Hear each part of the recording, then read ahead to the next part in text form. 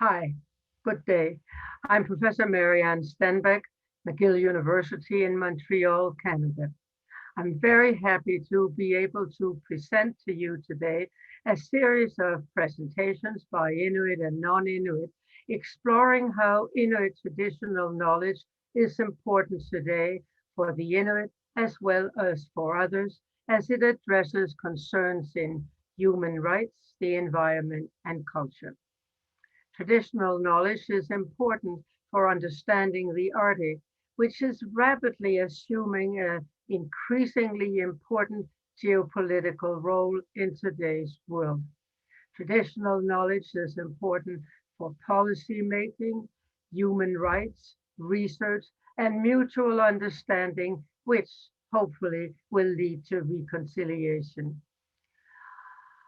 I am very happy to be able to welcome presenters from the four Inuit nation states, Canada, Alaska, Russia, and Greenland. And I'm also happy to welcome my co-chair, Professor Peter Berliner from Inuit in Greenland. We will begin today with Ayu Peter, a well-known Canadian Inuk and knowledge holder. She's also the star of the very influential film Angry Inuk. She will perform the sacred Kolik ceremony. Ayu Peter. Okay, good morning, everybody, and welcome to Nunavut. It's a bright, sunny day. Thank you. This is a stone lamp called a kuluk, and Inuit used it to keep their igloo and their dwellings warm, to melt water, to dry clothes, to cook food. And what we do, we collect moss on the tundra in the summertime. And the moss looks like this. We take the moss and we mix it with Arctic willow, which is like this. Arctic willow, it's tiny, not very big. We take the cotton off the willow and we mix the two to make the wick for the stone lamp. And when I mix it, it looks like this. So I'm going to put it on the stone lamp to light it.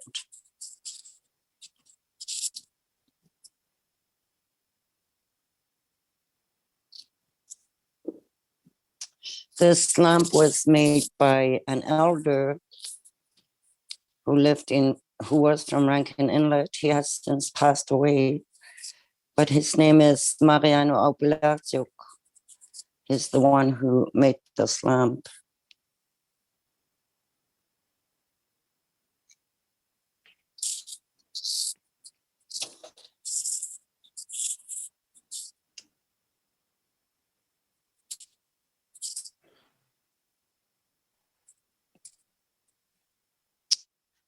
Today we use the lamp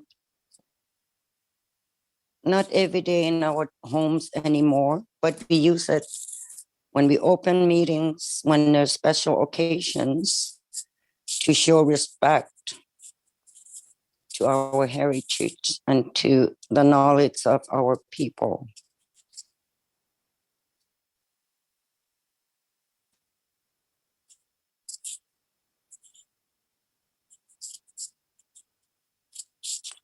The sun is quite bright. I don't know if you can see the flames.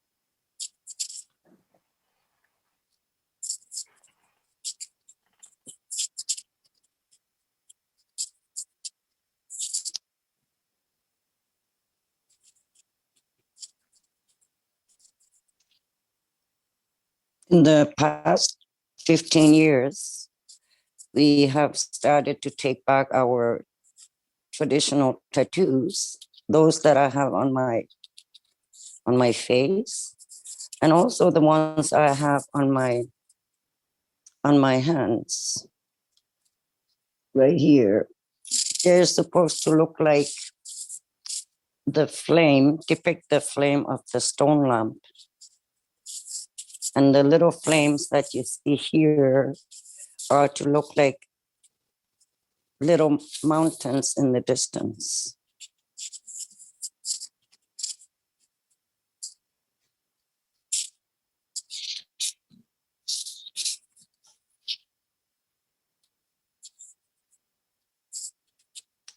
It's a song that I sing that is a traditional song sung by Elizabeth Utuba, and it talks about how the stone lamp is lacking oil because there is no game to be found, and without game, you cannot heat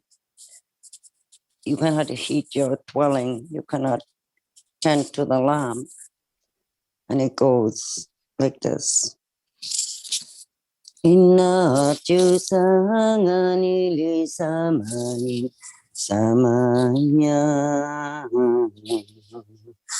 ayaya ayaya ayaya samaya Ullehuna osuk samini kayo sapatuk samaya ayaya ayaya ayaya samaya Dumikano kusita vivaklugin samaya ayaya ayaya ayaya samaya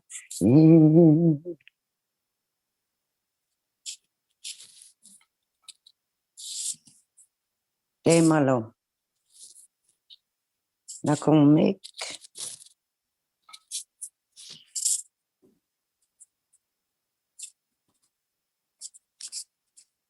So now we are taking back our tradition, and it ties back to the lamb. It ties back to the hunting of the seal in the sea, through the seal hole, and most everything ties back to the importance of the seal in our Inuit culture, traditional culture, and this is it for me now. Thank you. Nakomik Ayu. Thank you so much, Ayu, and good morning again to everyone being here. We have about 475 participants, which is great. This roundtable focuses on various aspects of what is called traditional knowledge, or IQ for short. It is the knowledge that has been passed down from generations to generations of Inuit and which can touch on all aspects of their lives and culture. Sometimes it is called what Inuit always knew, and it is passed on in various ways: storytelling, knowledge sharing by elders, and so on. Through ceremonies, as Ayu just performed. Today, we're very fortunate in having some, I think, excellent, both Inuit and non-Inuit speakers who will talk about traditional knowledge and how it applies in many different ways to Inuit art, music, to the contemporary fight to safeguard the environment. Traditional knowledge is sometimes seen as decolonialization because it is knowledge based on Inuit premises and from their perspectives. It therefore serves an extra and very contemporary purpose. I'm very grateful to Provost Manfredi and Isabelle Laurier, whom I have seen here this morning, whose exhibit on Inuit art and its relationship to Western science served as the inspiration for this roundtable. Thank you. I'm also grateful to Inuit the University of Greenland, and particularly Professor Peter Berliner, who has collaborated with us and who is here today. And of course, as always, I'm grateful to my students who ask questions and thereby provide new insights. I trust that today's presentation will spark both questions and new understandings, and that hereby we can create new relationships and maybe move a step closer to reconciliation. There are now about 180,000 Inuit in 4 nation states: Canada, Russia, Greenland, Denmark, and Alaska, USA. In the last 40 years, they have managed to achieve remarkable autonomy in their regions. For example, Greenland and Nunavut each have their own governments. And here on this slide, you can see the circumpolar world. The purple at the top is Alaska, then the light blue is Canada, green is Greenland, and then we have the Russian Arctic with a number of what they call the small peoples of the north. Everywhere the Inuit have increased jurisdiction over their lives and lands, though there's still some way to go. They've also developed an increased presence on the international scene in important organizations such as the Arctic Council. And I was interested yesterday to see that the Czech Republic is actually asking to become an observer at the Arctic Council, which, well, why not? And at the UN, they also have a presence, the Inuit at the UN, where they, together with other indigenous people, established the UN Permanent Forum on Indigenous Issues in 2002, which has produced the UN Declaration on the Rights of Indigenous People in 2007. It's also called UNDRIP, and there's now some movement here in Canada to implement it fully. It speaks to the rights of all Indigenous people. Now, if you look at the map from the North Pole, instead of the usual maps that we see, which is the Mercator projections, which always has Europe and North America in the middle, because that was the worldview at the time, well, you'll see, in a sense, a different world. And you'll see that the Inuit world reaches about halfway around the globe. Surprisingly, they are the largest landholders in the world. So it's time to get started, and I trust and hope that you will enjoy the day.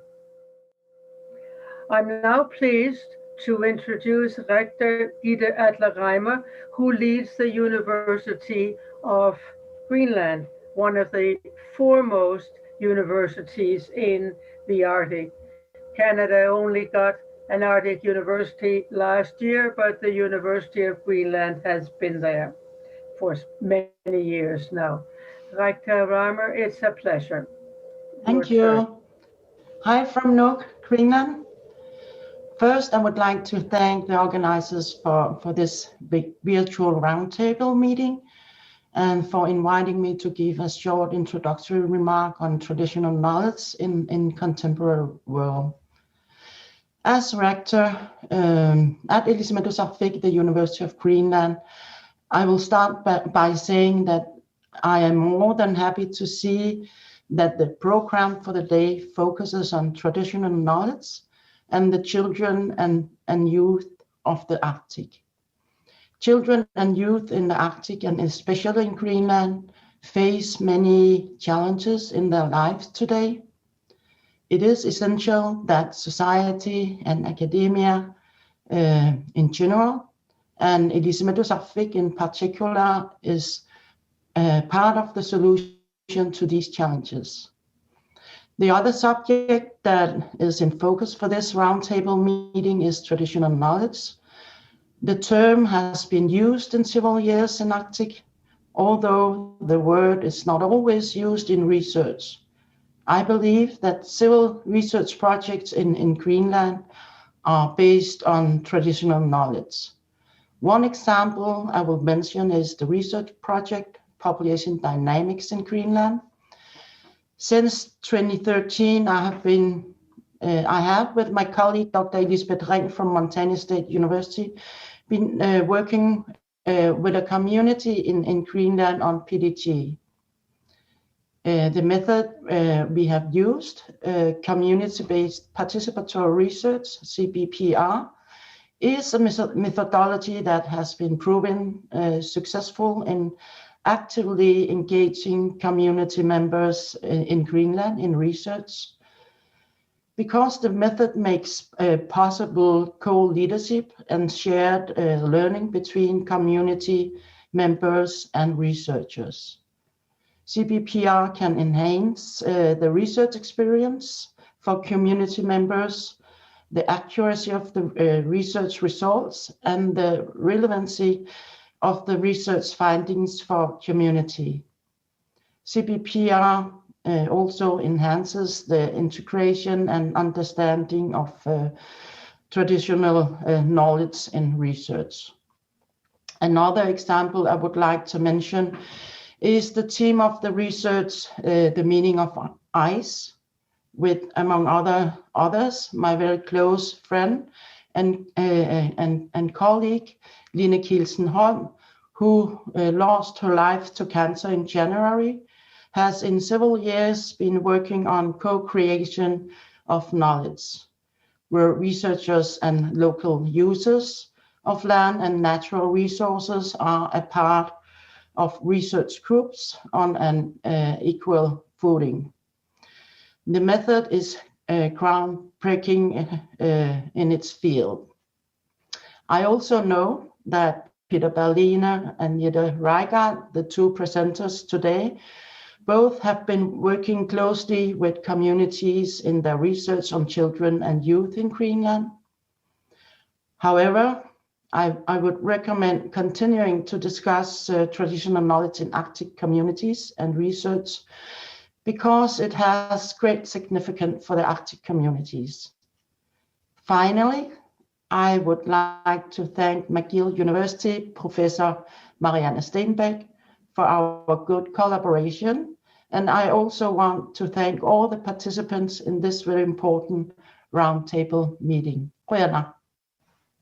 Thank you very, very much, Rektor Reimer. I'm happy that you were able to make it. Now I would like again to turn to Ayuk Peter in Iqaluit. She's a most distinguished Inuk. She's originally from Greenland, but she now resides in Nunavut. She's a teacher. She has a legal education. She is a lawyer. She's a social activist, an Order of Canada recipient, and also the star of that well-received movie, Angry Inuk, a film that I know my students like a great deal and provides them a new and interesting perspective on the whole seal hunt debate. Ayu, over to you. I'm not sure where to start, but there has been some contemporary knowledge and traditional Inuit knowledge. And I believe in what our elders have said. Mariano Aupelatyuk, who made the stone lamp, he said, well, Inuit knowledge have come from 4,500 year history, and we have kept it. And it's knowledge that has been passed down because it works. It didn't just happen yesterday. And another elder that we had, Lucian Ukalianuk, who has also passed away, he said, when we asked him, how did Inuit raise their children and how come there's such a big difference between the contemporary modern way of life and traditional Inuit way of living? And he said, well, we believed in the words of our elders. And I thought that was very interesting because we wanted him to explain further. And he said, well, we believe the way of life of our parents, of our grandparents, we believed them when they said not to go in this particular area because it's dangerous. We believed in when they said how to conduct ourselves, in how to respect the environment, in how to respect the animals and show gratitude when you were given the animal. So that was very interesting. And I think today I thought about this.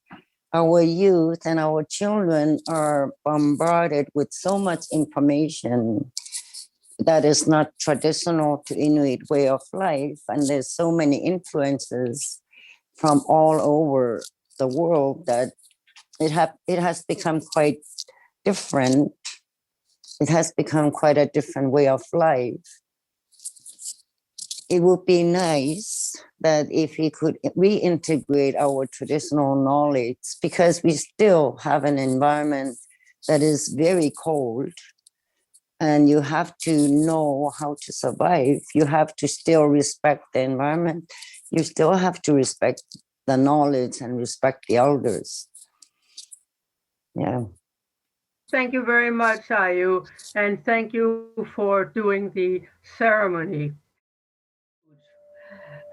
I'd like to introduce Stephen Lonsdale to you, who works with traditional knowledge every day at the Kikitani Inuit organization and who has prepared a special video presentation for us.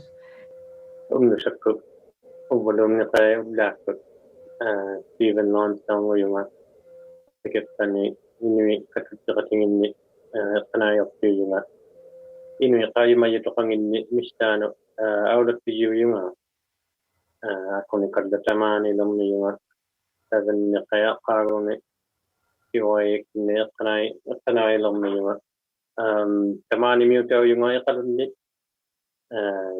Ishani Anana Gadi Pan of the Mutastaja Idan Koinuk to Gagama Kama Kadunati to Kenyang Sukama. And thank you everyone for welcoming me to this conference. My name is Stephen Lonsdale. I am with the Qajimajatuqangit Inuit Association. I am in a position right now called the Inuit Qaujimajatuqangit Manager, although I've been here a number of years and have held a number of positions around the implementation of the Nunavut Agreement, the Nunavut Land Claims Agreement, as well as being an environmental and regulatory affairs advisor. A lot of my work, no matter really the position, has involved in one way or another the study and application of Inuit traditional knowledge, what we call Inuit Qaujimajatuqangit, or for short IQ. Throughout the presentation, you'll hear me kind of revert back and forth from those pronunciations and abbreviations. So before I jump into the presentation itself, I'd like to actually just do a little backgrounder on QIA, the Qajimajatuqangit Inuit Association. We are a regional Inuit organization in Canada's Arctic, in the Nunavut region, which is the where I'm based out of, the capital city of Nunavut, which is Iqaluit.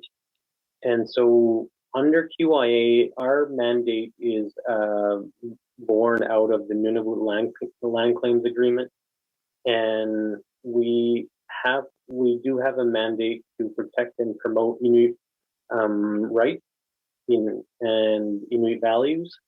And under the Nunavut land claims agreement, or Nunavut agreement for short, this agreement is a constitutionally protected document which has the same standing as the Charter of Rights and Freedoms, the Canadian Charter of Rights and Freedoms, which is comparable, say, to the American Constitution, I'd say.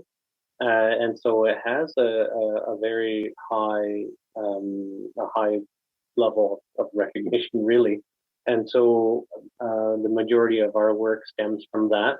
And through an elected board of directors, we represent Inuit in 13 different communities with a population of about 16,000 Inuit. I'm just going to bring up, I'll share my screen here and go through the presentation itself. Just mind me for a second as I put that up. So my presentation today is on a study that we did a couple years ago. It was a strategic environmental assessment on oil and gas for the Baffin Bay and Davis Strait.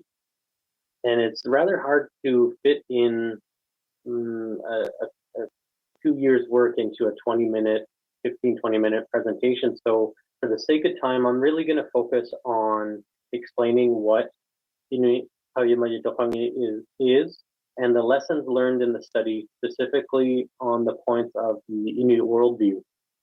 So QIA was asked by the Canadian federal government to collect IQ for the Nunavut Impact Review Board led study on oil and gas.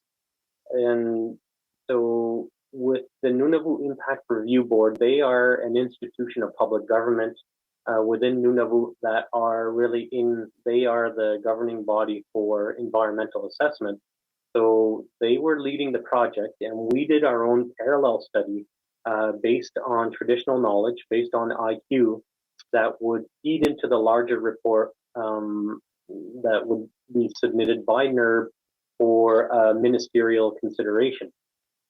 So the consideration was actually for a 5-year moratorium on oil and gas permits in the Arctic, and this report is to feed into the decision-making process to either lift the moratorium or to continue it.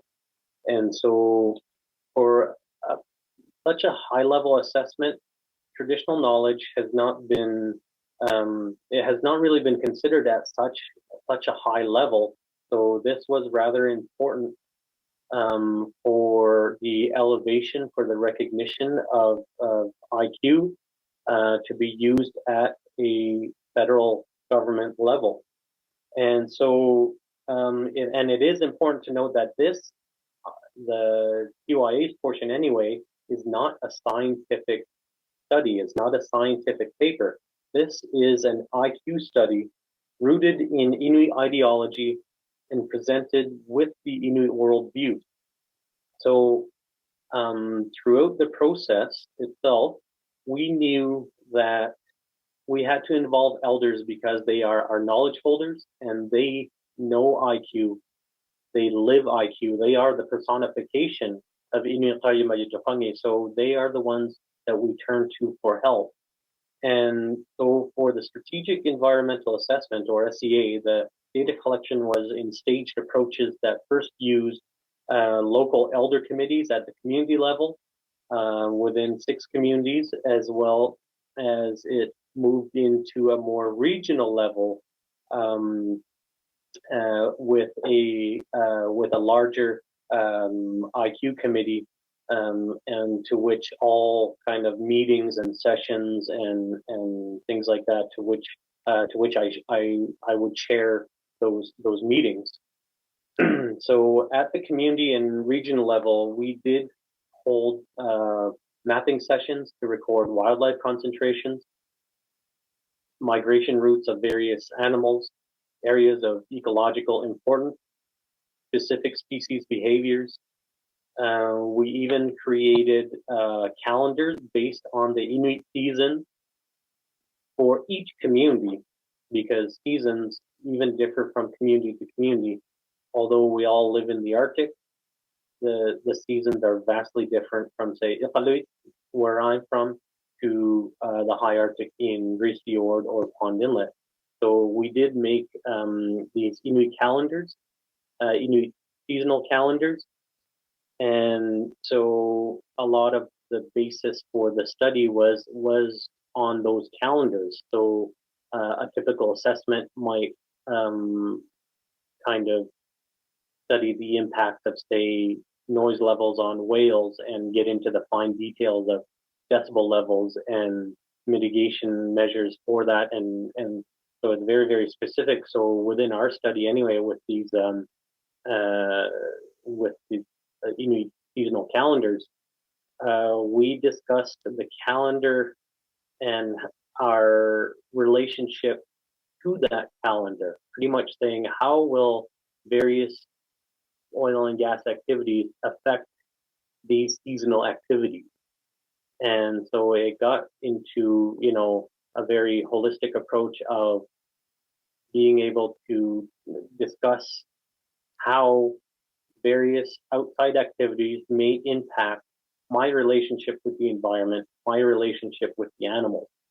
So, so these calendars were quite central to the study. And the regional sessions were first used to confirm the information originally collected when we went into specific communities, and it eventually led into the discussions of Inuit laws and norms, as well as the rules around interactions with wildlife. Knowing there would be great exchange of traditional knowledge amongst the group, we had to include youth. So there were many youth delegates that were involved in all stages. And the composition of the committee and the nature of the talks really led us to the first contentious discussion on communication protocol with elders. So in my culture, elders are to be respected, they're listened to, and they're not to be talked back to, and they're revered for their wisdom. And as kids, we're told to be quiet, to listen, do what we're told, and really not question their authority. So it's extremely difficult for the younger people to have candid discussions with elders because you don't want to disrespect them. You don't want your questions viewed as oppositional, and you're used to knowledge transfer coming from them to you. So to address this, I had separate group discussions with just the youth, another group discussion with just adults, and then both of them together. So with the youth, we discussed how comfortable they are in candid discussions with elders. And if we got the elders permission to speak more frankly, would they be okay with it? We posed that question saying, are you comfortable with this? And if we did get permission, are you okay to speak up a little, to have that dialogue? And so they said it would be something different and that they would get used to it, but only if that permission was explicitly given.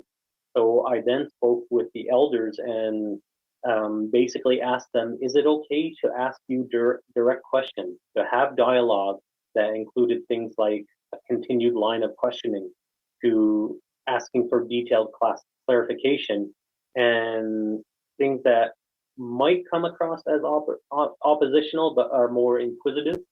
And so the elders actually were very thankful for that discussion, and it was a great relief to actually get that permission to freely navigate this new social protocol. It was also pointed out that historically sensitive discussions were only amongst elders. So anytime there was a contentious issue, something sensitive, younger people were asked to leave and the elders would sit down and discuss amongst themselves. And so now it was identified that knowledge transfer is now extremely important. And for the sake of preservation, really, we have to change this this protocol to actually have young people in the room while discussing sensitive issues. So with that kind of with that permission given and that newfound freedom, especially by us younger people, we were able to kind of openly and talk a little bit more freely without being too intimidated. Not intimidated, that's not quite the word. It's more like to be a little bit careful, to be reserved. So this would allow the discussion to be just a lot more free-flowing. So within these discussions, we tried to have things like, species-specific discussions around mitigation, shipping management, research, stuff typical of an environmental assessment. But all the discussions it would go back to Inuit decision-making and Inuit design processes, or actually lack thereof. Elders kept on bringing up the gap in kind of opportunities for input, and how kind of the old systems that were once in place have been completely replaced, so that the new systems are not completely reflective of Inuit priorities, Inuit values, and actual Inuit participation. So those things kept on coming up. So that's where we focused a lot of the things within this assessment. So so naturally, the discussions became focused on how we may begin to address these gaps, and in a more Inuit-centric manner.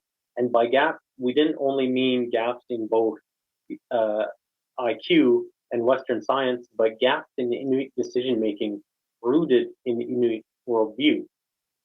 And the Inuit worldview is Inuit Qaujimajatuqangit. This is the traditional knowledge that we hold, and it's not a segmented data set. Within the forward of our baseline report, I tried very hard to describe it, and hopefully after reading it, you may get a hint of what IQ is. So this is just an excerpt from the baseline report. It is the forward that I wrote, and it's meant to give awareness on Inuit Qaujimajatuqangit. So to use IQ, you must first know what it is and where it came from. There are many different descriptions of it, and this is just one. We tried to reflect all aspects of it in this wording, knowing and respecting that other descriptions exist. Inuit Qaujimajatuqangit is a morality that is the base for Inuit existence. It is the belief system at the core of Inuit identity, and it governs Inuit society. It is born through a collective effort to survive in extreme conditions where no one else could, and there is no other way to do so but together. Within this ideal lives a great life-affirming admiration to the land and animals. It is about living through helping each other. It is the Inuit way. Lately, I have observed a movement within Canada and abroad to seek out and use Inuit Qaujimajatuqangit. Inuit have always been advocating for generations to be heard, for our knowledge base to be recognized. We have always known IQ to have great value, and now others are starting to see this richness. There are attempts to incorporate IQ into the process of existing Western-based institutions, schools, government, conservation groups, and organized networks of scientists. Understandably, this is something that many groups are struggling with. It is an extremely challenging task, and it must be done with Inuit, not only as information sources, but as active decision-making partners.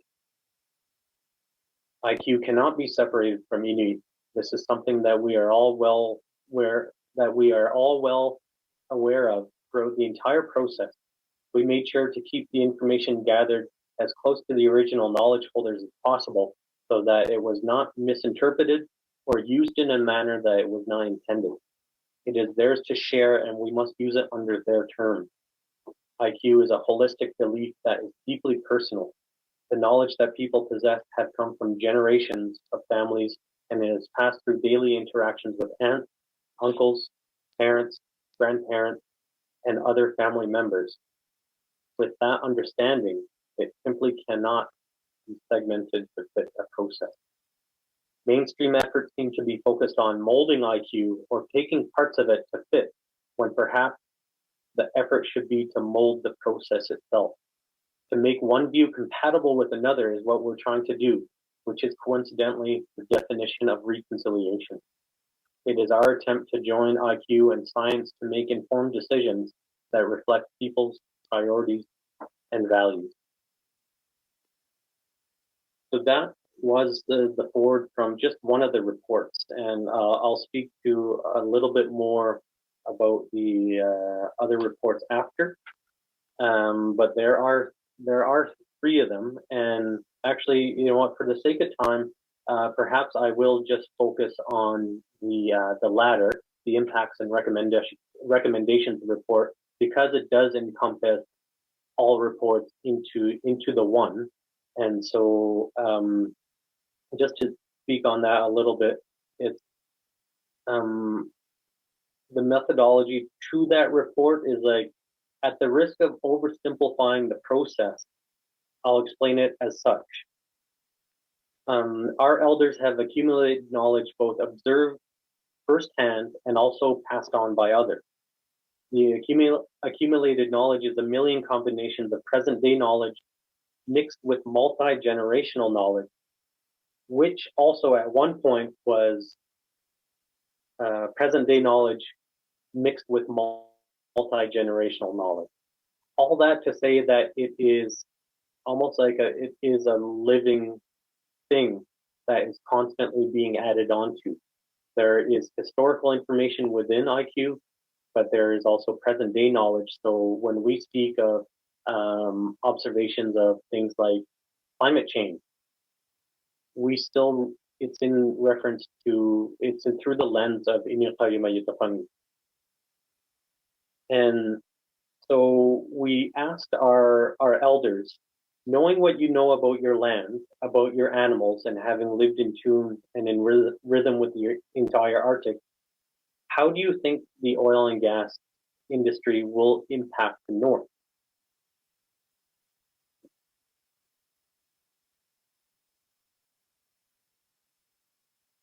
So each of our recommendations, actually, I'll get to this one here, to the recommendations page. Each of our recommendations can be rooted back to a discussion, comment, or concern by an elder. And so there are too many to get into, so perhaps I'll share the most relevant ones to kind of this idea of heritage, this idea of new approaches to kind of reconciliation, approaches to respecting and using traditional knowledge more. So one of the biggest ones was to include traditional knowledge in research. One of the rules that we have is that animals are to be left alone unless they are being harvested. So what this means is that the acceptable levels of interaction with wildlife differs greatly between Inuit and non-Inuit, especially researchers. And traditional ways do not mean Stone Age, and they do not mean dated. An example is the collaring or live capture of animals for tagging. This is highly controversial as it goes against the rule of leaving animals be. So a good alternative for counting and tracking movements is to set up, say, a high resolution camera on bottleneck points. We're picturing, a high resolution balloon camera on a hardwired tether that could stay stationary for up months on end if need be, and counting animals at bottleneck points like fish, whales, caribou, whatever it might be. So this is a high-tech approach that follows traditional rules. I want you to think about that for a sec when I say high-tech and traditional. So this is something that that was not a specific recommendation within the report here, but it was an idea of mine during some of the discussions to start bridging these ideas together. So another traditional rule is that the first wave of animals in migration must be left alone. So this is not species specific, because even in migration, there are groups of different animals that travel together. Harp seals, because they cannot maintain breathing holes, require open water and large craft. So it is said by elders that they are like the dog team leading whales and other animals back up north. So that first wave of animals within a migration are the ones that have learned the way. They know the safe areas to calve. They know the rich areas to feed off. And so the other animals follow within the second and third waves of migration, and they will concentrate in areas that have historically have had those first wave, the leaders, so to speak. And so if you disrupt that first wave of animals, the subsequent waves will not really know where to go, and they'll disperse further. So this was really important as Inuit, because we needed and still need animal migrations to be predictable. And so this was a way, follow this rule to keep harvesting predictable, to keep food security high, and to live more in tune with animals. So something like this now can be used in seasonal restrictions for shipping management, better facilitate the timing of quota systems for harvesting, or for mobile protection measures that could see protected areas shift with animal movements to protect that very first wave. Moving on to some of these more specific quotes from various elders. As mentioned, the recommendations come from discussions or concerns or comments, and these are just a few of the comments themselves. And the idea for an oil and gas research institute, one of the recommendations came from the quote of it was actually Okoko Kwara from Pond Inlet, saying, "We must give the oil and gas people a list of our rules." So this was a need to want to share our way of life. And he had also said that we need a list of their rules. So things like Transport Canada regulations, emergency response procedures for any oil spills. So different things like that, where their protocols, their rules, and then also our rules are being exchanged. So that was the want. That was an idea from the elder. So what we did was we thought, well, why don't we create an oil and gas research institute where there is opportunity to do that?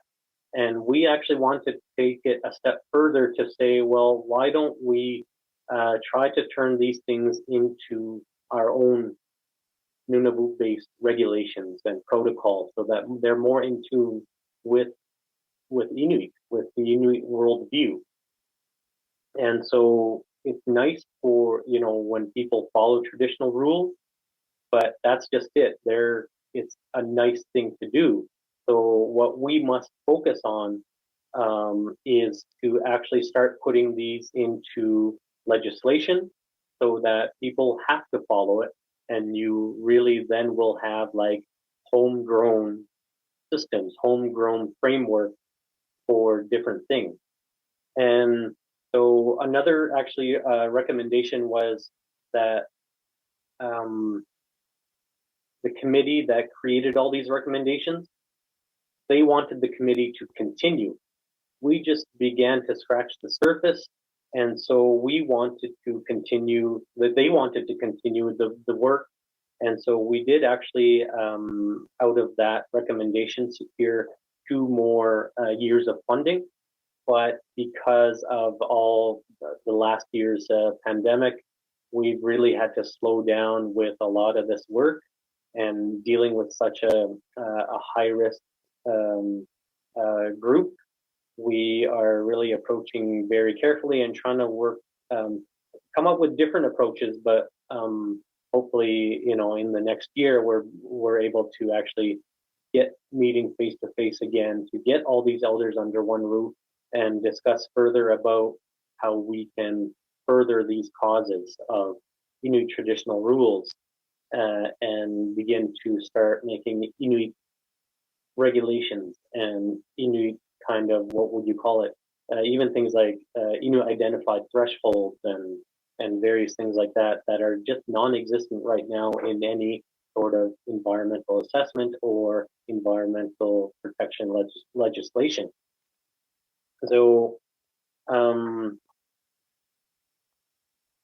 another recommendation that was given by the elders was that we should not rush, and therefore there should be plenty of time for discussion and consideration of rules. So we then immediately applied that to our draft terms of reference for the committee itself and stated that we should have 5-year terms instead of your typical 2, maybe 4. This is a 5-year term based on a recommendation by elders not to rush, to take a lot of time to be able to really consider things and discuss it at a community level, individual level, and then at the regional level. So this is just one more thing that we're starting to work towards, is actually to create almost a what would you call it, an instruction guide or some sort of reference material, so that we don't constantly need to go and consult on these things. Like any document that we have, we will refresh after a few years and reconsult, but there's certain items that we want to lay as kind of our really essentially our baseline information, and have these things as a platform. So this terms of reference is definitely one thing, but working into the future, we did have 5 meetings planned for this year. It might be pushed into next year, or possibly do virtual meetings, have different things like more knowledge exchange with other Inuit across Canada and internationally.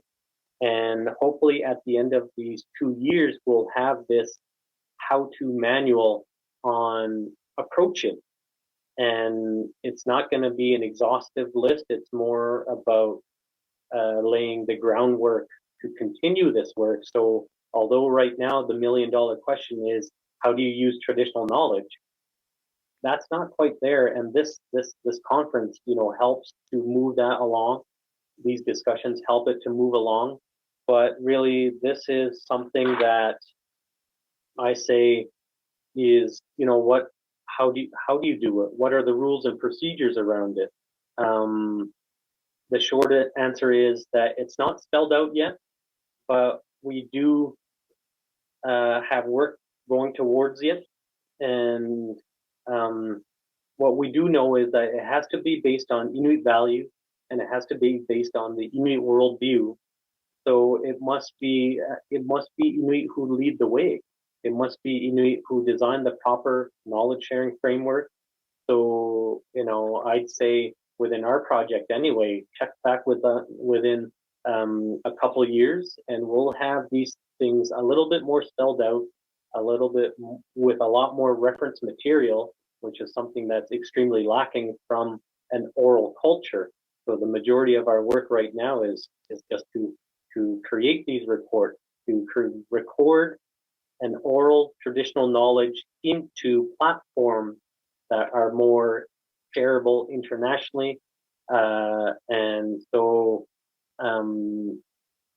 I'd say our baseline report that I think I've handed out to some of the organizers is a good start of where we might want to go, along with the recommendations. So like I said, check back within a couple of years. Perhaps I'll present once again with our findings, But as we move forward, I'm really loving kind of bridging these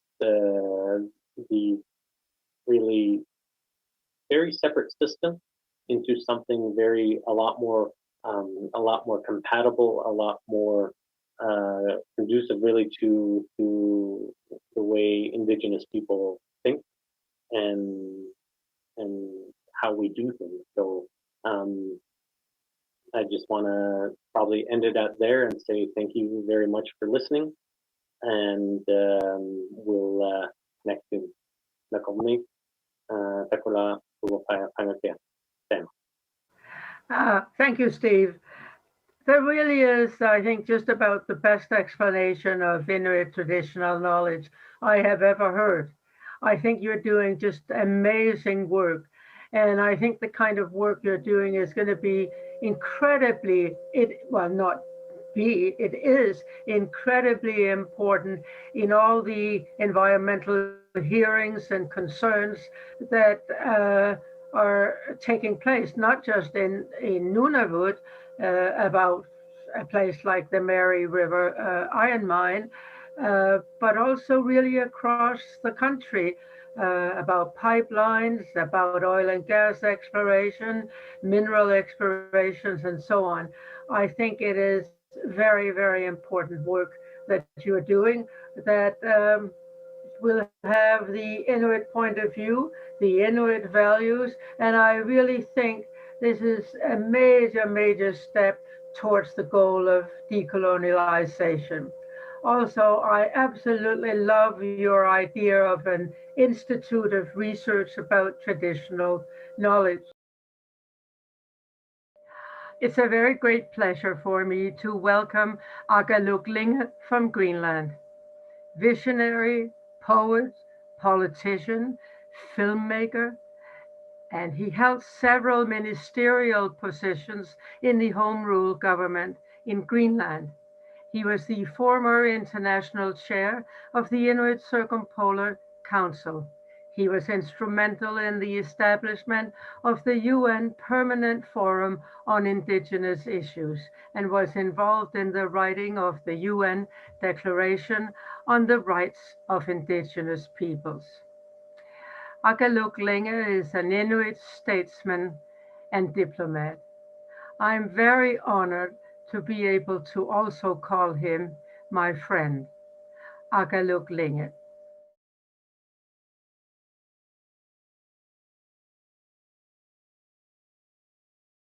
I thank the organizers of this virtual roundtable for this opportunity to speak on the context of Inuit Qaujimajatuqangit, or in Greenlandic, Inuit Qaujimajatuqangit, from the Greenlandic perspective.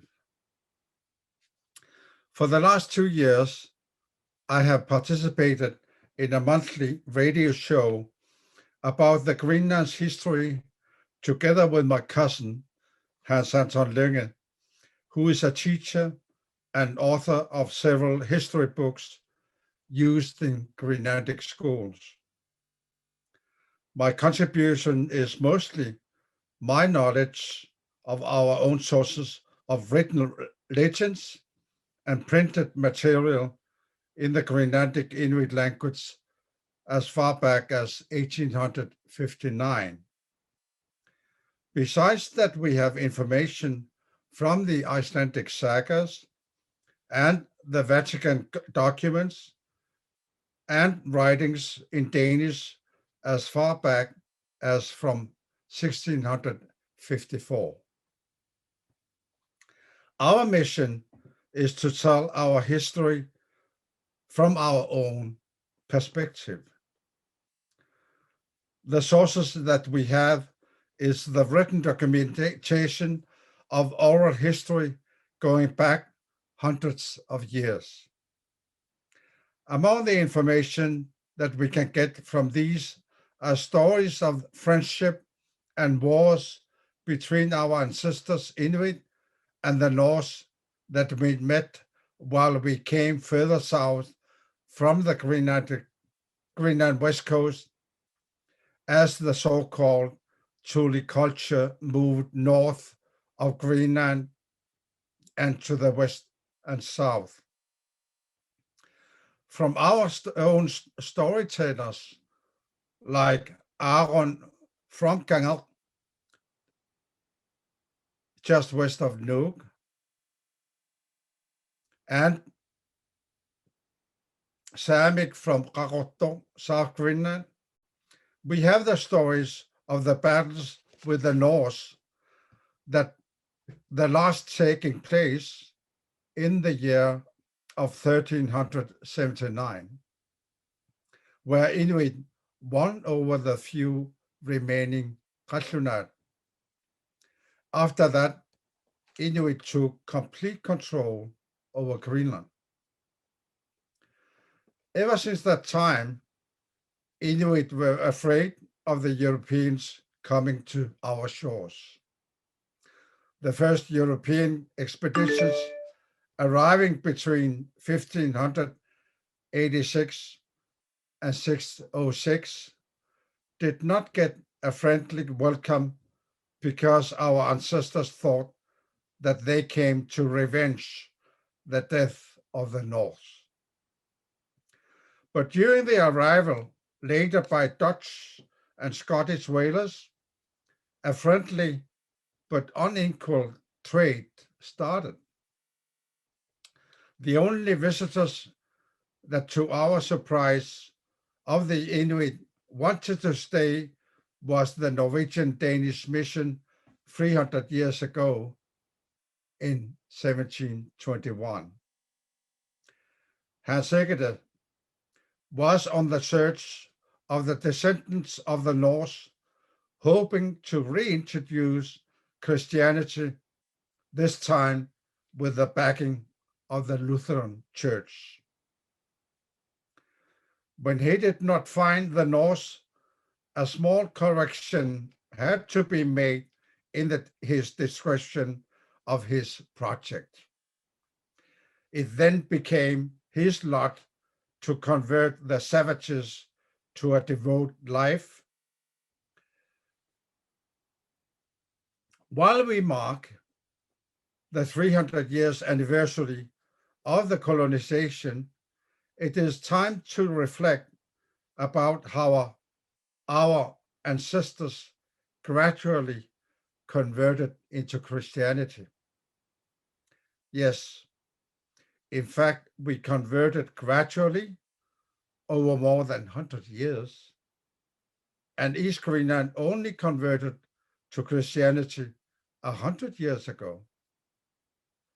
In West Greenland, hundreds of years of unfair trade and inhuman actions against Inuit by the Dutch and English whalers had an effect on Inuit society, and its fundamental spiritual element were on retreat. From the very beginning, the mission put our shamans under severe pressure, and disease imported by the Europeans can no longer be cured by our own healers.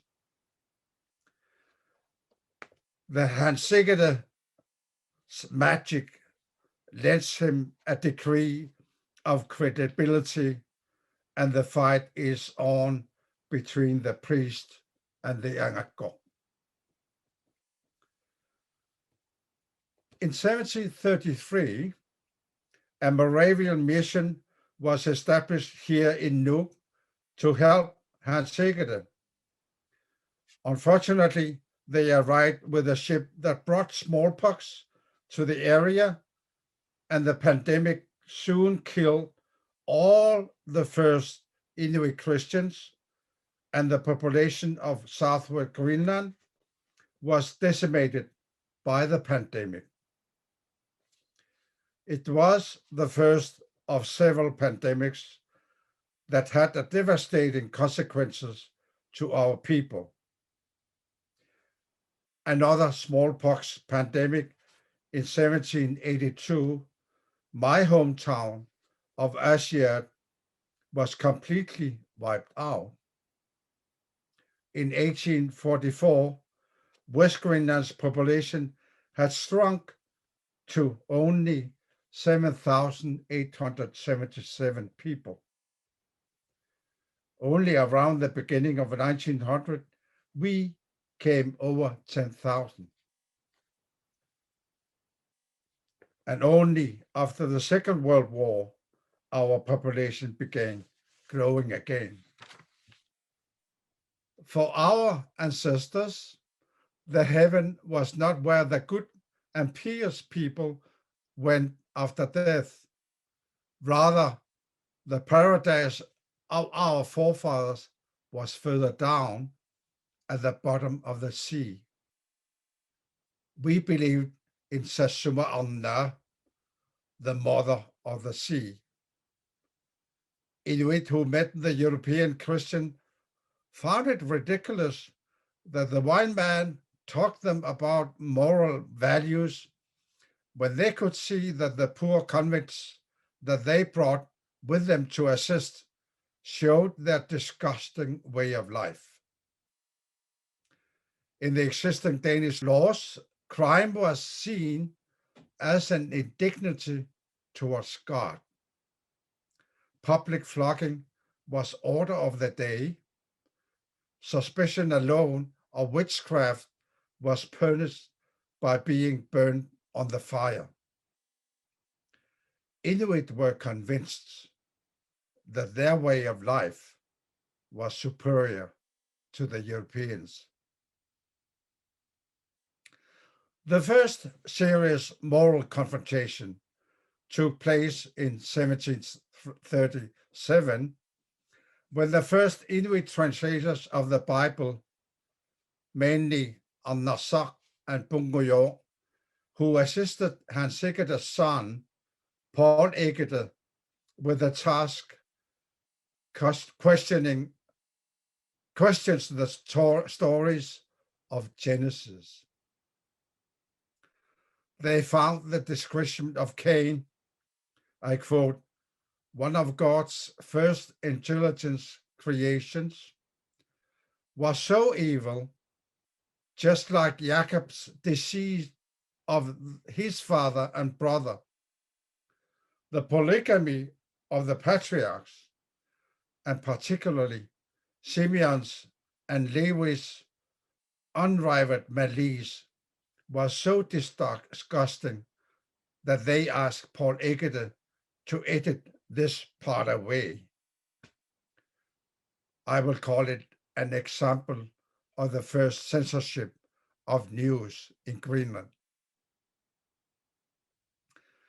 Inuit did not find it strange to discuss creation, as they were not afraid to speak their own mind, and when the white man's truismen were confronted with reality, it often became difficult for the missionaries to explain.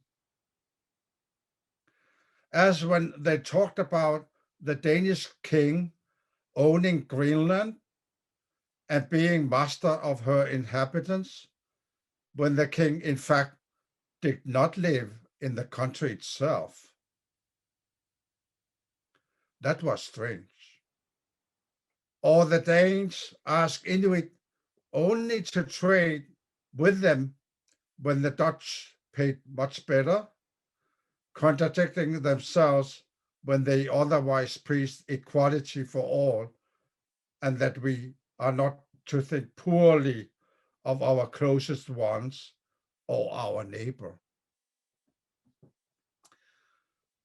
What Egede found when he met people in our country were a society that was much freer than his. Possession of land was unknown.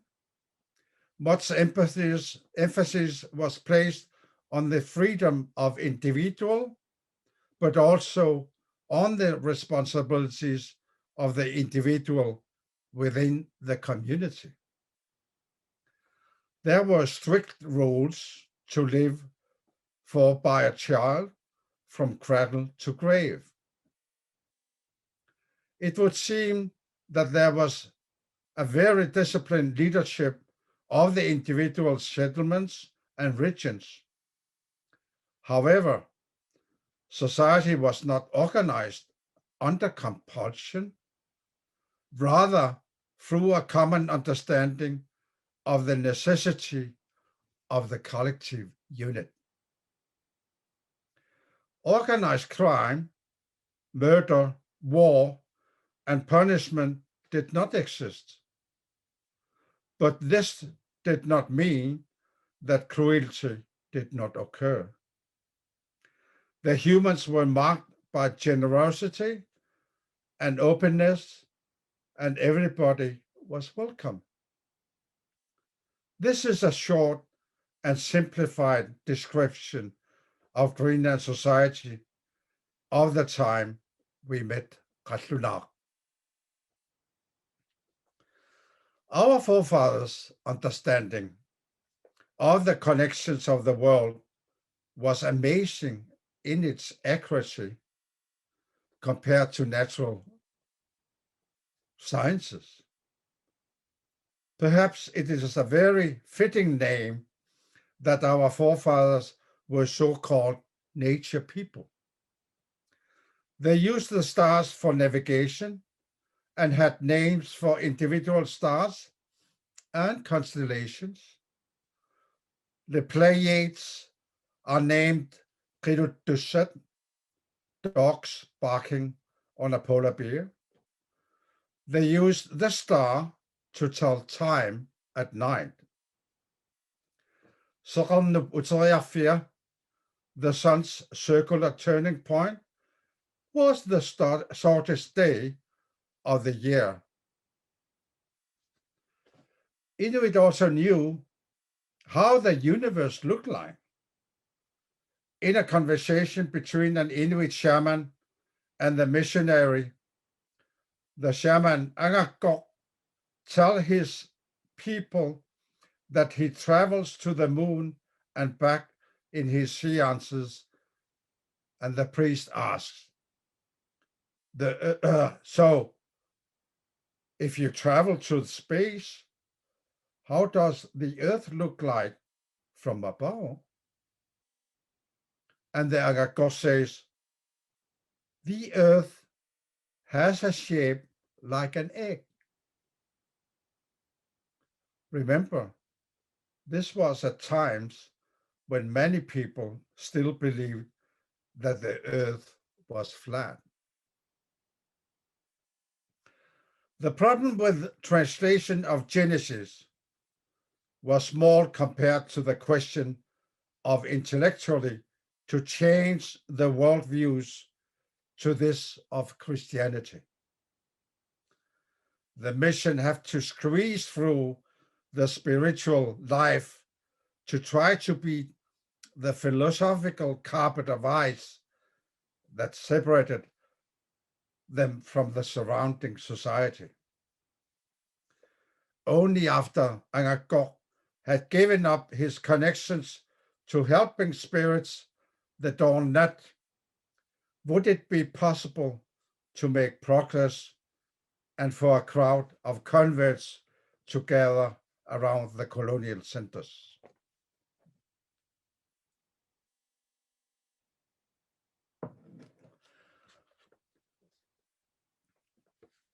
Conversion becomes a question of collision of worldviews. By proclaiming the most sacred part of our spiritual life, Don Nak, to be the devil, Don Nasu, our dear spiritual helper, the mission destroyed our intellectual lifeline to our past. Only then it was possible to take the next step.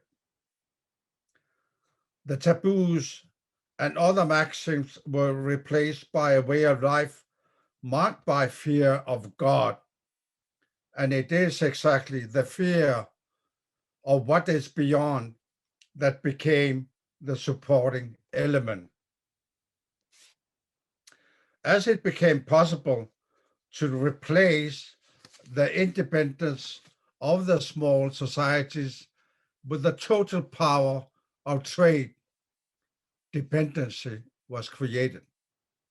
And after that followed what can be described as a normal colonial pattern. The priest was beating around the bush when it came to dawn knock. And sometimes it appears that he would also like a better understanding of dawn knock, the soul of every living being.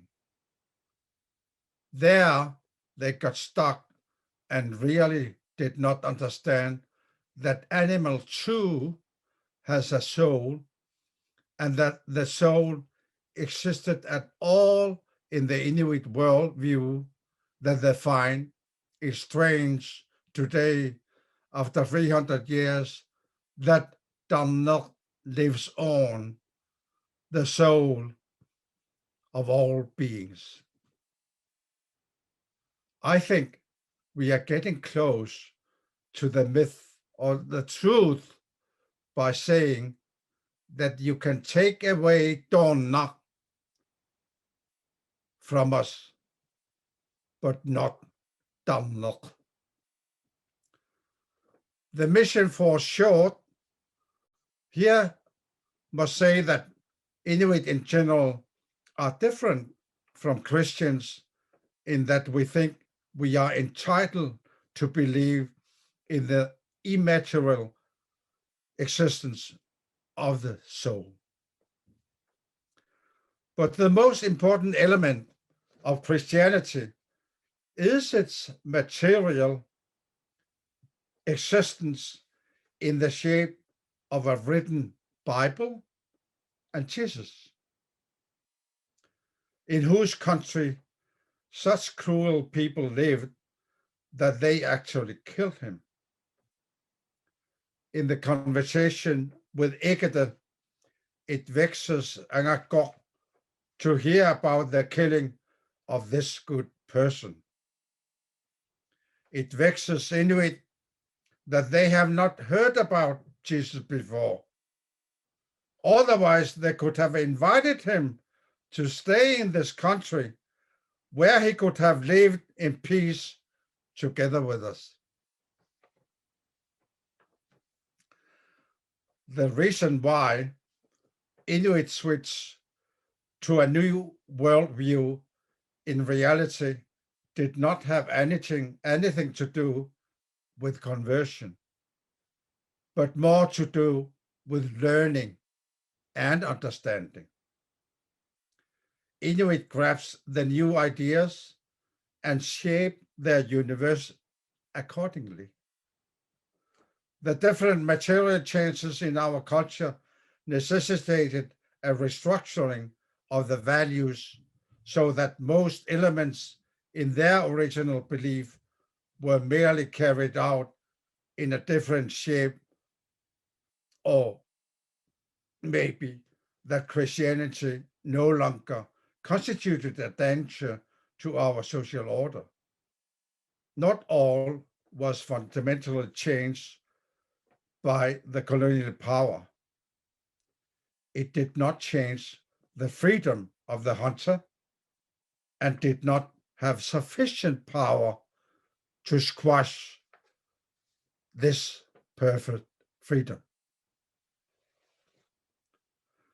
We are still trying to understand our history and the human and cultural destruction that was the result of the introduction of Christianity and colonialism. Greenland's most respected colonial administrator, the Danish H.J. Renck, in his book from 1882, decried the destruction of Inuit customs and cultural traditions. In his time, Inuit tried to salvage that was left. Today, we are creating a modern culture based on our understanding of our ancestors' knowledge. Thank you for listening. Now, for something completely different, I'm going to turn to Karsten Sommer, a friend of mine. Oh, and by the way, Steve, did you see my Thule hunter's necklace? It was carved by a hunter in Thule, and Thule is not that far from where you are, except, of course, on the other side of the Davis Strait and so on, but more or less the same latitude. Well, my geography is not perfect. Anyway, I love it. These are all the animals that he hunted.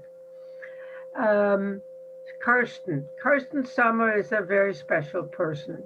He's Danish, but lives in Greenland and has lived there for many, many years.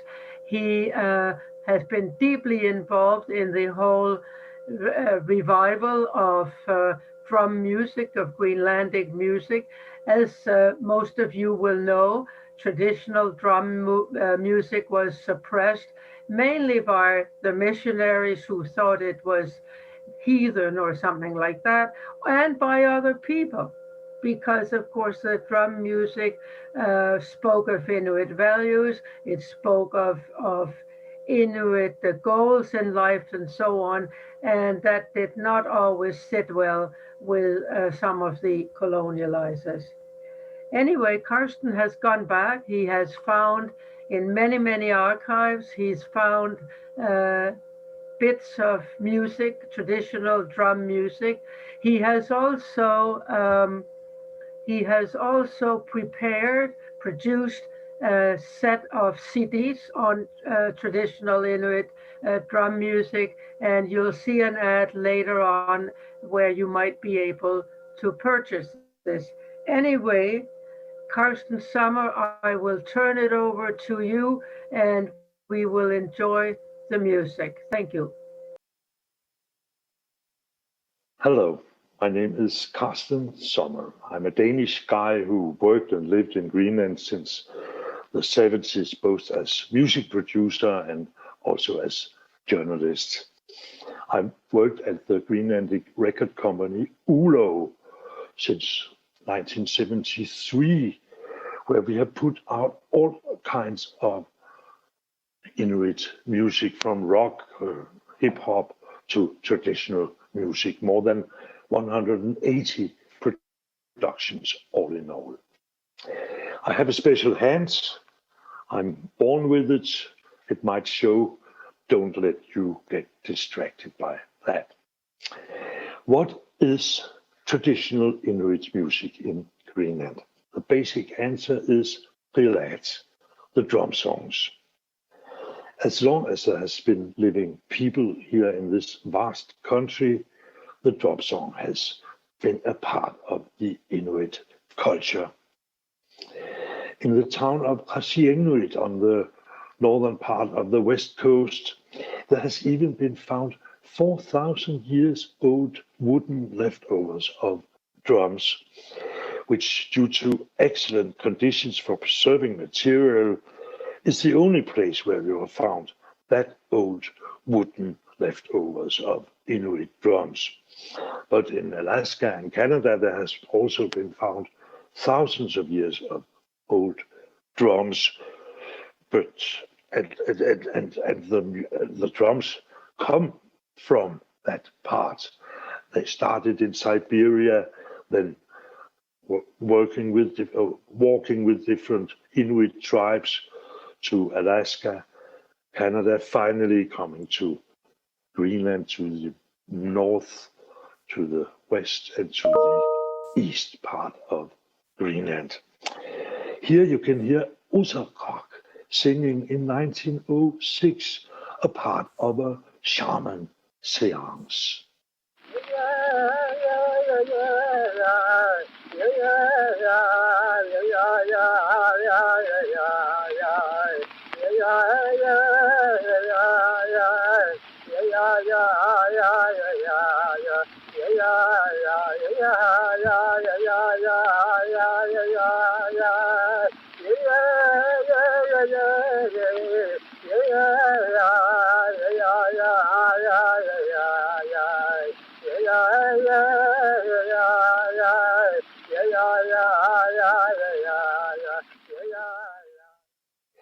What you heard here is the oldest existing recording of traditional Inuit music from 1906, 115 years ago. It comes from the Thule region. Osakak is the man's name, sung a part of a shaman seance. Thule is the most northern settlement in Greenland. Only a few years after the recording technique was invented, brave ethnomusicologists with their phonographic rolls recorders sailed for weeks over the Atlantic from Europe to first North and later East Greenland to document the traditional Inuit music, the drum songs, which has been the backbone of Inuit culture for thousands of years. Drum songs were used by the shamans, who would use the drumming and song to call the spirit to both protect and provide the settlement with, for example, a catch, seals, whales, or other animals if people were starving. The drum songs were also used as entertainment for the locals during the long, dark winter months inside the huts or in summertime outside the huts. And the drum song even was used in legal matters. If two people had a severe disagreement, the village could order them to change it by making a dual song. And the one who made people laugh the most had won. A wonderful thing. We might use that in our world too here today.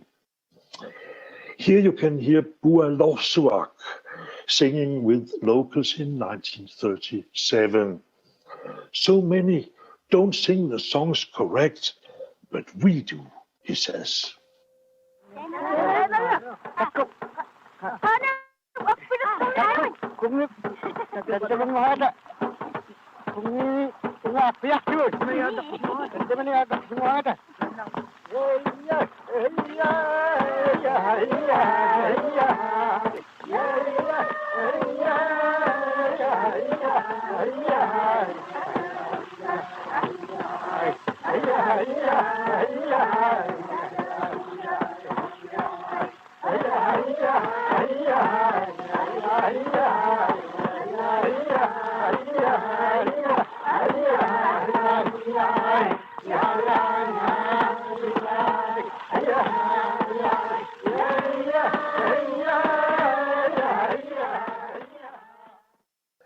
Several music ethnologists came to North and East Greenland from 1904 and many years after, and succeeded to document the original drum dance through their recordings.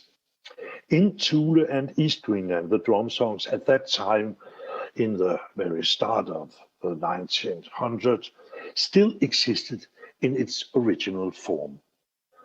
But along the vast west coast of Greenland, where most people lived, the drum songs didn't exist as living culture in the year 1900. The missionaries put a stop to that. In the 17th century, exactly this year, 300 years ago, 1721, the missionaries arrived from Denmark to Western Greenland and started to convert the Inuit to Christianity. They considered drum singers, the shamans, as their enemies and prohibited the drum songs, dismissing them as voodoo. There are no stories about people getting killed, shamans getting killed, but stories that they were tied up and mocked by the missionaries, who also destroyed their drums. Only in the Thule area and in East Greenland, the drum song tradition survived, since luckily the missionaries didn't arrive there until around year 1900. At that time, showing a little more respect for local tradition, though they also tried to convince the locals in Thule that God didn't approve of the drum tradition. God must have misunderstood something, the Inuit answered, and continued to use the drum, though the missionaries didn't approve it. An old East Greenlandic drum dancer, a woman called Inuit Qaujimajatuqangit, once told me that when the local vicar went on vacation from her childhood village, everybody waved goodbye, have a good trip, and at the moment when he was out of sight, everybody made drum dance for several days. Now, when the boss was out of time. Remarkable that still people alive can remember that they were not allowed to perform what they felt were their true culture. But when the missionaries arrived to West Greenland in 1721, they presented what later also became accepted as a part of Greenlandic traditional music, like choir singing. They taught them the pleasure of singing in choir, and still today, all towns and villages in Greenland have their local choirs.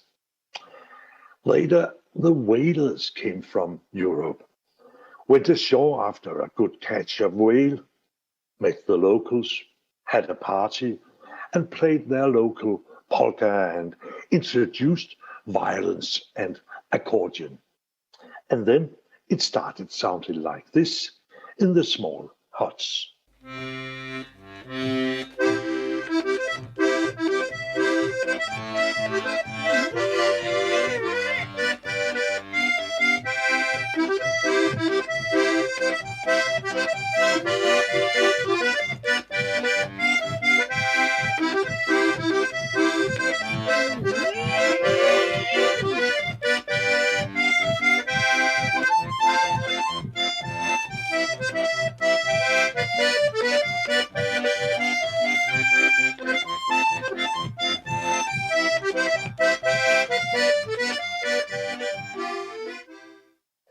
Here Louis Andreasen played on his harmonica Sakresaki in his home in Nanortalik.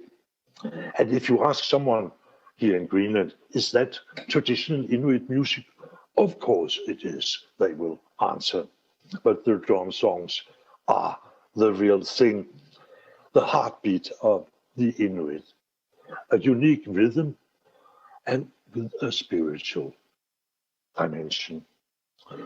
The drum songs still survive today in their original form, both in Thule and East Greenland, not with the shamanistic aspect anymore, but still following the strict rhythmic rules and a popular thing for entertainment. But how is the general situation for drum songs today, 2021? You won't find anybody standing in the street corner playing drum and trying to put his cap and get some money for that. But the Qilad is on its way back. Many young people have taken interest in the drum song tradition. Many local groups in the towns along the coast take courses in drum dancing. And here in Nuuk, some young people once in a while perform drum songs in the colony harbor where the first missionary Hans Hede landed 300 years ago. And both locals and tourists love the sound of the drum. I myself had the pleasure of putting together a 5 CD box set with traditional Greenlandic music in cooperation with the now deceased music ethnologist Michael Hauser, presenting recordings from 1906 to the 60s, which has given everyone a possibility to actually listen to the best drum dancers from Thule and East Greenland. Michael Hauser and I listened to 800 hours of recording, and on the box set you can hear 6 hours of the best. And modern music groups also incorporate the distinct rhythm in their songs. Even some churches have invited drum dancers to perform 300 years after the missionaries prohibited the drum songs. They are back in the church, a good development. So I am optimistic the drum song tradition will survive and develop, hopefully in the whole Arctic region. Here at the end, you can listen to two young rappers, Peter and Malik, who use a song about the raven sung by the singer Amaunalik in 1937, and then they make their modern rap together with her.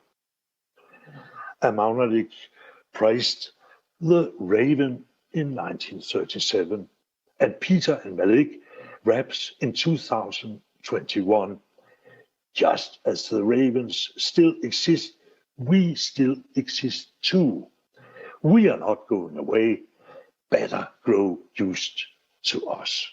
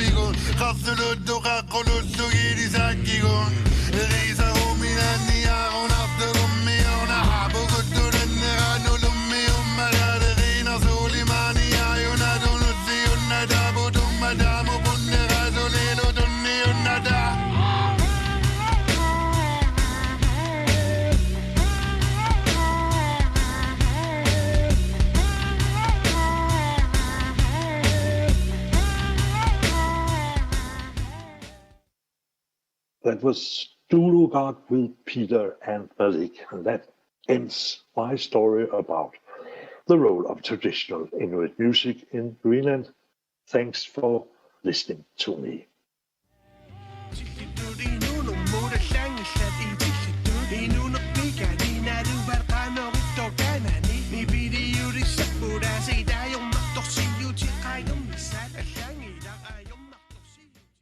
Thank you very much, Karsten. That is terrific. And I think the traditional musical conflict solving is something we could really use instead of these interminable negotiations between, I don't know, Russia, China, the US. It would be nice if they could just stand on a mountaintop as they used to and sing. Some other time, not this event, but maybe in the future, there's of course a very strong musical tradition also in Labrador, where the Moravians influenced and came up with a very special form of music and the brass bands. But the accordion, you have it in Nunavik, northern Quebec. The Whalers came here, and yes, it's still very much part of the Inuit culture in various parts of Canada. And the drum music out in the Western Arctic and of course in Alaska is just wonderful. Thank you, Karsten, so much. I really enjoyed that. So the section we are going to start now, that will be mainly on children and young people in the Arctic and Inuit young people and children. So this section will have a particular focus on Inuit children and young people and on how traditional and local knowledge is applied in the upbringing of children, in the families, in the local communities, and in the social networks. So As I see it, culture is a living process that continues, develops, and creates ways of upbringing, of learning, of well-being, of social justice, of collective agency, and social resilience. Cultural sustainability is building a viable future for all, including children and young people who are both the present and the future. Inuit children still face numerous challenges. These challenges are produced by historical and political context through oppressive colonialism, inequity, and social injustice. But the healing has begun and has been going on for years, even though there still is a long way to go to secure the human rights, the rights of indigenous peoples, and the rights of the child for all children and all young people in the Arctic and in the world. This will be achieved through collective agency, political influence, and the performance of everyday life in the local communities and among people. In this section, we will start now. We will hear about research programs, publications, and intervention programs conducted in the communities by the indigenous organizations and also by Inuit children and young people themselves. Dariana is a professor at the Northeastern University in Yakutsk.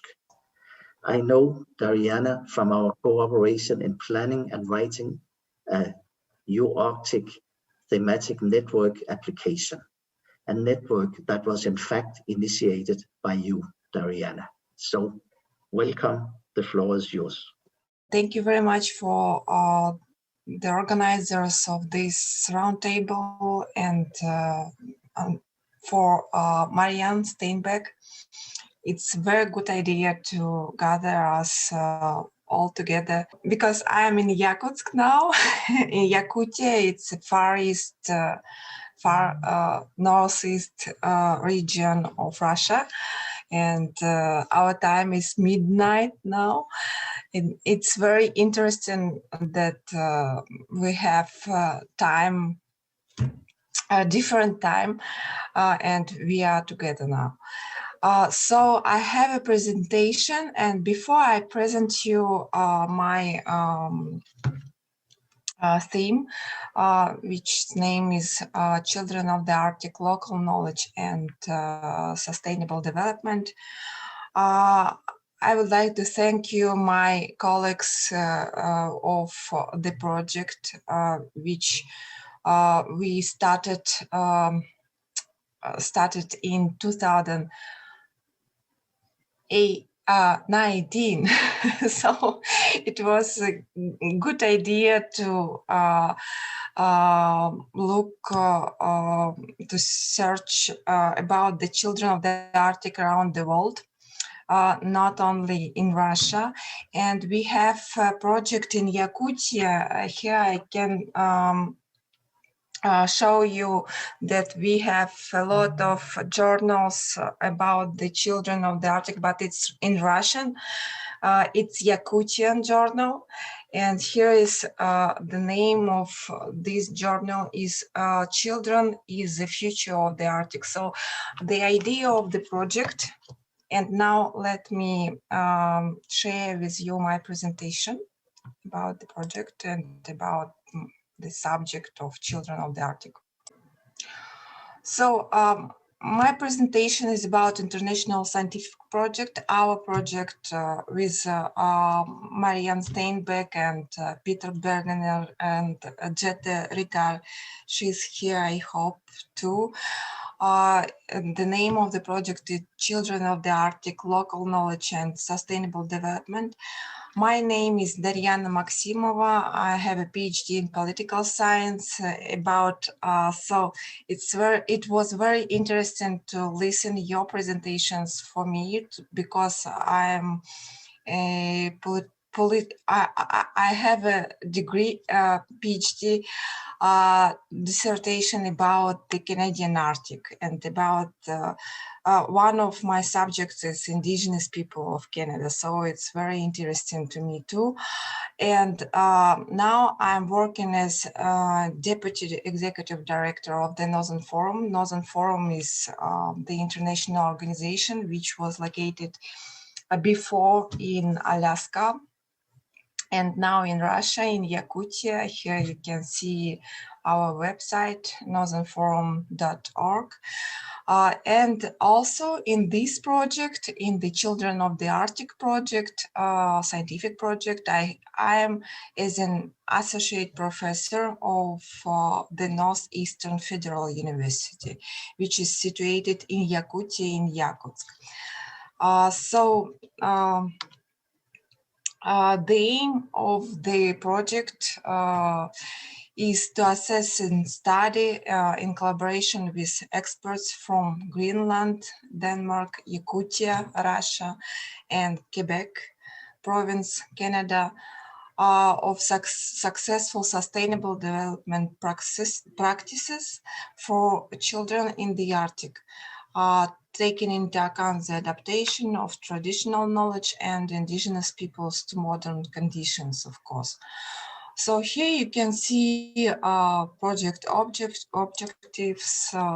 study the social, economic, health conditions of children in the Arctic, as well as the challenges they face, including climate change, industrial development, globalization. It's a very huge and global objective. So I think that we can do a systematization of the researches which were conducted before. So I think that it would be interesting if we will compare the studies between Greenland, Yakutia, and Quebec, of course. So also it's about explore how communities preserve their native languages and pass them on to the future generations in the Arctic. And it's very actual to Russia too, because in Russia, yes, we have a lot of indigenous people in the Arctic. It's like 19 indigenous people, which we name as indigenous minorities, in small numbered, indigenous small numbered people. And it's like 19 people in Russia, and in Yakutia we have 5 small numbered people. So also it would be interesting to collect data of international best practices. So it's in Greenland and in Quebec, how maybe exchange the practices in the future. List best practices and success stories on preserving local knowledge among children in the Arctic and adapting them to modern challenges such as climate change and etc., industrial development, and etc.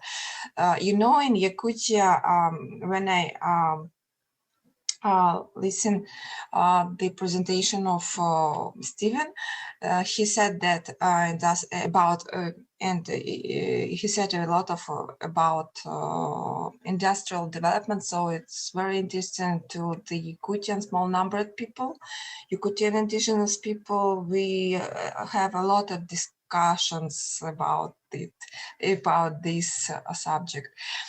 And it would be interesting to create, and I think that Marianne will,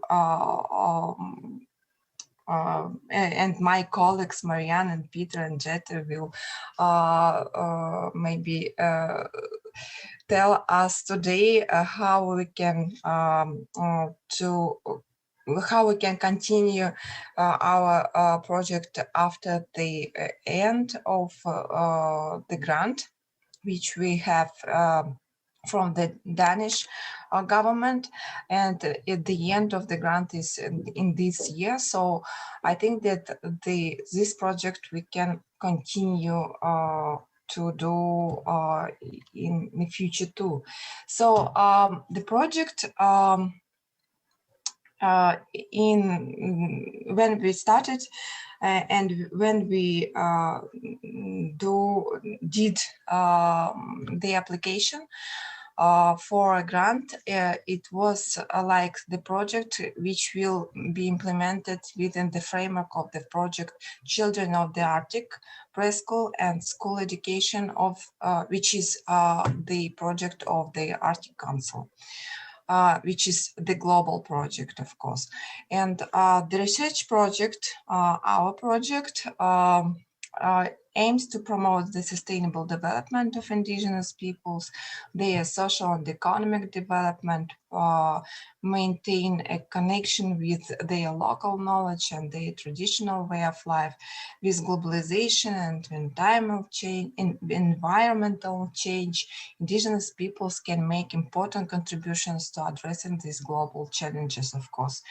And the problems of education of children in the Arctic will be studied or will be systematization of research about this subject is very important too, because teaching methods, the problem of obtaining education, adaptation of school curriculum to the local knowledge of indigenous people are very, very important issues to the future generations in the Arctic, of course. As you know, many indigenous children are also losing an important part of their identity due to globalization and, of course, of the modern life. Of course, it's very interesting to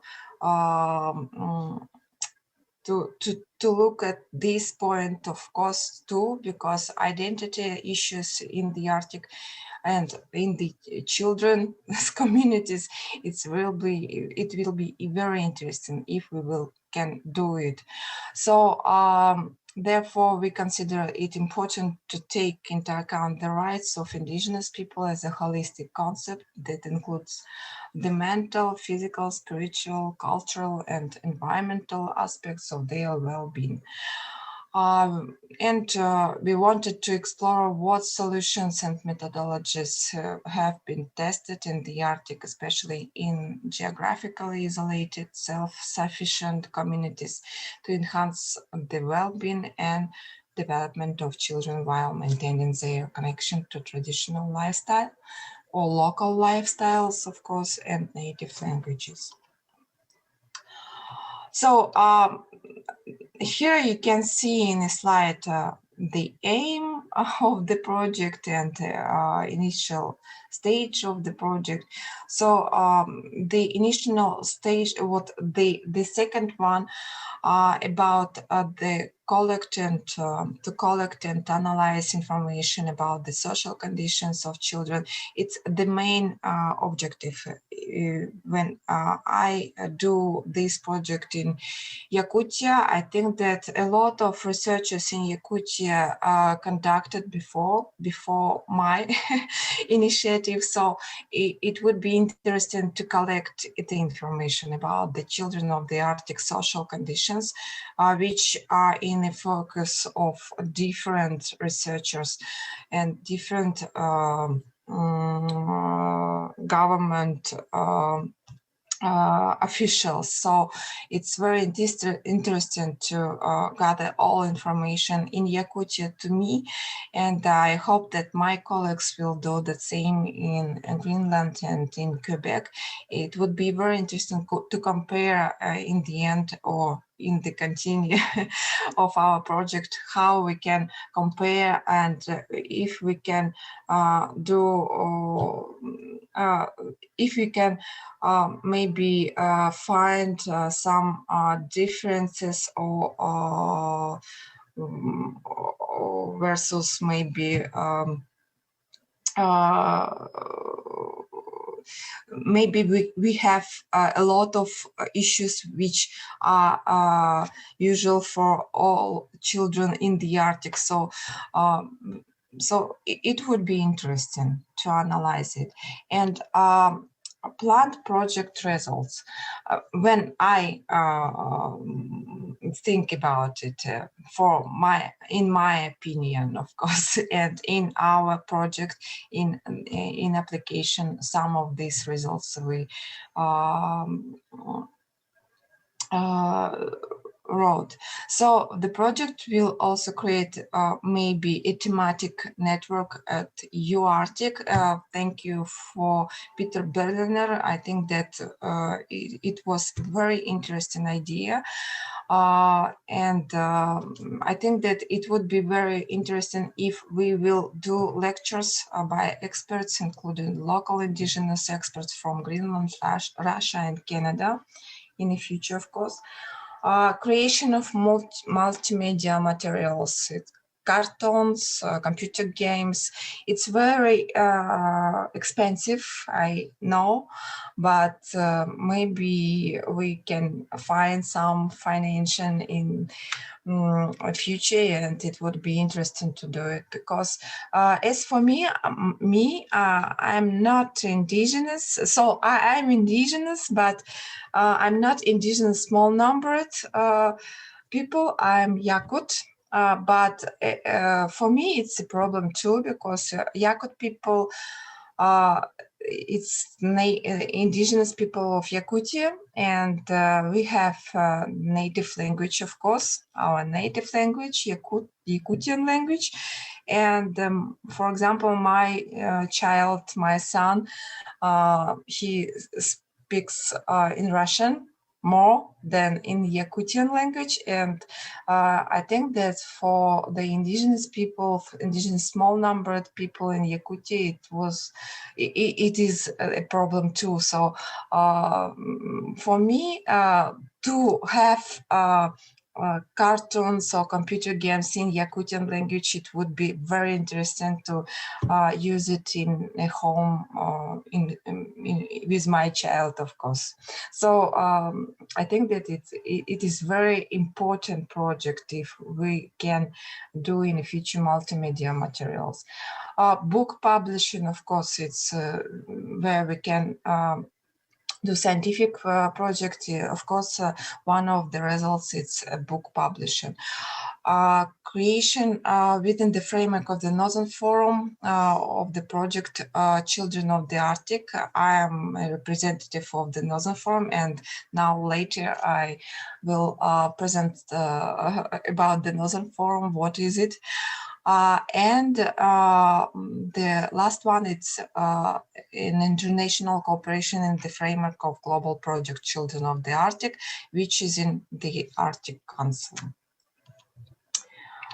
This is our team: Jette Rieger, Peter Berliner, me, Marianne Steinbeck, and also we have Nina Vysalova. It's first vice president of RAIPON, Russian Association of Indigenous Peoples of the North. She's as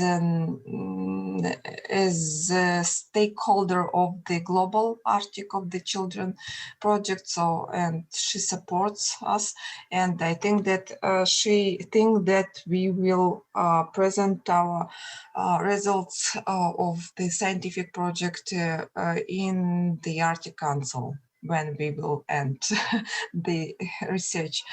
Also, we have Karina Kesserman and Jean-François Artaud. They are lawyers. They are not so scientific. Karina Kesserman, she's a lawyer and a strategic advisor in Nunavik. So it's very interesting from the side of practice how they look at the problems of children in Quebec, in the northern Quebec. So structure of the Children of the Arctic project, it's very difficult to understand what is the children of the Arctic in a global point of view, or in Russian point of view, in scientific point of view, because here in Russia, we have a lot of people who are active in this project, in the Children of the Arctic projects. And here I show you the list of this brand. I think that it's projects, not one project, which we have in the Arctic region. So here we have Children of the Arctic in the Arctic Council, in the working group of the sustainable development. Also, the second, it's Children of the Arctic in the Russian Federal Project. And in Moscow, we have people who are engaged in this project, in this name of project, Children of the Arctic. Also, it's Children of the Arctic in Yakutian project in my region. We have government officials, for example, Feodosia Gabasheva. She is a former minister of education in Yakutia, and she was initiator of the Children of the Arctic program, and they had money, financial about the Children of the Arctic here in Yakutia. For example, they have a project about the teachers of the Arctic, and etc., etc. So it's like 20 years that they engaged in this brand, in this brand project, Children of the Arctic. The next one, it's our project. With Peter, Marianne, and Jette, Children of the Arctic Local Knowledge and Sustainable Development, International Scientific Project. And the last one, I can announce that in 1 month, I think that we will do a priority project of the Northern Forum, the brand project, Children of the Arctic. And now let me introduce you the organization where I am working. It's the Northern Forum. Here you can see the map of the regions of the Northern Forum. It's an international organization, and we have a status of observers in the Arctic Council. Before 2013, during a lot of time, since 1991, the organization, the Northern Forum, was located in Anchorage in Alaska. But from 2013, the Northern Forum moved to Republic of Sakha-Yakutia. And here you can see our Yakutian, how it's a big territory here in the far east of Russia. Republic of Sakha-Yakutia, where I am now. So here you can see email of the organization and the website. This is the founder of the organization, Governor of Alaska, Walter Hickel. And the idea for a Northern Forum was put forward by Walter Hickel in September 1990. The third Northern Regions Conference in Anchorage, USA. And you know, now we have, when we look at the map, we have almost a lot of Russian regions, Russian Arctic regions as members of the organization. And also we have Lapland Akureyri from Iceland, Alaska from USA, and Gangwon province from South Korea.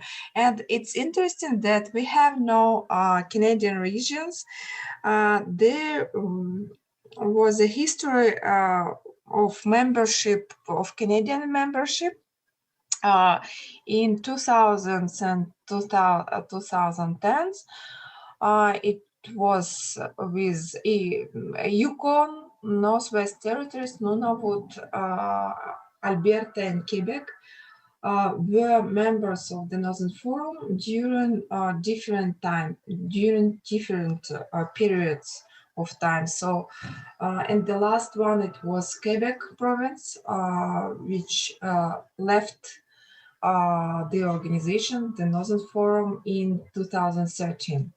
So now we are discussing with the Canadian side, with the Canadian ambassador, Alison Leclerc, ambassador in Russia, Canadian ambassador in Russia, Alison Leclerc, about the meeting with the Canadian regions to return, maybe to return Canadian regions to the Northern Forum structure. Sorry.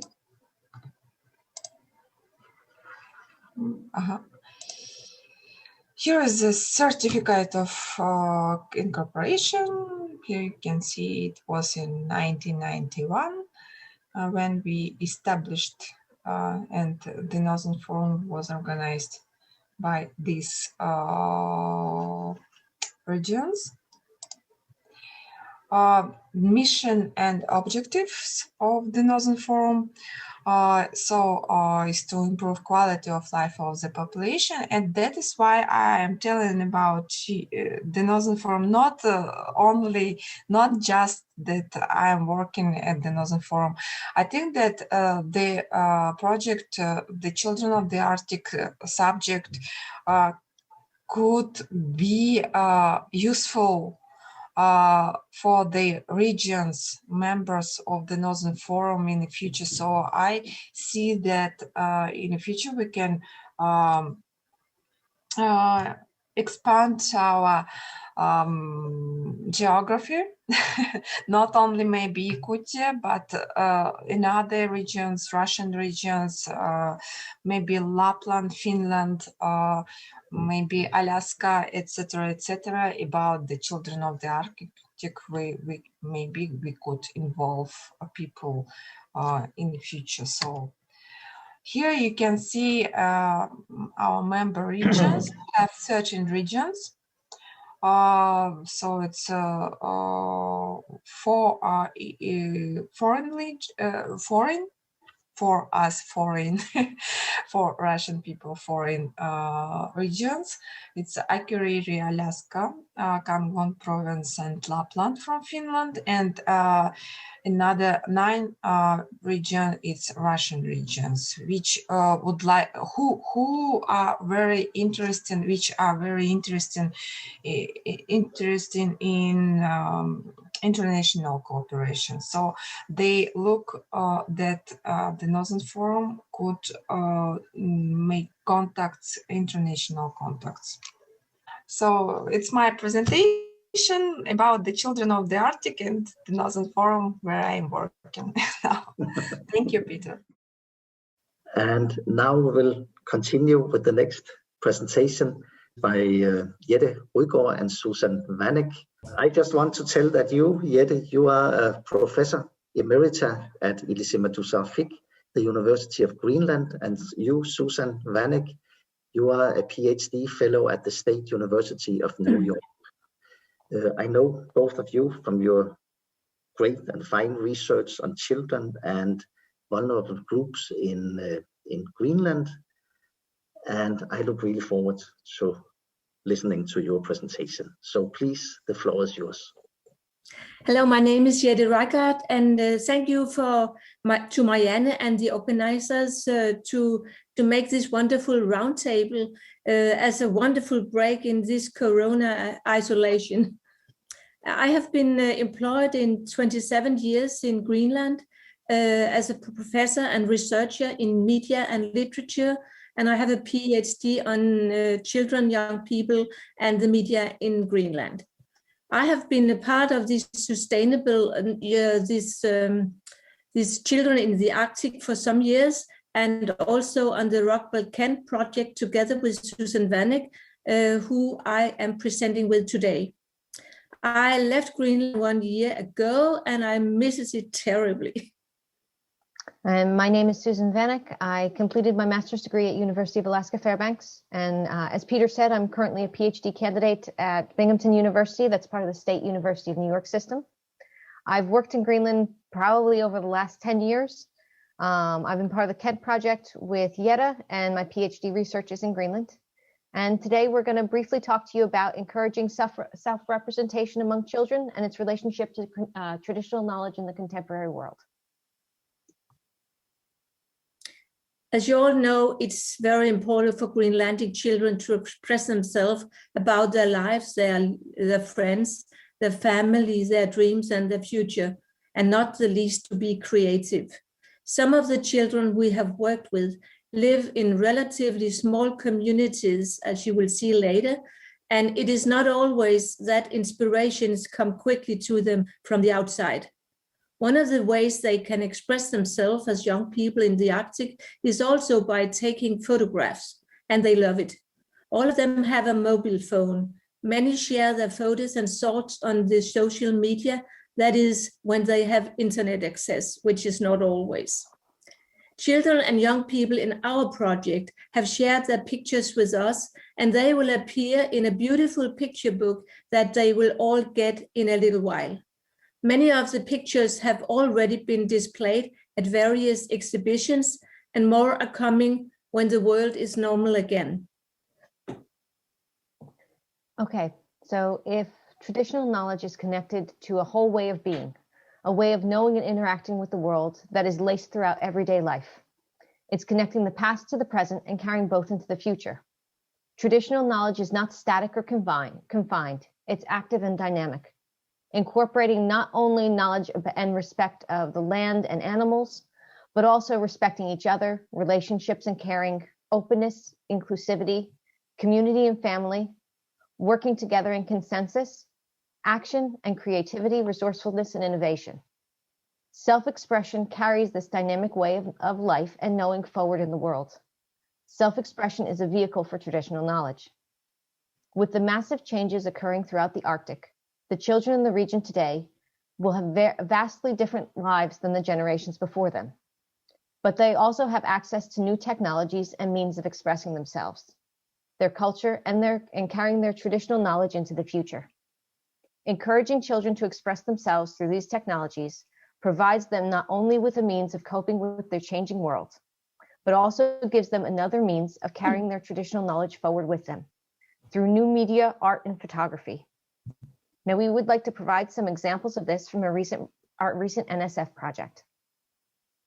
So our project was the Rockwell Kent project. It was a collaborative project combining visual, historical, and anthropological methodologies to approach how social, cultural, environmental changes and continuities are constructed and experienced in Greenland. It used the work of Rockwell Kent. He was an American artist and photographer that lived in Greenland in the 1930s as a springboard. We used his photographs, his writings, and his paintings to talk with people about changes that have happened, things that have stayed the same, and different things about their life and world. One component of this project was conducting photo workshops with children in the 4 communities we worked in: Ethorsuit, Umanak, Sissimut, and Nook. When you work with children, they can be very influenced by adults, or they can be very restricted or scared of what to say. And we wanted to give them a vehicle to express themselves and not to feel so confined by us. So we conducted photo workshops. We set them up in advance. We had contacted principals, teachers, and parents to talk to them, get their input, find out if they would be interested in this sort of project. We met with them before we ever met with the children. And again, we went over what we were going to do, what we were going to teach, and what we're going to be done with the photos. And then we came back, introduced ourselves in classes. We worked in conjunction with the teachers. And the photo workshops consisted of 1 to 2 weeks in each of the communities. with the different groups of children. We met with them.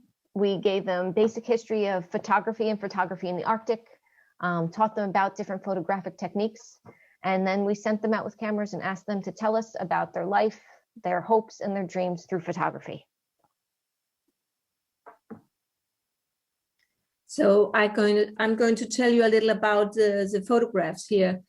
It's only a very, very small part of all the photographs taken. We have more than 10,000, but so it was difficult to choose. But here you see living with the traditional world, especially in the outer districts and small towns and settlements. Family often live quite traditionally. We see it in the children's pictures.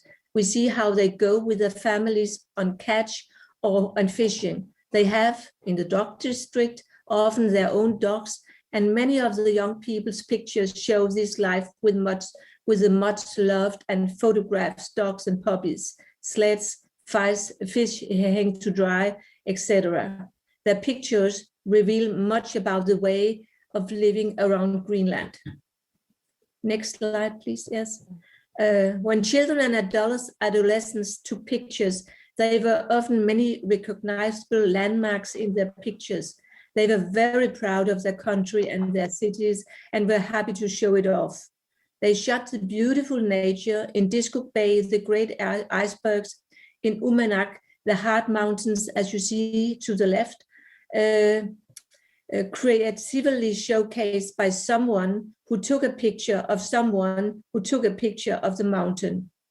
In Islorsuit, the village is once again creatively shown in the picture down to the left, shown as the backdrop for a piece of a whale bard found on the beach. Next, yeah. In the young people's pictures, we saw a lot of friendship, schoolmates, best friends who follow along on photo safaris. There was laughter and unity, fun, and a lot of selfies, alone or with a bunch of friends. A lot of them were staging creative plays. They played strong women who lift a stone or caught the sun in their hand, as you can see in the picture in the conclusion. Pure joie de vivre and excess. Next. Traditional knowledge wasn't a stated goal of our project, but it emerged over and over again through these pictures. Not just through the photographs like you've seen of the landscape or the living world, but also through displaying community, traditional foods, and family. They were laced throughout all the photos. And working together, which again included family, including coming together for meals, playing together, working together on photographs, and working together in classrooms. Here we see the pictures of resourcefulness, creativity, innovation, and especially empowerment. We proposed to the young people some subjects they could take pictures of, but with good Nikon cameras that had many functions, their enthusiasm and creativity was not easily to rein in, which we should not, of course. Therefore, among more common things like costume, fun, and crazy inventions, we also saw a lot of digitally manipulated photographs that were worthy as abstract works of art. However, not always so informative about society and life. On the other hand, these pictures showed how resourceful and inventive these young people are when set free. Next slide. Outlets for self-expression are necessary for children and youth to both represent themselves, their culture, and their traditional knowledge, and to cope with their changing world. Self-expression and traditional knowledge are interconnected and support one another. This relationship can take many forms and incorporate new technologies. But it's always important to remember that we as researchers are in a role of power in these positions. And we have to make sure we give children and the communities we work with the freedom to say and represent themselves whatever way they would like. Fortunately, the children that were involved in the project didn't always do what we asked them to do, and through that showed us so much more than we ever thought they would. They told us about their lives, their traditional knowledge, and what it's like living in their world. We wish to give special thanks to community of Isloswit, Umanak, Sisimiut, and Nuuk, the local school, teachers, administrators, and all the students and their families, the U.S. National Science Foundation for supporting this project, Ilismurusafik, Rochester Institute of Technology, and Binghamton University for institutional support, U.S. Polar Civil Service Field Service for transportation and housing, Nikon for the donation of a variety of cameras used by students, but above all, the young people who shot all these incredible pictures and were so fun to work with. Thank you very much. Hello, my name is Daniel Chartier, and I am professor at the University of Quebec in Montreal.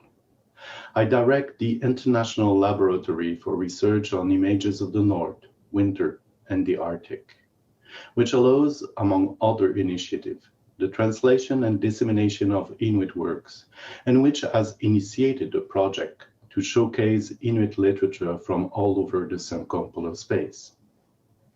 I warmly thank my colleague and friend, Marianne Stenbeck, who has worked for years to establish connection with Inuit culture and within Inuit cultures, and who is behind the organization of this extraordinary workshop. I am grateful to her for inviting me to participate. My contribution to this workshop on Inuit traditional knowledge will be to reflect on the place of written literature as a means of transmitting knowledge in contemporary era. For several years now, I've been interested in this literature, which I've tried to consider outside the political borders, both as an Inuit whole and as a specific literature for each of the Inuit territories. This allows to put into perspective the differentiated development of written literature, depending on whether it concerns Greenland, Nunavik, Nunavut, or Nunatsiavut. I will therefore present here the main publishers of Inuit literature, the share of work for children that they publish, many of which are based on traditional knowledge, and finally, I will take a more specific look at the work of Greenlander Lana Hansen, who wrote Sila, which aims to be a tale on climate change set in contemporary context, but which takes up both the traditional figure of Sedna and the essential concept of time and space that are Nuna and Sila. It is a good example of the use of traditional knowledge in contemporary written literature and a shift in political involvement in Inuit literature, aiming to convince Greenlanders of the urgency of climate change action using traditional Inuit knowledge. The literature written by the Inuit follows a differentiated historical development according to the different territories and colonial traditions. Arrived early in Greenland from the 19th century, and with the first historical anticipation novels from the beginning of the 28th century, it appeared later in Canada, mainly from the 1950s, with the creation of the Inuktitut magazine, then with the publication of personal stories and accounts in journals, and finally by the publication of books from the turn of the 1970s, and more markedly from the 21st century. In any case, the proportion of children literature has grown over the past 20 years, a sign of a double goal. First, that of providing Inuit school programs with literature in the Inuit languages and cultures, and that to pass on geographic, historical, and traditional Inuit knowledge to younger generation. We still lack the tools to fully grasp the breadth of literature written by the Inuit. We have started a project to make a complete list of Inuit authors and works at the University of Quebec in Montreal, which has so far enabled us to identify around 250 authors from all Inuit territories. We have also started writing biographies of Inuit authors. This is the subject of the Inuit Literature website, which now features around 40 biographies and will soon add up to 100. The site also presents work and establishes a timeline from Inuit cultural facts. It is one of the few reference tools for written Inuit literature. When we turn to Inuit publishers, we don't find many of them, but still today we have at least one main publisher in the three main Inuit territories, which are Greenland, Nunavik, and Nunavut. For Nunavut, we have Inhabit Media. For Nunavik, Avatak Cultural Institute. And finally for Greenland, Milik Publishing. Those are the main publisher of Inuit literature inside the Inuit territories. Let's have a look at Inhabit Media first. Inhabit Media was incorporated in 2006, but has been publishing books since 2000. It is located both in Iqaluit, in Nunavut, and in Toronto. It presents itself as the first Inuit-owned, independent publishing company in the Canadian Arctic. According to the publisher, Inhabit Media aims to promote and preserve the stories, knowledge, and talent of the Arctic, while also supporting research in Inuit mythology and the traditional Inuit knowledge of Nunavimut, the residents of Nunavut. Our authors, say the publisher, storytellers, and artists brings traditional knowledge to life in a way that is accessible to readers, both familiar and unfamiliar with Inuit culture and tradition. Based on the WorldCat catalog as of March 2021, Inhabit Media published 202 printed books from 2000 to 2020. More than half in English language, 1/3 in Inuktitut language, and the rest in other languages, including French. Inhabit Media publishes historical books, but also youth literature as the main mandate, covering more than 60% of its book production. Let's now have a look at Avatak Cultural Institute. Avatak Cultural Institute was founded in 1980. It is a non-profit organization dedicated to protecting and promoting the language and culture of Inuit in Nunavik. The organization has its head office in Inukjuak in Nunavik and an administrative office in Montreal. Avatak received its mandate directly from Nunavik Inuit at the biennial Nunavik Inuit Elders Conferences. Avatak has a board of directors comprising 5 elected Inuit members. Among its numerous missions, Avatak also publishes books.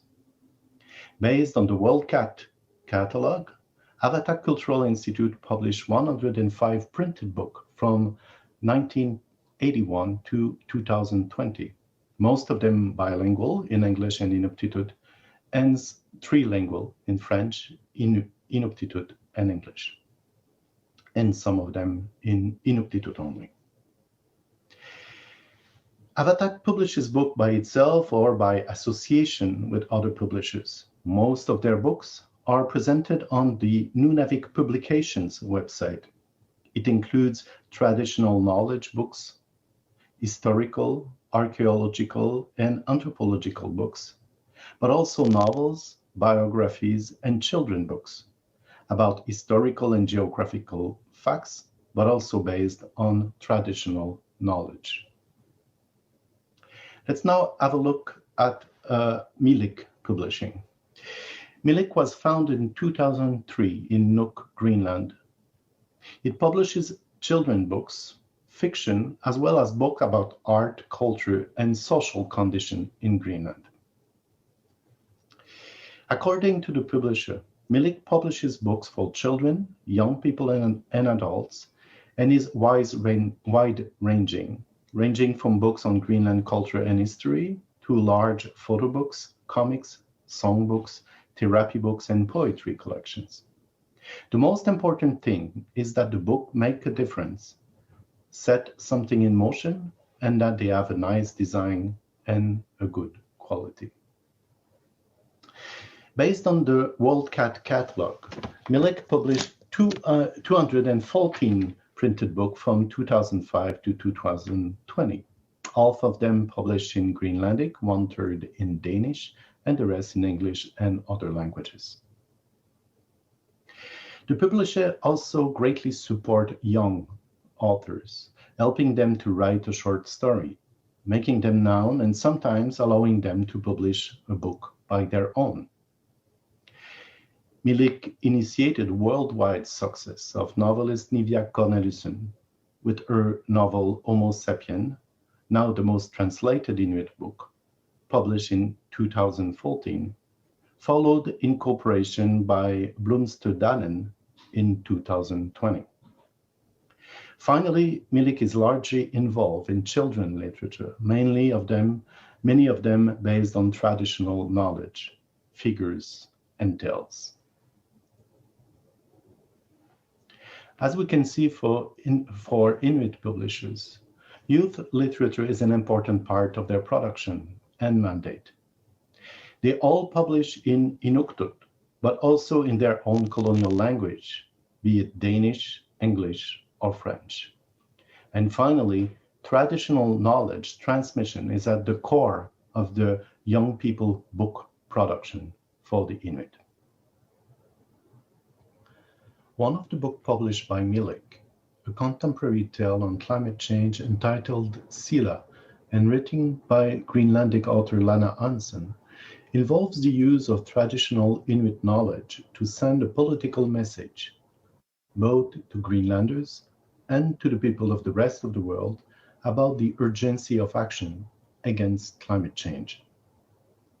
In her book, Lana Hansen uses both the concepts of the traditional knowledge of Sila and Nuna and reinterprets a Sedna figure to promote an environmental pedagogy based on story rather than science. For her, it is through the transmission of stories and legends that one can convince to change behavior. She anchored her story Sila in the Inuit cultural tradition. In updating the Circumpolar legend of Sedna, she wants to bring environmental issues into everyday narratives and practices. Sedna, the mother of the sea, is one of the oldest Inuit figures. Living in the depth of the sea, she controls in her own way the fate of humans, but in return, they can influence her if they find how to do it in the right manner. Lana Hansen's book proposes an adaptation of the myth of Sedna, who, as a punishment for the bad treatment of the environment by humans, disrupts the climate. A boy must seduce Sedna by giving her the gifts he has collected from Arctic animals and then combing her hair. Thus, the world would understand the urgency of climate change and can be saved. Hansen first wrote this book in Greenlandic, her mother tongue. The publication of Sila marks both a break and a continuation in Greenlandic literature. The latter, first inspired by traditional tales, hunter stories, then by social realism and political commitment, revisits today its mythical figures such as the Kivitok and Sedna. Hansen's pedagogical and environmentalist commitment shifts the stake of literary engagement, but it's still part of a tradition through the attention given to nature. Hansen's story demonstrates how Inuit culture can help explain to children in a simple way the need to become aware of the importance of climate change. The Greenlandic and Danish edition of Sila were launched by their publisher Milik in 2009 in Nuuk and a few days later in Copenhagen. Milik took also the initiative to have Hansen's tale translated and published in English. Hansen's book was also being translated in Northern Sami in 2017. We just launched in 2020 a translation in French, as well as a translation into Inuktitut in cooperation with Avatak Cultural Institute, which is one of the first literary translations between two Inuit languages. Lana Hansen Books carries a political message. As the author says, I am concerned about climate change. Their acceleration is important. Inuit are the ones who have to adapt as quickly as possible. Nature is changing and Inuit must change. Hansen gives her story a depth that goes beyond mere pedagogy and calls for a holistic conception of the living world. She does this using the concept of Nuna and Sila, which encompasses humans, animals, and resources. In an interview, Lana Hansen recounts that this story was told to her by her mother many times before she was taught at school. The figure thus makes it possible to explain the respect of the laws of nature. By transforming the traditional myth of Sedna, she based herself on ancient heritage and values long shared by the Inuit, but updated and adapted to contemporary issues. The Mother of the Sea serves as a symbol that we should protect nature, she says, not exploit and pollute it. Writing a story about climate change is therefore part of a cultural, literary, and political strategy to convince Greenlanders of the need to think about climate change from their own perspective, borrowing from the geographical context of the Arctic and from Inuit mythology. It is about enabling Greenlanders to convince the rest of the world how the Arctic can also contribute through its original concepts, Sila and Nuna, to find solutions for the survival of the humanity.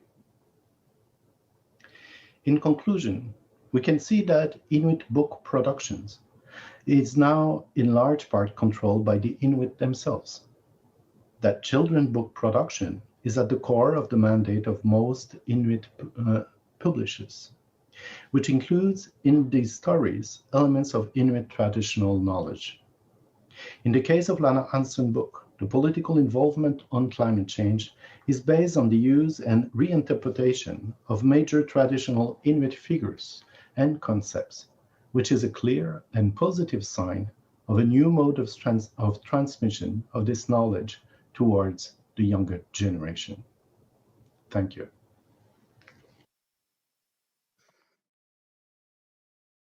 And the next presentation will be given by Aviaya Ede Lunge, who is the director of the Office of the Rights of the Child in Greenland.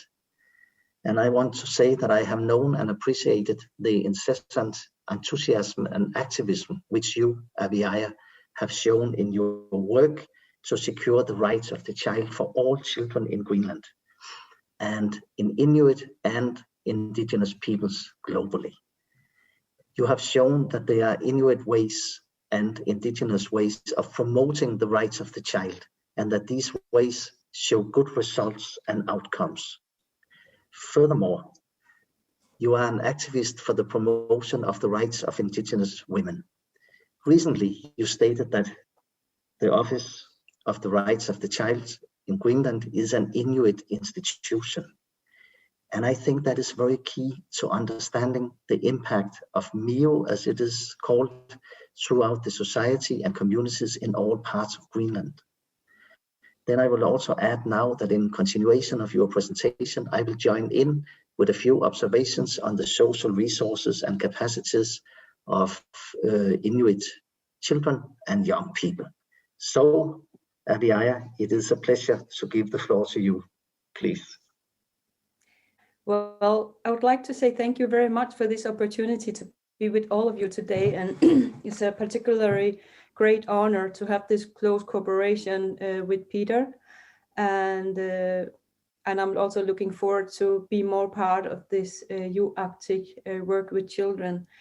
First of all, I would have loved to actually show you all the pictures and the quotes and aspirations of all the children and youth I met through the last 5 years, but today I'm mainly going to read up my words. So here it is. I believe that children are the experts of their own lives, and by talking and listening to them and their families, their own solutions eventually come up. Solutions that can prove to be more sustainable because they are based on the children's and families' own perspectives. However, since the colonial time, and even in times with greater self-determination, the system continues to measure the well-being of children and families through the lenses of a Western approach that does not take into account the culture, social hierarchies, social structures, and social control in Inuit societies. In the same way, actions of improvement are not based on Inuit human development potentials, resilience, and empowerment. This has many explanations, and with the limited time, I cannot get into them all. Today, I will focus on arguing for and showing an example of why, in the work of improving the conditions of children and families, one has to work on the basis that each Inuit community has their own collective cultural codes, values, and norms, and why that actions of improvement should be based on and with those it is about. Children's rights cannot be lived out if the real conditions do not emerge and those in question are not met with equality and are given opportunities for action based on them and with them. In MIU, Greenland's National Child Rights Institution, we have developed this approach into a systematic working method that is highly recommendable for other indigenous societies. Since 2015, I have visited and talked to children and community members in 40 cities and settlements in Greenland. I have listened to children and families' own words about their lives in their own surroundings. The result is a series of travel reports with a collection of statements and recommendations from the rights holders themselves. Through these visits, MIU estimates that Greenland does not comply with up to 20 articles in the UN Convention on the Rights of the Child. It has been documented for decades that many children live under very difficult conditions. Greenland has major socioeconomic problems, including care neglect and high levels of suicide and substance abuse. And for just as many years, the political response to children's problematic living conditions has been characterized by fire extinguishing and often changing political course, inadequate coordination and cooperation between authorities, and non-involvement of children and adults in the strategies. The problem is that the children and families have been regarded only as figures, and that the problems can only be solved with smart Western methods. It just never worked. And this is where culture comes in. Although Inuit societies have undergone strong modernization in recent decades, the culture is alive and well. Informal social hierarchies, control, survival mechanisms such as taboo, strong interdependence life, and can vary from small community to small community if they are lived out unhealthy or healthy. The picture of how the children and families feel is there, and the answer to the solution lies there. It is on the basis of this that we have developed our working method. One could ask if anyone just could not come and talk to the children and families in the small communities. No. It requires adapting to their way of communicating, understanding what taboos characterizes them and why. Who are the informal leaders? what values do they have and what motivates them. Here are some examples of what we found using our method. Through dialogue, surveys, interaction, and participant observation with children, community members, professionals from health, school, social sectors, our method has shown that the underlying taboo behavior among adults and other social structures that influence children's and family lives. I'll give you some examples. Sexual assaults. Well, before I go into the further into the examples, I like to say that sexual assaults have been known for long time, but it's only now that we begin to be able to look more into the reasons and the mechanisms behind them. So sexual assaults are taking place in all social groups. Unlike the widespread notion that sexual abuse is primarily taking place in families with severe social problems and alcohol problems, we have found that sexual assaults are taking place in all social groups. Also, in some places, the abuse has been going on for generations without anyone acting on it.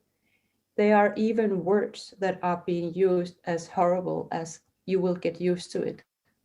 So it has become like a normative thing, unfortunately. Adults protect themselves at the cost of the child's safety. When issues of sexual assault, bias, and abuse is being highlighted and brought into light, it is not uncommon that adult people react with disbelief, denial, and even attacks on me. We also met professionals and authorities who shelve cases of abuse in order to protect other adults. Underreporting of sexual assaults to the authorities is widespread, and there are numbers of reasons for that. Citizens are unsure about how and when to report to the authorities. Fear from exclusion from the community keeps adults from reporting. In small communities as well as in cities, people are often interdependent socially and economically. If the offender is the provider of the family or a public figure with influence, it becomes even harder to react. In addition, sexual abuse is generally often kept secret and concealed due to guilt and shame, dynamics, and fear of stigma. Children and young people themselves, therefore, fear the consequences for their families if they tell adults about their secrets. It is also important to keep in mind that hierarchies of power differs from place to place. And for many who were brought up on the basis of collectivism, individual boundaries have traditionally been forbidden for the individual family members. Other central social structures that influences children's and families' lives are clash between individualism and collectivity. New family structure based on individualism versus traditional structure of the collective society with its emphasis on the extended family and the community, which is crucial to survival, protection, and health. It means that families have to adapt to the system that does not take into account how indigenous family culture is constructed. In the European individualistic systems, you have to approach the authorities for service and help. Inuit youth, on the other hand, tells us that adults should approach the youth. Young survivors and young people with trauma do not get the required psychological help. We have met many children and young people who suffer from traumas from their upbringing or had other psychological problems who do not receive the help that they need to recover. This is not only a severe problem on a personal level, it is likely that children's and adolescents' opportunities for learning are limited because their concentration instead revolves around concerns and worries. Studies indicate that children who are victims of neglect often have learning difficulties. So despite a modern Greenlandic law on primary and lower secondary education, which is in line with the UN Convention on the Rights of the Child, there is nevertheless an excessively large group of young people who do not get education. About half of the population of all 25 to 64 years old has no education above the lower secondary level. So what are we doing and how do we do it? We work from the point that each town and settlement we visit has its own collective cultural codes, values, and norms. We adapt our methods to each location. Otherwise, we do not meet them in an equal and respectful way, and we do not get into their various degrees and types of taboo.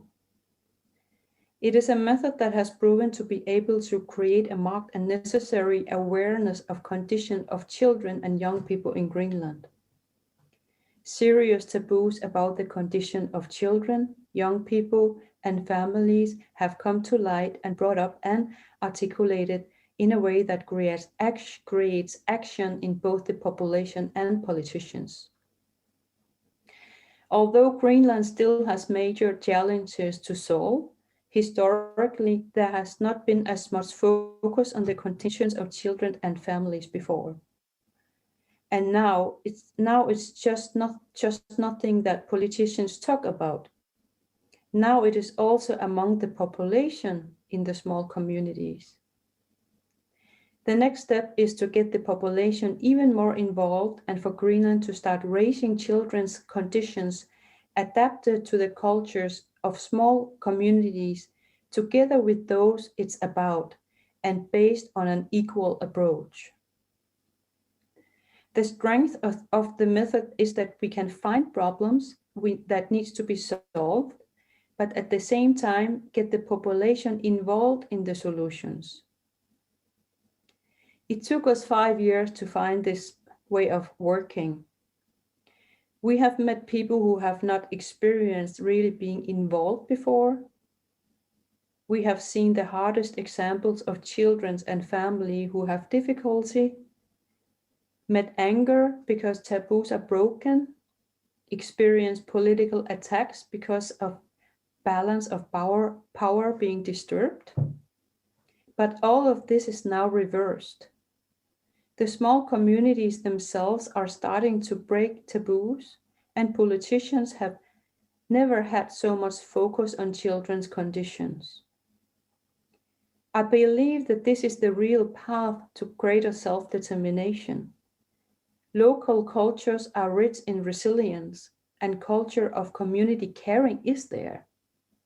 Our job is to embrace this community care and stop embracing Western models as the only solutions to our Inuit communities. Oyana. Thank you very much, Aviaya, for your presentation. I'm not going to go in to these points in the slide because it will take a long time, and it's more just to give like a visual impression of the things I am talking about. It is to follow up on what you said, Aviaya, that there is a huge resource in the local communities, in between people, for providing social support, social networks, and social resilience. And that is what I will follow up on.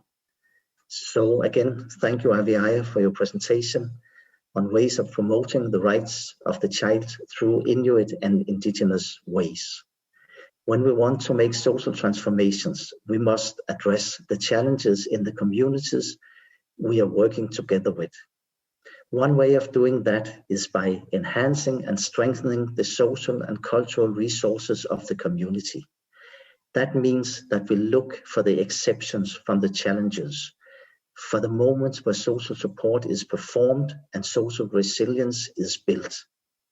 Cultures are very complex, full of parallel processes, of nodal points, of intersections, and in an ongoing and interlinked process of building on traditions and creating new ways.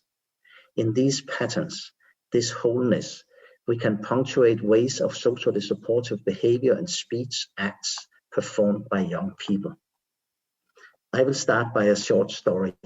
Elena, a psychologist meeting the young people in psychosocial workshops in towns and settlements, said, "To me, it seems that all the descriptions of problems in the young people are taken from a rather global vocabulary, including violence, substance abuse, depression, teenage pregnancies, sexual abuse, neglect, aggression, lack of self-esteem, and many others. It is the vocabulary of an individualist discourse of psychology and psychiatry with diagnoses and descriptions from outside the community. But when I meet the young people here, I see something besides the challenges. I see a lot of social resources and capacities. Maybe these resources and capacities are the Inuit culture as it is now performed by the young people today. At least that is what I find particular to these young people I meet here." So end of quotation, and I will say, yes, indeed, I agree. These social capacities are part of the Inuit culture. They are weaved into other parts of the culture, but still they are there, popping up in the social connectivity and putting a particular ambience to it. Even though the resources and capacities may be fleeting, transient, short-lived, and even evasive to start with, they keep popping up, especially when they are seen and appreciated, as exactly as you talked about, Aviaya. In the slide, we have made a list of these social and performative capacities. The list builds on our dialogues and meetings with children and young people in a series of psychosocial workshops in towns and settlements. These capacities or performances are social, as they come to life in the meeting and in the dialogue between people. In that sense, they are social rather than individual, as they emerge in the context. These capacities,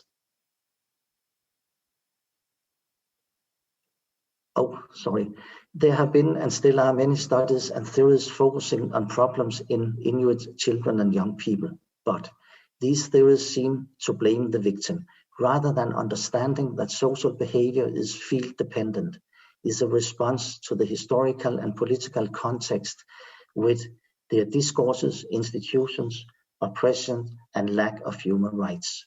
In a supportive and appreciative context, the young people perform these constructive and socially responsible capacities on the list. That is the lived culture in the very moment. An example may show this very clear. I'm just trying to find the text. Many years ago, I met Nayak, who is a psychotherapist in the family center in Bamut, a town in Greenland. Nayak developed an Inuit way of healing mental suffering. When an individual came to her to seek solution to a problem or just to alleviate a suffering, Nayak listened to the person and talked with him or her. And very often, after the first or the second session, Nayak would ask, "Whom do you want to come here with you in our next session?" And then the help-seeking person came with another person, maybe the mother, maybe a friend with similar sufferings. And then again, after a session with the two of them, Nayak asked again, "Whom do you want to invite to come with you for the next session?" And so on until more and more people gathered there in the session. In that way, Nayak showed in practice that healing of social suffering must be social through building a trusting and supportive network.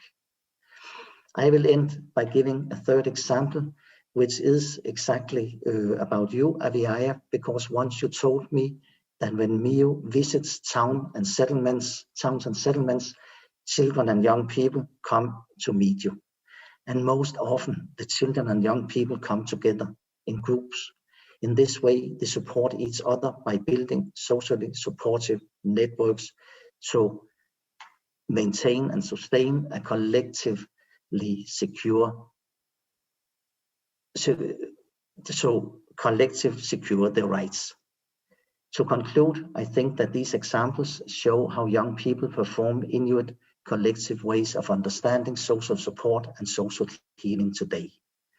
Through the performance of the social capacities on the list, the young people sustain Inuit culture as they build on social knowledge from the past, let it come to life in the present, and thus they build a viable future. So now I will stop this, and then I will continue by saying thank you very much again to Aviaya and all the speakers. And then I have to make very, very quickly, because we are running out of time, I have to make a special announcement. And this announcement is that right now we are in the process of building a EU-Arctic thematic network with the title Children of the Arctic. And Diana, you spoke a lot about this, so I don't need to speak a lot about it. It's called Local Knowledge and Sustainable Development. All the speakers in this section now of today, you are part of this process. And what I want to announce here is that the next conference or seminar we will make will be in Nuuk or online in October, with the title Decolonizing Learning, Indigenous Ways of Art, Community and Social Justice. And the conference will be planned in cooperation with MIO, the Office of the Rights of the Child in Greenland, and Aviaya, with Ilisimatusarfik, especially there with the Center for Children, Young People and Family Research, McGill University, Northeastern University of Diana, and a lot of other Inuit organizations, institutions, and universities. So I really hope to see a lot of you there in that conference in vivo or maybe online. So now I want to end this section again. Thank you to all of you, speakers and participants, and I'm sorry that we took a little extra time. Thank you very much. It's a really great pleasure for me to welcome from Alaska, Dr. Daly Sambo Durham, professor, lawyer, and Inuit activist. Many, many years ago, about 35 years ago, I was sitting in the ICC office in Nuuk, Greenland, and in comes this young student. She says, I just finished high school, so I came here and I want to work for the rights of Inuit. Wonderful. And she did that ever since. Since those early days, Daly Sambo Durham has fought tirelessly for Inuit rights at the UN, where she was chair in 2014 at the UN Permanent Forum on Indigenous Issues, and also through her multi-year work with the International Inuit Organization, ICC, the Inuit Circumpolar Council, which represents the world's 180,000 Inuit. She was elected as the international chair of ICC in 2018 and continues her work. Please welcome Daly Sambo Durham. Piana, thank you very much, Mariana, and I'm really appreciative of the invitation, but also the introduction. Mariana is quite right. We've known each other for decades now. I raised that in a recent conversation. She said, let's not go into how long it has been, but Some of the remarks that I'll make go back to the early time that Mariana assisted the Inuit Circumpolar Council. And today I've prepared a PowerPoint presentation to highlight the linkage between Indigenous knowledge and human rights, and really underscore the human rights that are the foundation upon which today in the contemporary world, Indigenous knowledge is important, and to amplify that a bit more. It's honestly difficult to follow such a serious discussion about the difficult dialogues that need to take place about children and Inuit children. So I applaud the work of Aviyaya and others doing this difficult work. So, and now to get into something more cerebral, I'll talk about human rights and Indigenous knowledge in particular, and the important linkage. As I've noted, I've entitled this presentation, Indigenous Knowledge and the Need for a Human Rights Framework. At the outset, I think it's important to acknowledge the extraordinary amount of work that was done decades ago by the Inuit Circumpolar Council, and in particular, the recognized founder of the ICC, Eben Hobson.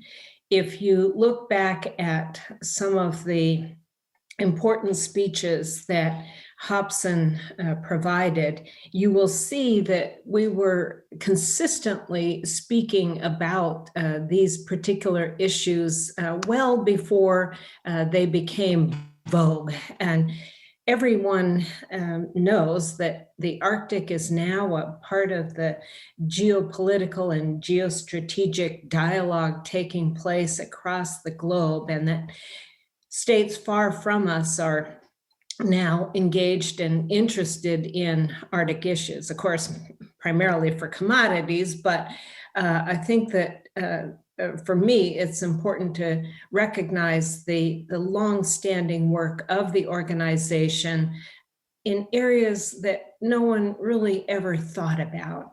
And to me, it's also significant that much of this was thought about in terms of rights and human rights. And Hobson made specific reference in 1977 when he welcomed delegates to the first organizing conference of the Inuit in Inuit Qaujimajatuqangit, Alaska, or formerly known as Barrow, Alaska. In his welcoming address, Hobson stated that our language contains the memory of 4,000 years of human survival through the conservation and good managing of our Arctic wealth.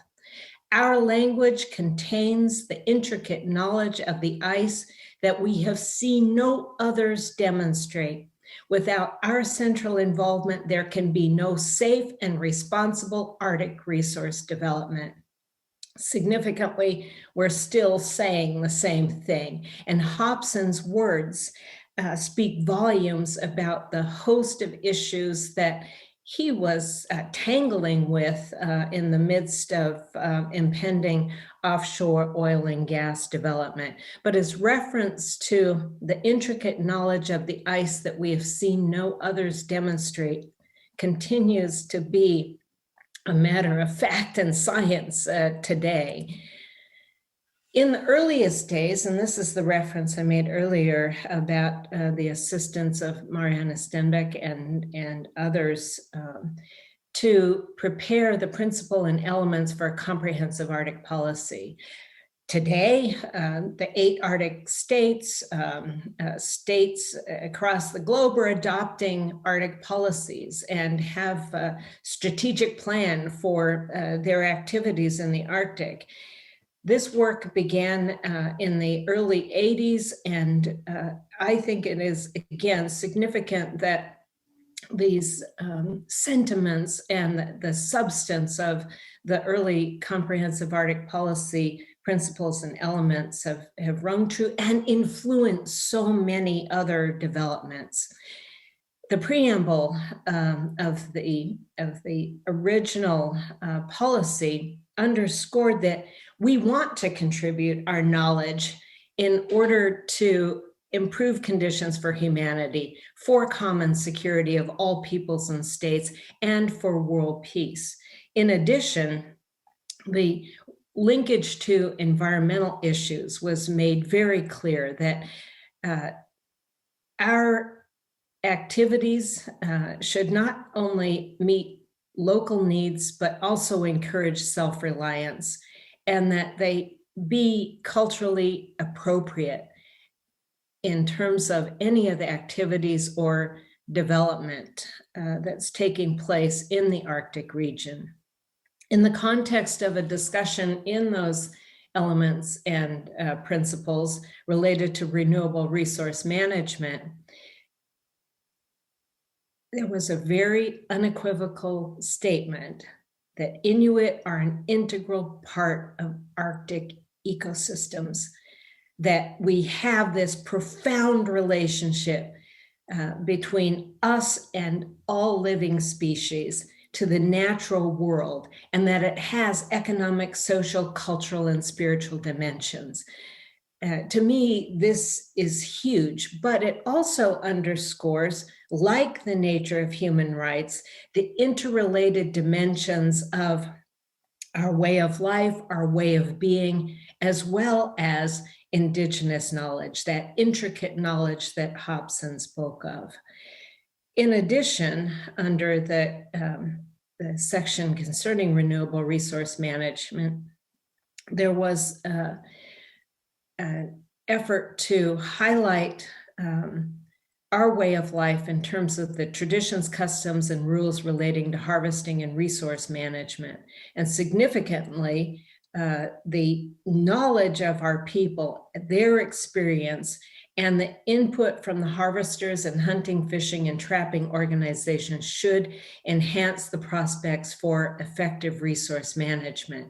That this knowledge is intimately tied to the environment, and hence any kind of resource management, specifically in terms of our way of life and the hunting, fishing, and harvesting culture, that our knowledge should play a central role in terms of renewable resource management. Furthermore, the principles and elements underscored that both Inuit traditional knowledge and scientific research are both valid systems of knowledge that should be integrated and harmonized within the context of cooperative research.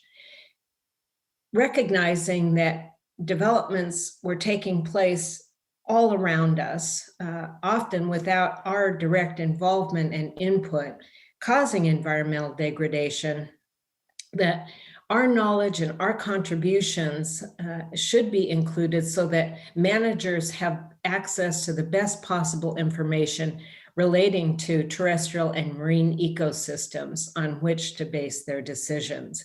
And significantly, that Inuit should take a lead role in the planning and undertaking of Arctic research, that we should have major and significant, if not primary, role in any undertakings concerning our knowledge and concerning research in the Arctic.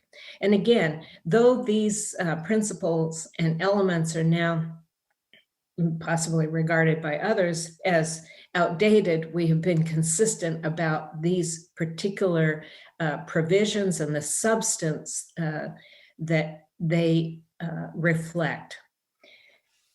Turning to international human rights and the comment I made earlier about how this early work of the Inuit Circumpolar Council has influenced an extraordinary amount of substantive work elsewhere, it can be seen in the Indigenous specific human rights work that has been undertaken at the United Nations, and specifically in the form of our involvement and direct participation at the United Nations to negotiate the Declaration on the Rights of Indigenous Peoples adopted by the UN General Assembly in 2007. It must also be noted that the Inuit Circumpolar Council played a direct role in the revision of International Labor Organization Convention number 107, which resulted in Convention number 169 that was adopted by the ILO plenary in 1989. More recently, in 2016, the Organization of American States adopted the American Declaration on the Rights of Indigenous Peoples, which is the regional human rights instrument across the Americas. In addition, there are a host of other international human rights instruments that are significant to Indigenous peoples and this element of our Indigenous knowledge. I want to anchor the discussion about Indigenous knowledge in the right of self-determination. And in order to do so, simply highlight that in 1966, the United Nations adopted the International Covenant on Civil and Political Rights and the International Covenant on Economic, Social, and Cultural Rights. I won't get into a long discussion about why there are two different international human rights instruments, the East versus the West and so forth, but it actually, in the discussions, it was intended that this be one particular human rights instrument that was comprehensive, but at any rate, it didn't emerge in that way. However, these two international human rights instruments, combined with the UN Declaration on Human Rights, or the Universal Declaration of Human Rights, are referred to as the trilogy of instruments, or the Bill of Rights, the Bill of Human Rights within the United Nations. But here I want to underscore that these two international instruments, again adopted in 1966, have the same Article 1. So they're referred to as the twin articles of the two covenants. The first being highly significant for a host of things, including Indigenous knowledge, that all peoples have the right of self-determination. By virtue of that right, they freely determine their political status and freely pursue their economic, social, and cultural development. It's also significant that there's reference to natural wealth and resources, as well as hunting, fishing, and harvesting activities, as noted in the second paragraph and the final sentence. In no case may a people be deprived of its own means of subsistence. If you think about Inuit and our way of life, this is a huge statement, and one could have a full semester-long discussion solely about this particular phrase. As well, the third paragraph indicates that state parties to the present treaties shall promote the realization of the right of self-determination and will or shall respect that right in conformity with the provisions of the Charter of the United Nations.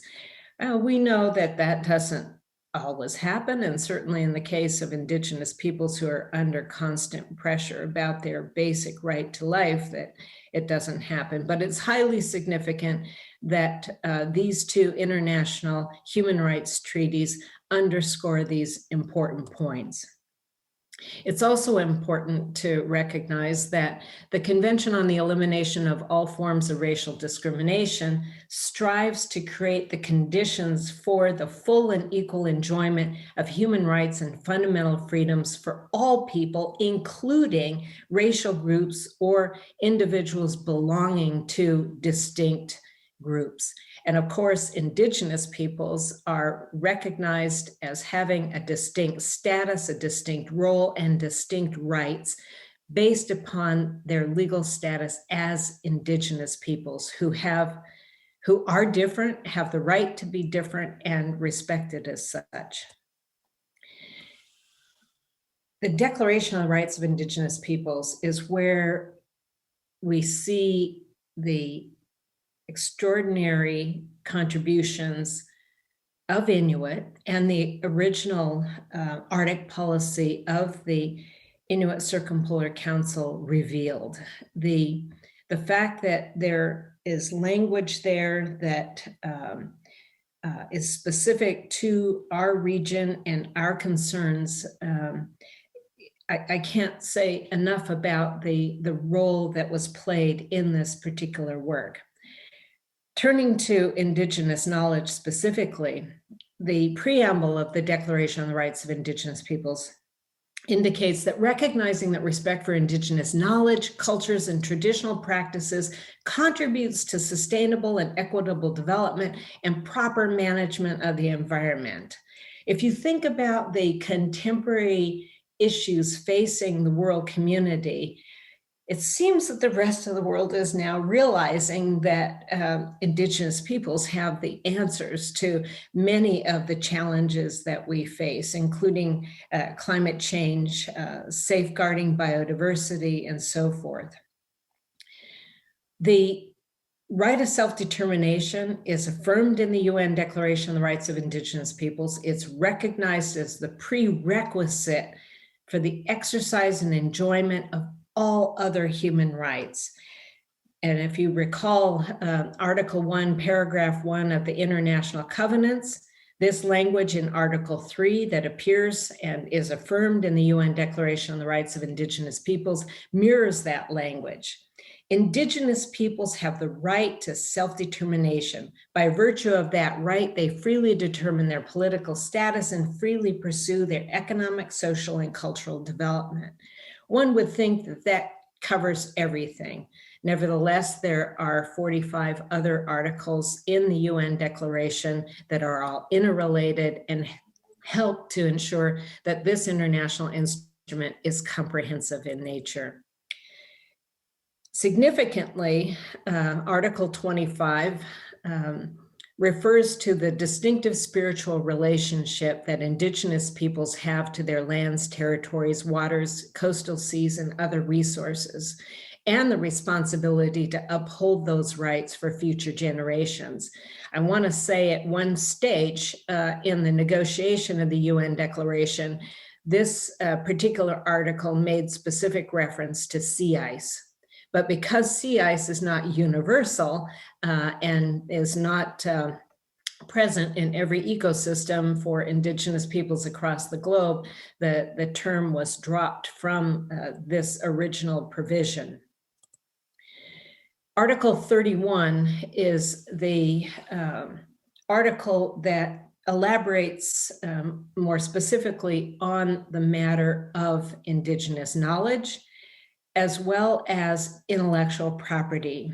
And people can consult the UN Declaration directly for the full text, but this is huge, a direct and specific affirmation of our right to our knowledge, as well as all of its manifestations, and our right to protect and develop intellectual property, including cultural heritage, knowledge, and cultural expressions, and the responsibility of states to take effective measures to recognize and protect the exercise of these rights.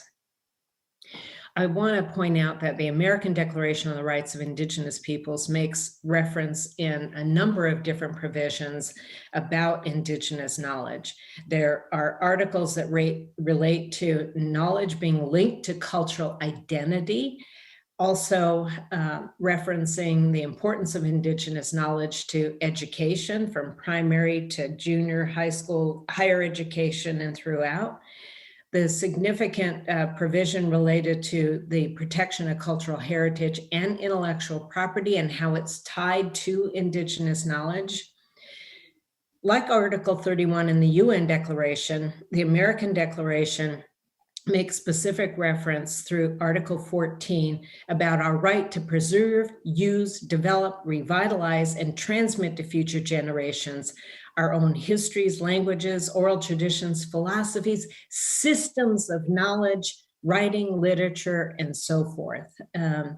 And again, a state responsibility to adopt adequate and effective measures to protect the exercise of this right with the full and effective participation of Indigenous peoples. So if we think about Indigenous knowledge and against the backdrop of our right of self-determination and the fact that states should be giving us the intellectual and political space to ensure that we participate in measures that adequately and effectively protect the exercise of this right, you can see that many states across the globe, including the Arctic states, they haven't stepped up to the plate on this particular issue. On behalf of the Inuit Circumpolar Council, there's been concerted effort more recently to give even greater substantive weight to the matter of Indigenous knowledge, to the extent that the ICC has adopted a definition of Indigenous knowledge. And for a host of different reasons that relate to both the substantive and procedural side of the operationalization of Indigenous knowledge, it's significant and important to agree upon what you're talking about, especially when you're engaging with third-party actors that don't fully understand the contours and the content of Indigenous knowledge. I invite participants to visit the websites of the ICC to capture this language if you choose to do so. I want to point out that in addition to the UN Declaration and the American Declaration on the Rights of Indigenous Peoples, there are other treaties that are discretely focused on particular issues, such as the Convention on Biological Diversity, which emerged in the Environment and Development Conference in Rio de Janeiro in 1992. Here, this particular instrument indicates that states shall respect, preserve, and maintain knowledge, innovations, and practices of Indigenous peoples and promote their wider application with the approval and involvement of the holders of such knowledge. We could get into a whole discussion about this CBD, but here, again, it's important that such an international instrument directly focused upon biological diversity invokes and affirms that we have rights to our knowledge and also the right to engage our knowledge holders and their involvement in work related to biological diversity. I want to point out that the ICC has also advanced Indigenous knowledge within the Arctic Council context. And in that context, a document referred to as the Ottawa Indigenous Knowledge Principles was put into place, and underscoring again that Indigenous knowledge and science are different yet complementary systems and sources of knowledge, and that it should be treated equally in the context of policy development and work of the Arctic Council.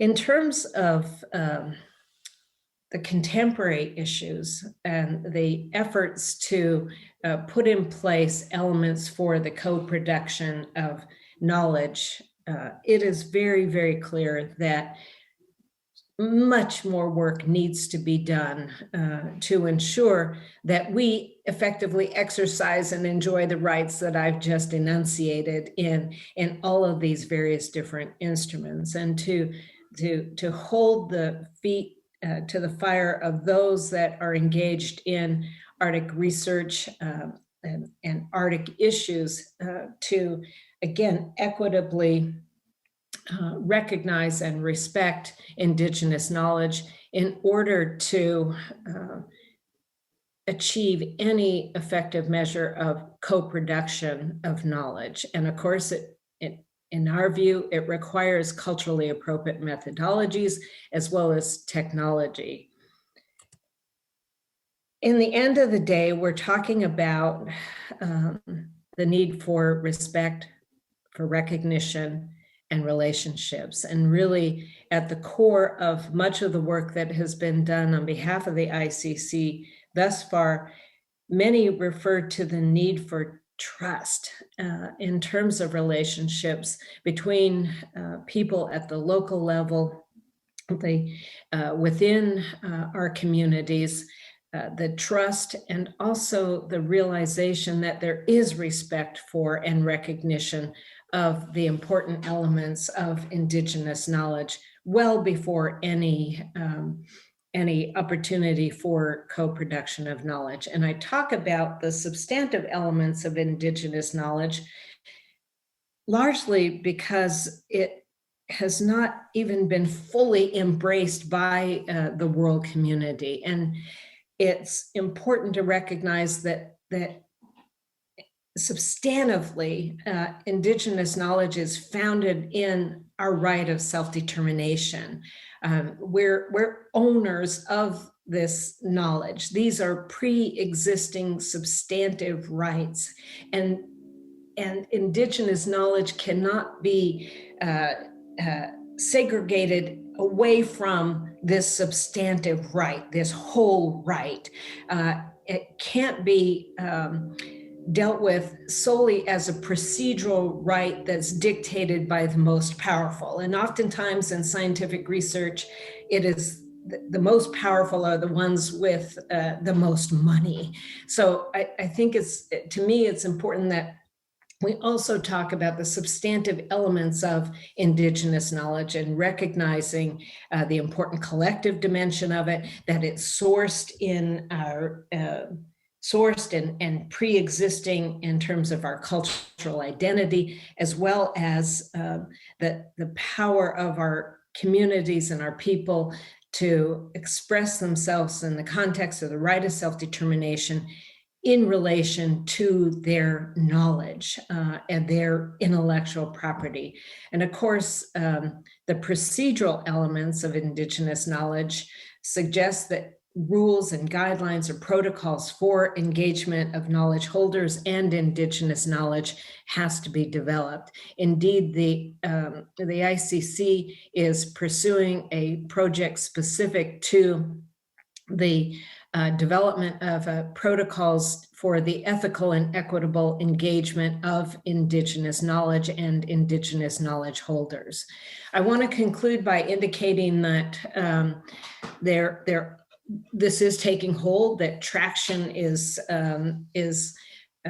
beginning to be realized in a number of different quarters. And I want to specifically point to the work of Inuit and Indigenous peoples generally within the context of the UN Framework Convention on Climate Change, especially when we think about how significant the impacts of climate change are in our homelands across Inuit and Nunat. Presently, through the Facilitated Working Group, which is the newest constituted body of the UNFCCC, which includes Indigenous representatives from the 7 sociocultural regions of the world. I'm fortunate to be the Arctic region representative within this facilitative working group and have advanced the idea of an activity to compile curriculum and materials that illustrate the recognition of Indigenous knowledge. It's one of the facilitative working group activities. Also, more significantly, activity for a series of training workshops for the UNFCCC parties. And when I say parties, I mean for state governments.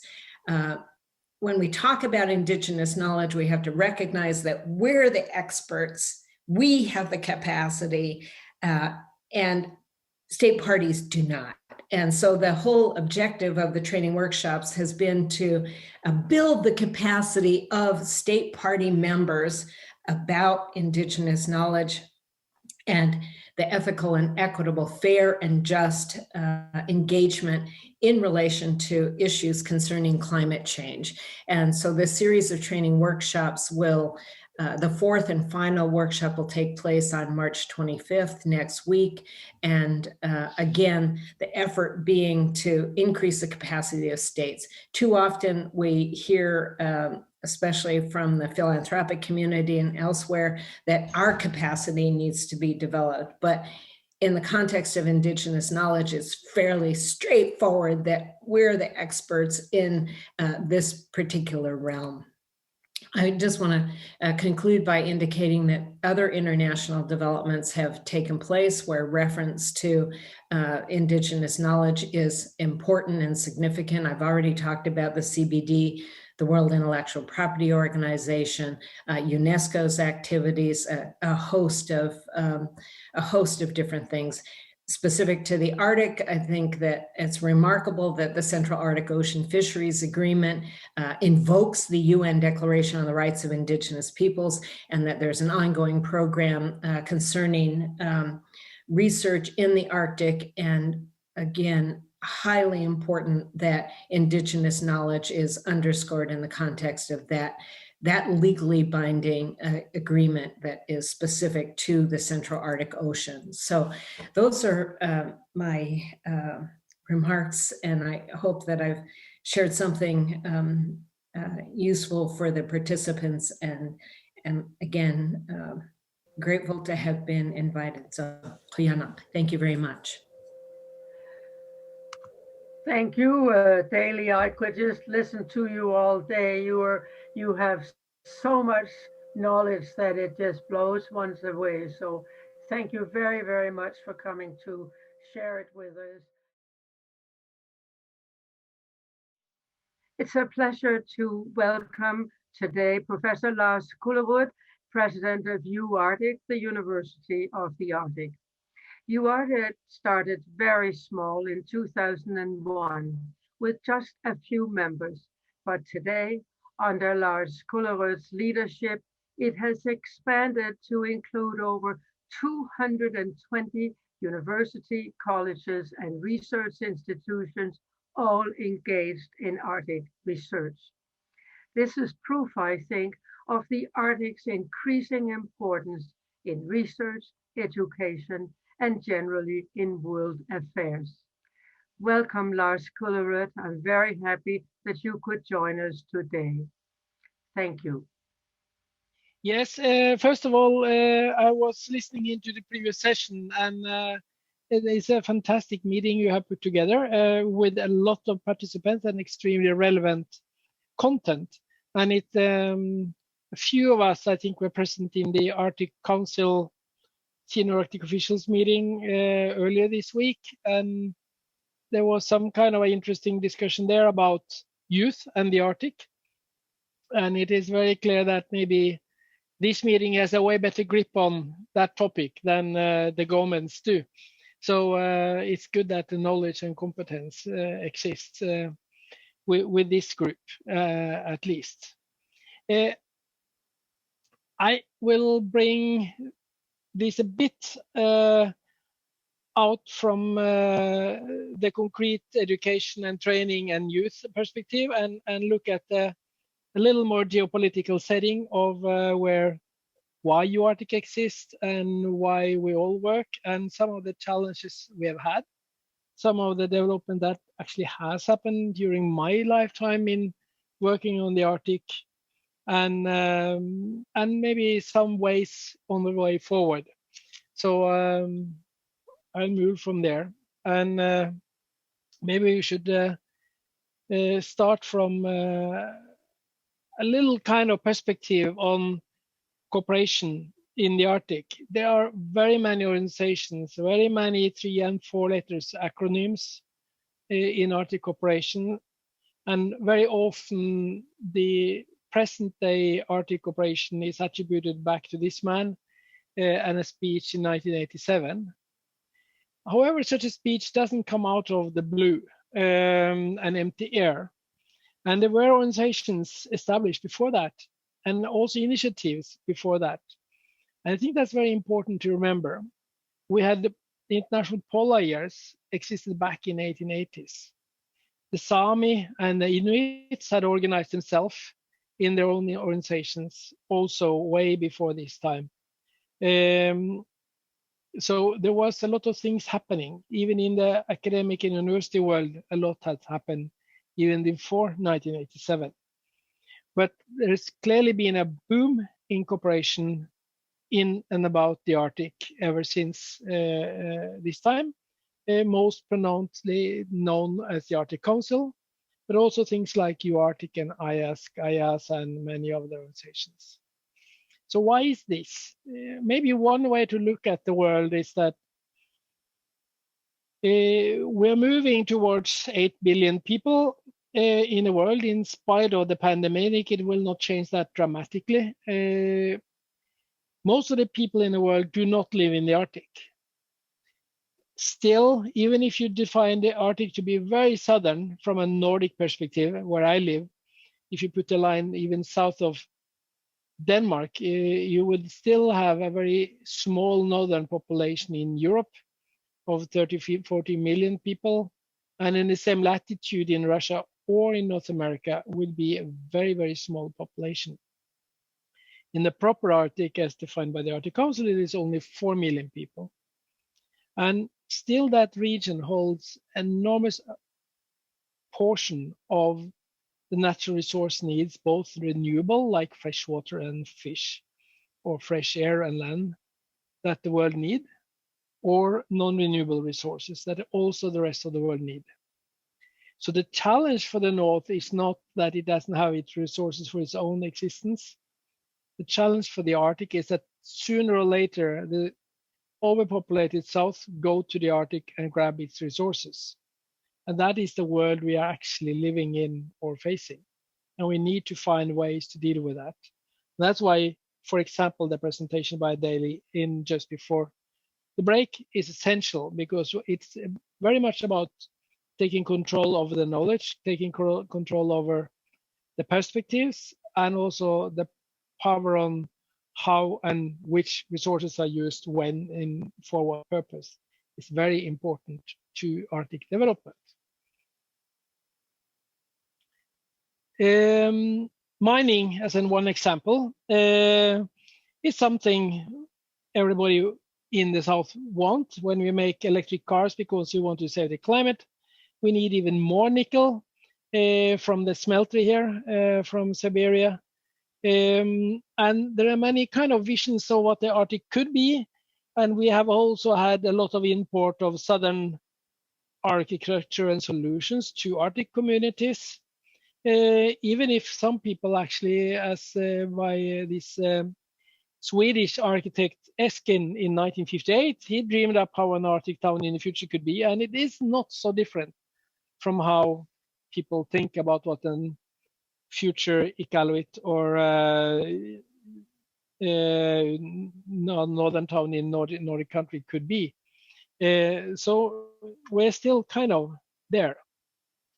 The Arctic suffer from, and here I use a kind of a different version, but we suffer from this issue that the South have a tendency to go north and tell about their perspective on the world.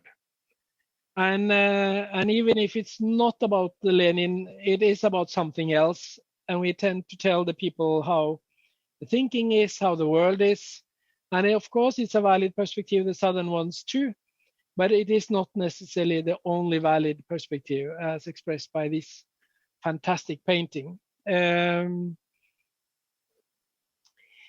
Education in the North is unfortunately a very southern-based concept still, most of the Arctic regions. Still, the Arctic regions of almost all the Arctic countries have a education level, here measured by tertiary education, high school level completion, way less than the average for the same countries or any other comparable country. Maybe that's okay, and maybe that's a challenge for the region. And maybe you also will argue that that depends on what kind of education the children receive. So there is challenges on education in the North, even if it is this fantastic, rich, resource-rich region. Then who cares about the Arctic? There is actually more than 100 international science organizations who deal with Arctic science. Here you have on the left the acronyms of them, and on the right, kind of a word cloud of words in their strategies and names, etc. And they are the word indigenous you see and traditional which you will see here, but not as a big words. The concepts for Arctic science is also a very southern they and us, and we explore the frontiers of the Arctic kind of concept in most of these organizations. So I will talk a little about science in the Arctic.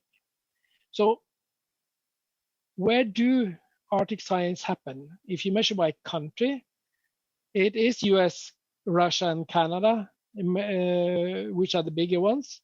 And then the Nordic countries come also quite well off.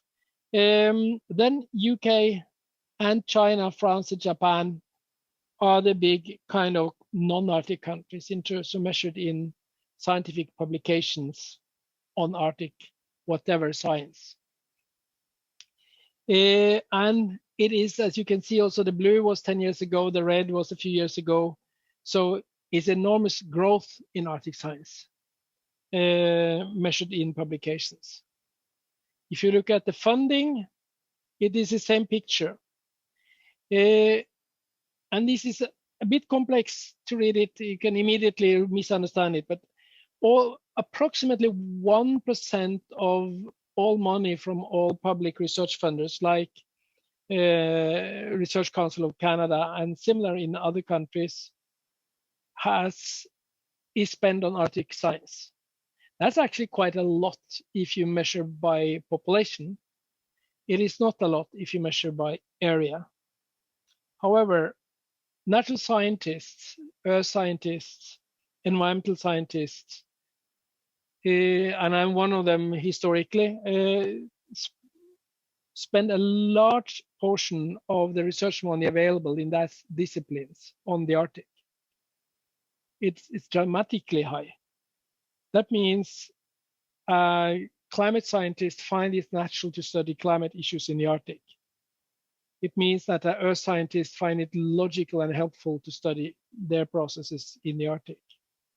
It applies to some extent to environment, build environment and design as well, since that is a topic for some of you.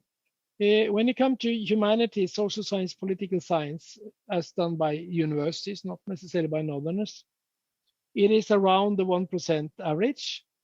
But if you look at medicine, art, economics, technology, those disciplines, they don't spend anything on the Arctic, basically, which indicates that there is maybe a potential to improve Arctic technologies, Arctic economics, making business models for the Arctic. Nobody is thinking about those things. Also very little on arts or medicine.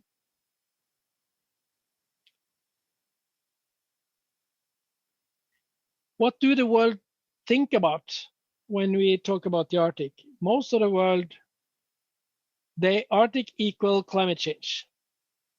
That is the perspective of the rest of the world. Sometimes for polar bear, and if you're lucky, a little perspective about indigenous peoples as a bit exotic thing, but not very much more. That is the global picture in media. Even the media who are voicing the climate skeptics are talking about climate change in the Arctic. So everybody have that as an interest area. But that is not necessarily what is the priority if you look to the need of another person in the Arctic. This person used to work for Arctic. She's a sheep farmer in northern Norway and a Sami. But she also has been a deputy chair of the Labour Party of Norway, a minister of fisheries of Norway, a member of parliament for many years, a very powerful person in the country of Norway, now a sheep farmer.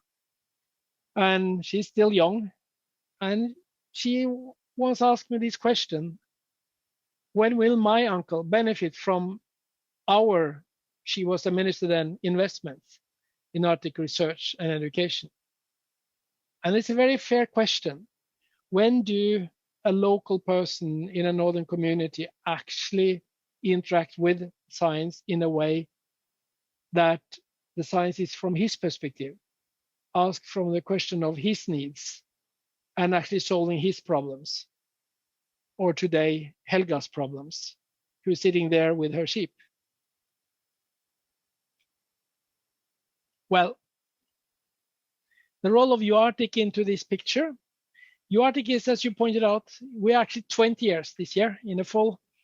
So we were established in 2001 by the Arctic Council in the Iqaluit Declaration from 1998, formed it, but then the actual launch was in 2001. UArctic is today, as you mentioned, approximately 210 universities. We will, in 2 months, be about 10 more. There are some 60 thematic networks in UArctic, which collaborate. Scientists and experts and people work together in different disciplinary or rather topic-oriented areas. As I mentioned, child of the Arctic Council and the Arctic Parliamentarian. UArctic actually have members from universities, primarily from the Arctic and non-Arctic, but also the Indigenous Peoples Organization of the Arctic are members of UArctic, if they wish to.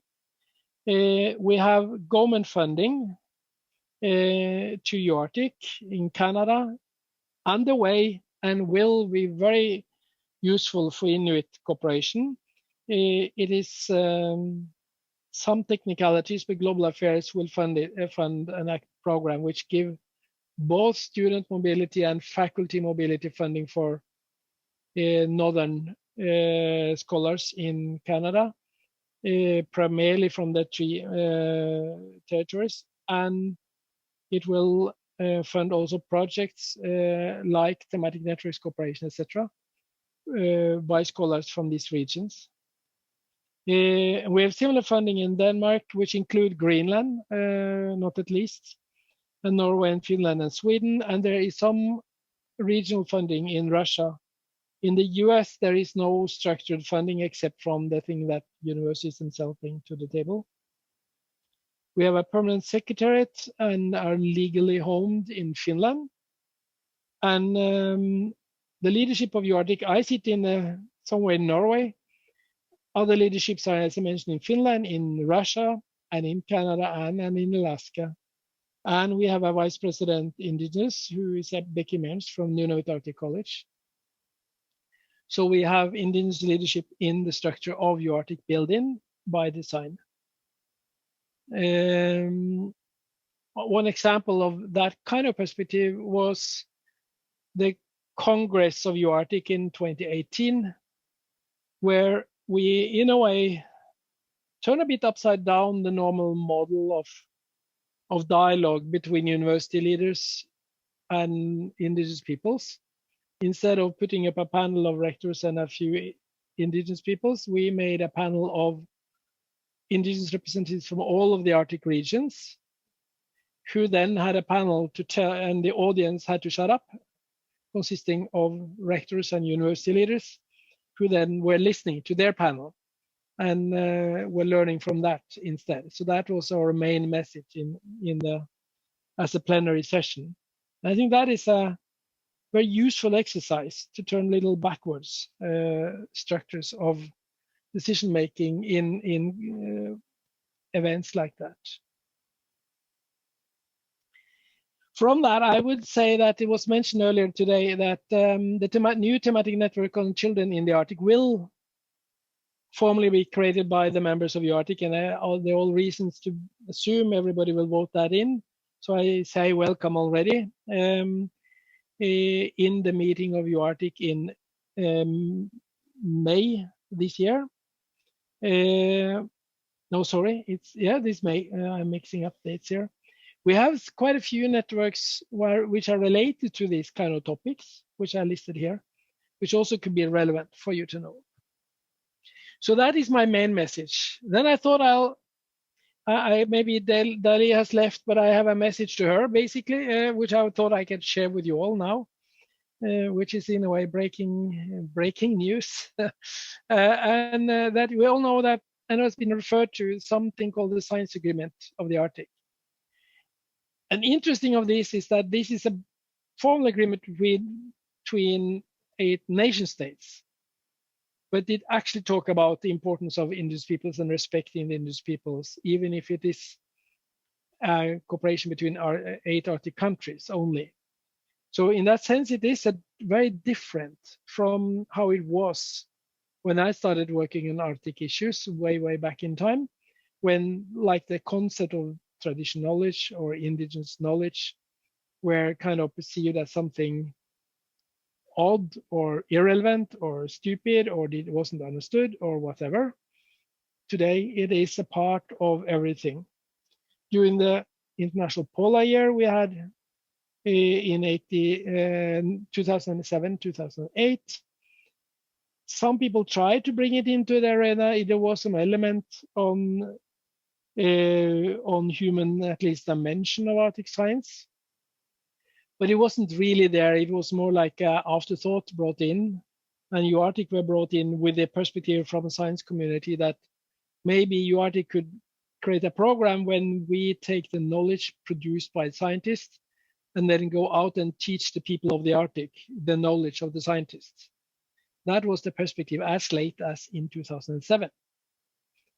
That may be that turning knowledge concepts backwards, and therefore we, of course, now many of us think differently. And to show you how this has changed, I'll look a little, and also some of it's actually sticking there. We have just made a checking about all researchers in the world were asked to comment on that, the issues from that scientific agreement, which was signed 2 years ago, which kind of scientific activity are relevant to you. And you see the yellow bar, indigenous and local knowledge. It's not really the winner of this. There is a basically expeditions. It talks about climate, and then you talk about sharing of data. That's the kind of issues people want to do. And if you ask if the indigenous and traditional local knowledge are relevant for you, then to actually have access to that knowledge and bring that to your research program is not as important as partnering with indigenous peoples to probably get access to land. So still, it's a scientist has a perspective of their self-interest to get to land, and therefore in North America, when indigenous rights are well established, that's important to scientists. When you get to the Nordic and Russian territories, that's less important to a scientist because it isn't so important for your access to land, basically. It is a big issue. Who is actually forming the research questions? What research questions are addressed? If there are gaps in knowledge, whose knowledge is it that there is a gap in? Is it a gap in the knowledge of the natural scientist? Is it a gap in knowledge of the economic scientist? Is a gap in knowledge of the architect from the south? Or is it a gap in the knowledge of the indigenous peoples and their knowledge? Who decide what is the research need? Referring back to the uncle of my friend Helga.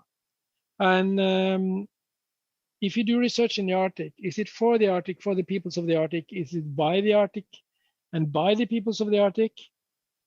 Or is it for the world and the need of the world? And of course, the world has a need, but also the North has a need, and the peoples of the Arctic has a need to define themselves within this era. The future of the Arctic is dependent on wise use of knowledge. Therefore, it is important with this collaboration that has been addressed quite nicely through your seminar today. And one fantastic news now is that I start by listing again those 100 organizations or more who actually do something Arctic. Now, UArctic, together with IASC and IASA, we are kind of the science troika of the Arctic Council. We have agreed that we will take an initiative for a next International Polar Year. That would be then 2032, 2033, so way into the future. We have contacted the World Meteorology Organization and the Scientific Committee of Antarctic Research, which are the former partners on the previous Polar Year. And they have agreed with us that we shall together take that initiative. We have not asked any governments. We have not asked any other authorities. We just say that the science community now want to take the initiative for a next international polar year and then go to the governments later. And then we have made one more choice, which shows how the work of ICC, the SAMI, the RIPON, and the other indigenous peoples of the Arctic, and the work of the science community and all the universities has changed the world, because we have now agreed that we will actually invite the Arctic Indigenous Peoples organizations from the Arctic Council to join us in forming the next polar year, and we will do so now in the next months, way before we ask any government. So the Indigenous Peoples organization will join the science community in defining what a polar year should be before we go to the government and start to discuss what would a polar year, what it should be. So that's my message today. It's by example showing how, in a way, the perspective on what is science, what is research, which research questions deserve to be addressed has changed.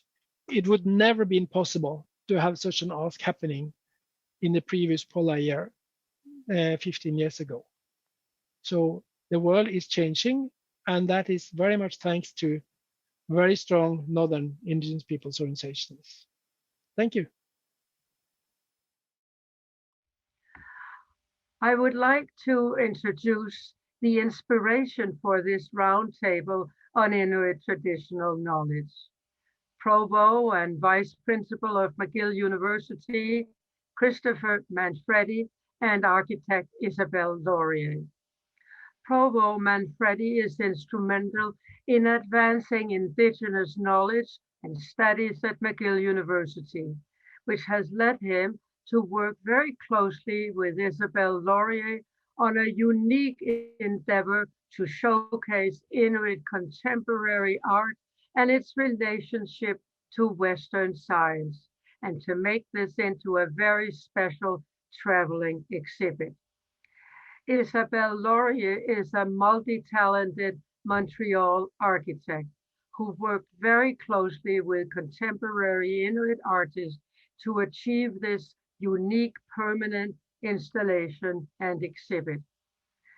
Their enthusiasm and commitment to advance Inuit knowledge and included in mainstream Western research and science inspired me to organize this roundtable. Thank you so much, Provost Manfredi and Isabelle Laurier. Welcome to the screen. Well, thank you very much, Marianne. I hope I've unmuted myself and you can hear me well. So it's a pleasure for me to be here today, and thank you for being so gracious and indicating that Isabelle and I inspired you, but you're an inspiration to us. I'm happy to be the amuse-bouche to Isabelle's main course presentation about her terrific project. But what I wanted to do was to ground my presentation in the path towards reconciliation that Canadians have been on for several years, and that Canadian universities have been undergoing as well with great enthusiasm, McGill University included. And in particularly, I wanted to focus on how reconciliation can be achieved through physical representation and symbolic recognition, because I think that's relevant to what you're going to see from Isabelle in a few minutes. If I can get my, of course, we always recognize the land on which McGill University is located, which is Indigenous land, first settled by Haudenosaunee and Anishinaabe nations. And of course, we acknowledge and thank them for having conserved that land and marking the territory on which peoples of the world now gather from throughout the world. The story is actually grounded in Canada's Truth and Reconciliation Commission, which was modeled after the South African Truth and Reconciliation Commissions following apartheid, and was designed to understand, tell the truth about, and recognize the impact of the residential school system, which I think is an important scar on the history of Canada, and one that we need to reckon with. The TRC was active from 2007 to 2015, had a fairly large budget. It heard from over 6,500 witnesses to those activities, and it issued 94 calls to action to Canadians, Canadian governments, and Canadian institutions to try to deal with the damage that the residential school systems had. As you can see from these headlines that are popping up, Canadian universities embraced those calls to action in the TRC Commission's report that dealt with education. And these are a number of statements from 2018 about what universities did. The TRC report came out in early 2016 or 2017. Sorry. McGill University, like all Canadian universities, also embraced the calls to action, but it's not the case that we were unconcerned with our relationships to Indigenous peoples, particularly those in the communities surrounding Montreal. For example, we have for a very long time recognized Indigenous graduates of our university through a special ceremony and through special scarves that they are given when they graduate and that they are entitled to wear at any and all future university events. And also by recognizing distinguished Indigenous Canadians who have excelled in their areas. There's a photo, at least on my screen, it's the photo on the left with Principal Suzanne Fortier and I recognizing Indigenous graduates along with two honorary doctorate recipients from that year, Douglas Cardinal, the great architect, and Alanis Ababjuan, the great filmmaker, who both received honorary doctorates. And they were gracious enough to stay for an extra day to celebrate with the other Indigenous graduates or other Indigenous graduates at McGill. We've also held a powwow on our downtown campus for several years.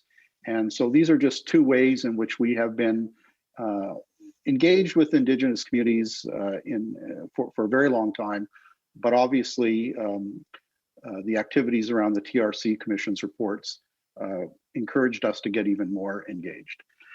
In 2016, I launched the Provost Task Force on Indigenous Studies and Indigenous Education to set out McGill's own calls to action with respect to reconciliation. This is the emblem that was designed by Marcy Miracle, who's a graduate of McGill, BSc 2015, a member of the Wolf Clan, the Tyendinaga Mohawk Territory. I think it's a very striking image.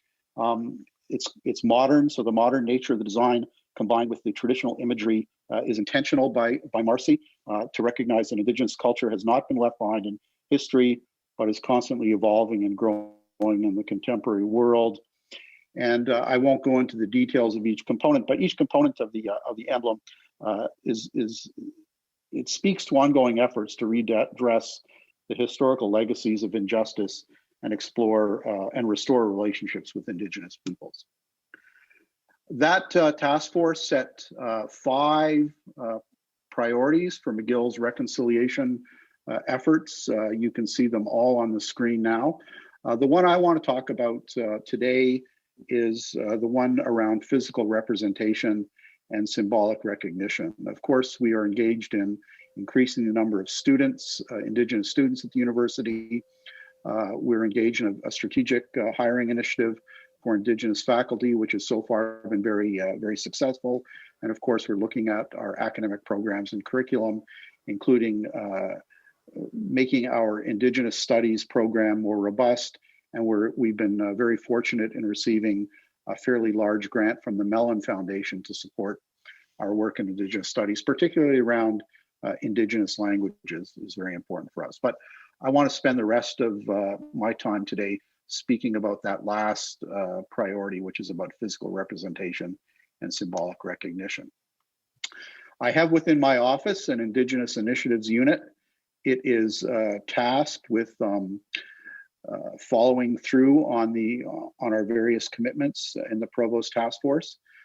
And you just see here a list of some of the things that are connected to our efforts to pursue reconciliation through physical representation. And I'm going to speak about a few of those in a couple of minutes. And some of them actually predate the task force because they were items that had been brought to our attention by our Indigenous community even before we launched the task force. The first one I want to talk about is relocation of the Hochelaga Rock. The Hochelaga Rock is a monument that marks the fact that McGill's downtown campus is at a location on which many people believe the Iroquois village of Hochelaga is located, the village where Jacques Cartier first encountered Indigenous peoples when he came from Europe. And for a very long time, that rock was, that monument, which was put there in 1925, was in a very obscure part of our downtown campus. Very few people knew that it was there, very few people saw it. And so one of our first moves towards reconciliation, even before we launched the task force, was to move the rock, to relocate it to a much more prominent location along the main entrance to our campus. So you can see in this slide the rock in its old location and the work being done to establish it at its new location in a more prominent place. And that prominent place, as I said, is on the main entrance to campus. It's in fact right across from a statue of James McGill, whose gift of land and money made the university possible.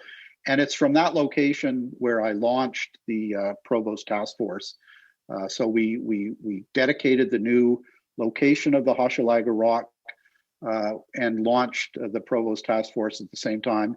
And it's also at that location where I received the report of the Provost Task Force in 2017. So that rock has, that relocated Hochelaga Rock marking the village, the location of the village of Hochelaga, is, I think, it's a physical representation of our connection to Indigenous people, but it's also a symbolic recognition of the importance of Indigenous people to the university and its location.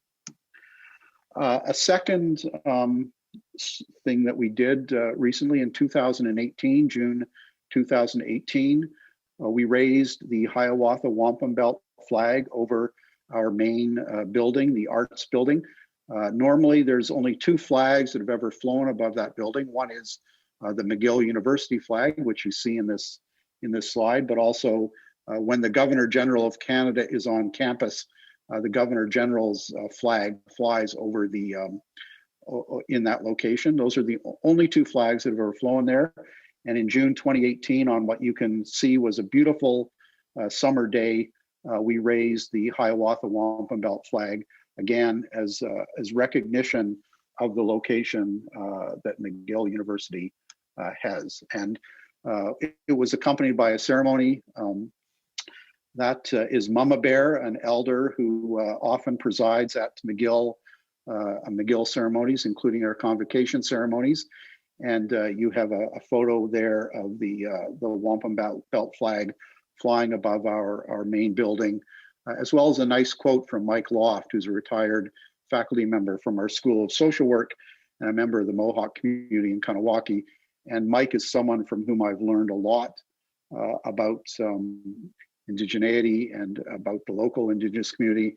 And Mike was instrumental in both the persuading us to relocate the Hochelaga Rock and in ensuring that the Hiawatha Wampum Belt flag is raised twice a year on National Indigenous Peoples Day, as well as during our powwow in the fall. We have some other interesting opportunities to enhance reconciliation through physical representation. And largely two things that I want to speak about. One is that we are engaged in a master plan of our campuses. We have three campuses in Montreal, actually. We have our downtown campus. We have a campus at McDonald College in St. Anne de Bellevue. And we have a third campus on the Galt estate on Mont Saint-Hilaire. So we have those 3 campuses. We have a master plan for the development of all of those campuses. And the master plan very consciously is incorporating Indigenous elements into it.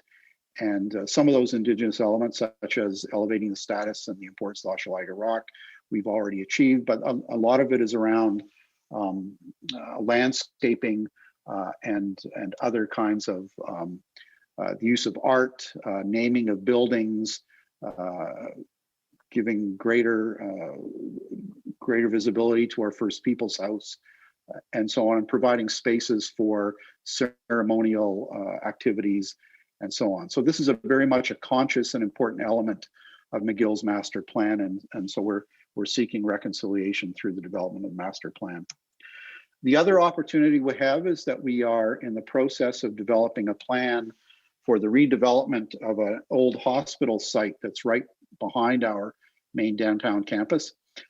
It's the site of the Royal Victoria Hospital, which was moved to a new location when a new what's called a super hospital was built. And you can see on this slide that one of the important principles of the development of that site is to recognize its Indigenous history. And so that's becoming a very important part of the work that we're doing on what we call the New Vic project. And just so those of you who aren't familiar with Montreal, or maybe if you even are familiar with Montreal, this is the site that's being developed. It's on the slope of Mount Royal, so it's a very important site. It's a fairly large site, around 500,000 square feet. It's right behind our downtown campus, and you see it in photos here. The site that's being developed is the 19th century buildings in the foreground, and some buildings from the 1940s that were built in the 1940s to the 1990s that would be demolished and rebuilt. And the fact that the McGill is a 19th century campus makes this project, the project of reconciliation through physical representation and symbolic recognition, I think both a challenge and also very interesting. Of course, when you have 19th century buildings, doing any kind of physical changes to them that would allow us to incorporate Indigenous elements is a challenge. But also as 19th century buildings, they are in themselves symbols of the very colonialization that reconciliation is meant to address. So to me, it's a very interesting and important challenge that we're working through. And fortunately, we don't have to work in a vacuum. We have examples of work that's been done at other Canadian institutions. This is from Thompson Rivers University, a classroom, and this is from Red River College. So there are lots of good examples we can use of how other Canadian post-secondary institutions have incorporated Indigenous design into their buildings. And this is the kind of work that we're seeking to do with the New Vic project. And we've developed a number of principles for engaging with Indigenous communities in this endeavor. So we're very excited about the project generally, but of course we're very excited about the opportunities that project gives us to further reconciliation through physical representation and the symbolic recognition. And that brings me to the last part of my presentation, which is, I suppose, most relevant and I think falls on from Lars's presentation, which is about McGill in the North, about McGill re-engaging in the North. The North has traditionally been important for McGill, but is in this process of reconciliation, we are seeking to re-engage with it. And there are a number of different reasons for that. One is McGill has a critical responsibility towards the North. Each of the 4 medical schools in Quebec are assigned a region for the delivery of health and social services. And the region that McGill is assigned, which encompasses 63% of Quebec's territory, includes much of northern Quebec. So we have assigned to us a tremendous responsibility for delivering health and social services in northern Quebec. And so we think that gives us a new impetus for engagement with the North. We also have very important research activities in the North. We have two research stations. We have a subarctic research station in Schefferville, Quebec, which operates year-round. But we also have an Arctic research station in the high Arctic in Axel Heiberg Island in Nunavut, which is at somewhere between 79 and 80 degrees north. So we've had these ongoing research activities in the north, and it's something for us with which we should be re-engaging. And it's very important for us to develop an even more robust northern strategy. And that brings me to this partnership that we've developed to celebrate Inuit Qaujimajatuqangit, which is to look at the art as the bridge between traditional knowledge and modern scientific research. And that's what I'm going to be turning over to Isabel to speak to you more about. But I just want to give you a little bit of the story. The Inuit Qaujimajatuqangit project, or IQ, just to make it easier, is a Canadian traveling exhibition of Inuit artwork whose origin lies in a national competition to solicit Inuit art for incorporation into the Canadian High Arctic Research Station. And you're going to hear a lot about that from Isabel. It's a partnership among AVOC Architects, McGill, Polar Knowledge Canada, La Guilde, and Terre en Vue. And the exhibition actually tells three separate compelling stories, if you get a chance to see it, and we hope you will.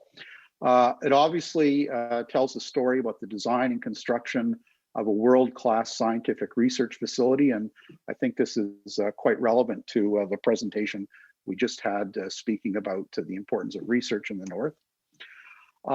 It's also related to what I've been talking about a little bit, which is the use of art to recognize the enduring importance of traditional knowledge and to promote reconciliation by grounding the CHARS facility in the reality of its local Indigenous community.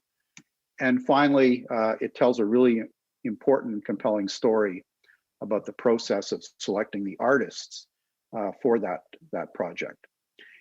And so, in fact, the whole exhibition is a concrete example of Inuit Qaujimajatuqangit at work.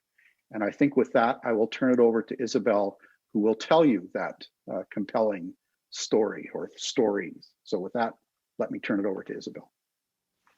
All good.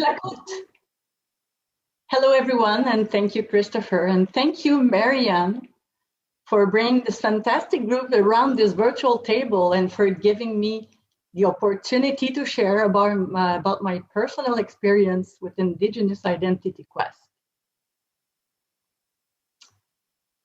Before going any further, please allow me to say, I think it's important that I feel rather lucky to see what's happening right now with the rise of Indigenous rights and how they finally feel free to speak out. This is just as John Raston Soul points out in his book called The Comeback, where he also draws a funny but glaring parallel between this and the Quiet Revolution in Quebec. Interesting.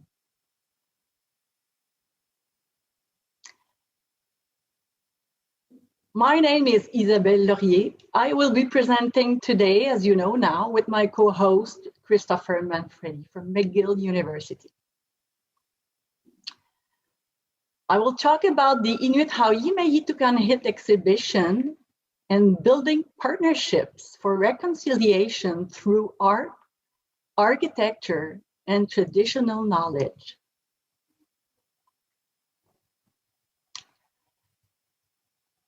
This lecture will be presented in three parts: the Canadian High Arctic Research Station, the Pan-Canadian Inuit Art Competition, and the Inuit Qaujimajatuqangit Traveling Exhibition that led me to seek a partnership with McGill University.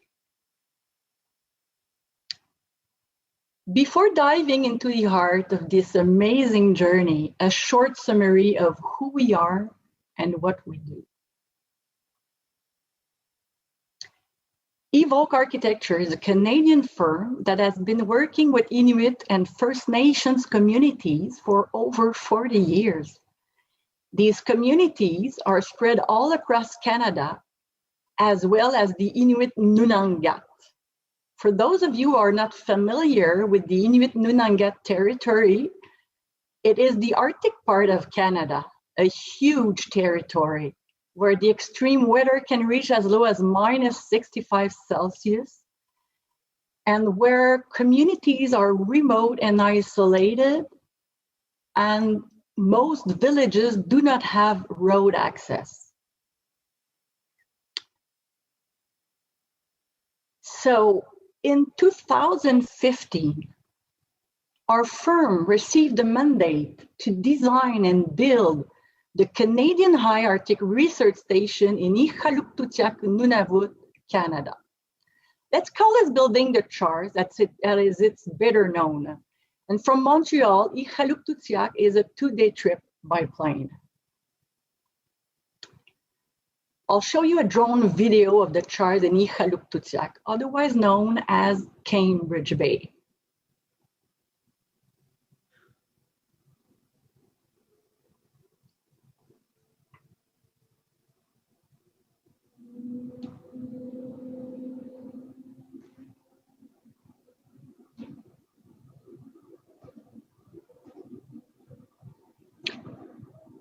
We build community projects by working very closely with the Inuit. Therefore, self-esteem, sense of wellness, sense of well-being, and sense of pride become the output of the work for the Inuit communities. It's all about sustainable development as a values-driven approach. And this serves decolonization and reappropriation of culture. Iqaluqtuuqaq is a hamlet located on Victoria Island in the Kitikmeot region of Nunavut. Iqaluqtuuqaq means good fishing place. It has a population of 1,800 people, and the traditional language is Inuinnaqtun, using the Latin alphabet rather than the syllabic writing system. On this bird's eye view photo, you can see the CHARS campus here next to the hamlet of Iqaluqtuuqaq.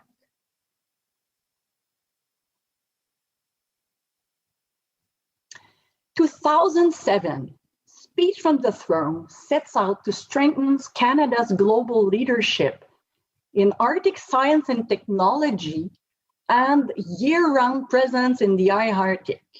2008, the government's Science and Technology Innovation Council identifies the Arctic as an important foundation for Canada's Northern Strategy priorities.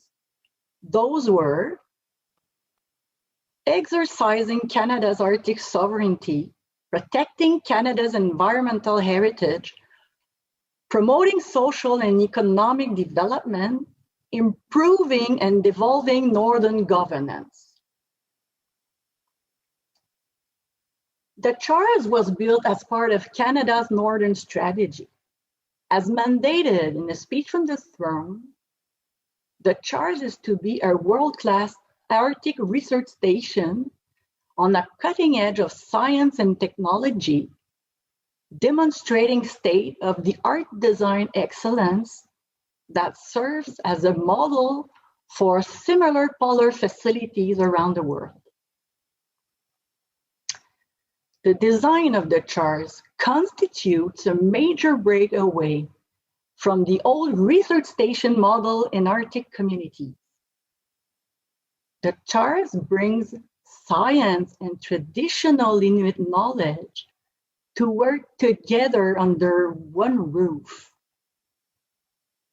The architecture, planning, and design of the station reflects and makes possible this new paradigm to ensure its complete integration into the existing community.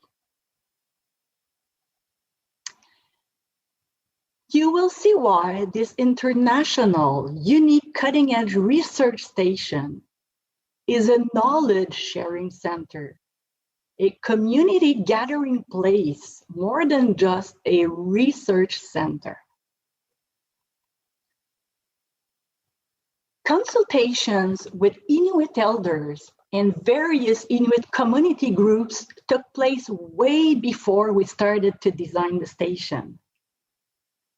The knowledge of Inuit and elders was tapped into through the entire planning phase. During one of our first community brainstorming sessions, a resident, Sarah Jenke, asked, "How are you going to introduce Inuit Qaujimajatuqangit into the design of the chars?"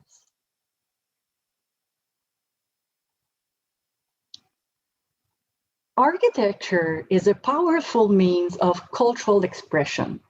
Both the process leading to the design and the design of the station itself are derived from a number of Inuit Qaujimajatuqangit principles, or if you prefer, that which has always been known by Inuit.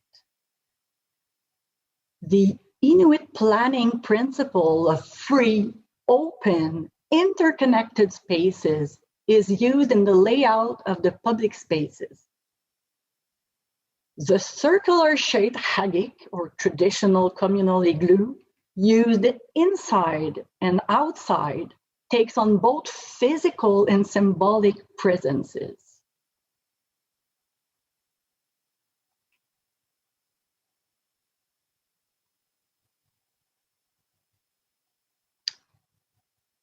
Even the haggik inspired us.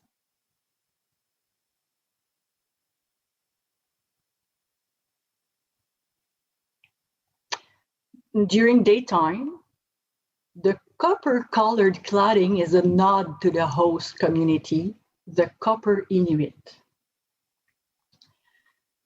While Charles will make an international statement on Canadian research in the Arctic, it will also be an architectural representation of Inuit culture. The design of the research attempts, together with the Inuit, to translate into built forms the Inuit way of doing things, not simply in the past, but as they have evolved over time. And this sets an example for ongoing development in other Canadian Arctic communities. John Amagoalik had this to say about the importance of transmission of Inuit culture. We must teach our children their mother tongue. We must teach them what they are and where they come from. We must teach them the values which have guided our society over the thousands of years. We must teach them the philosophies which go back beyond the memory of man. In summary, protection and promotion of cultural diversity through art and architecture is a responsible and powerful approach.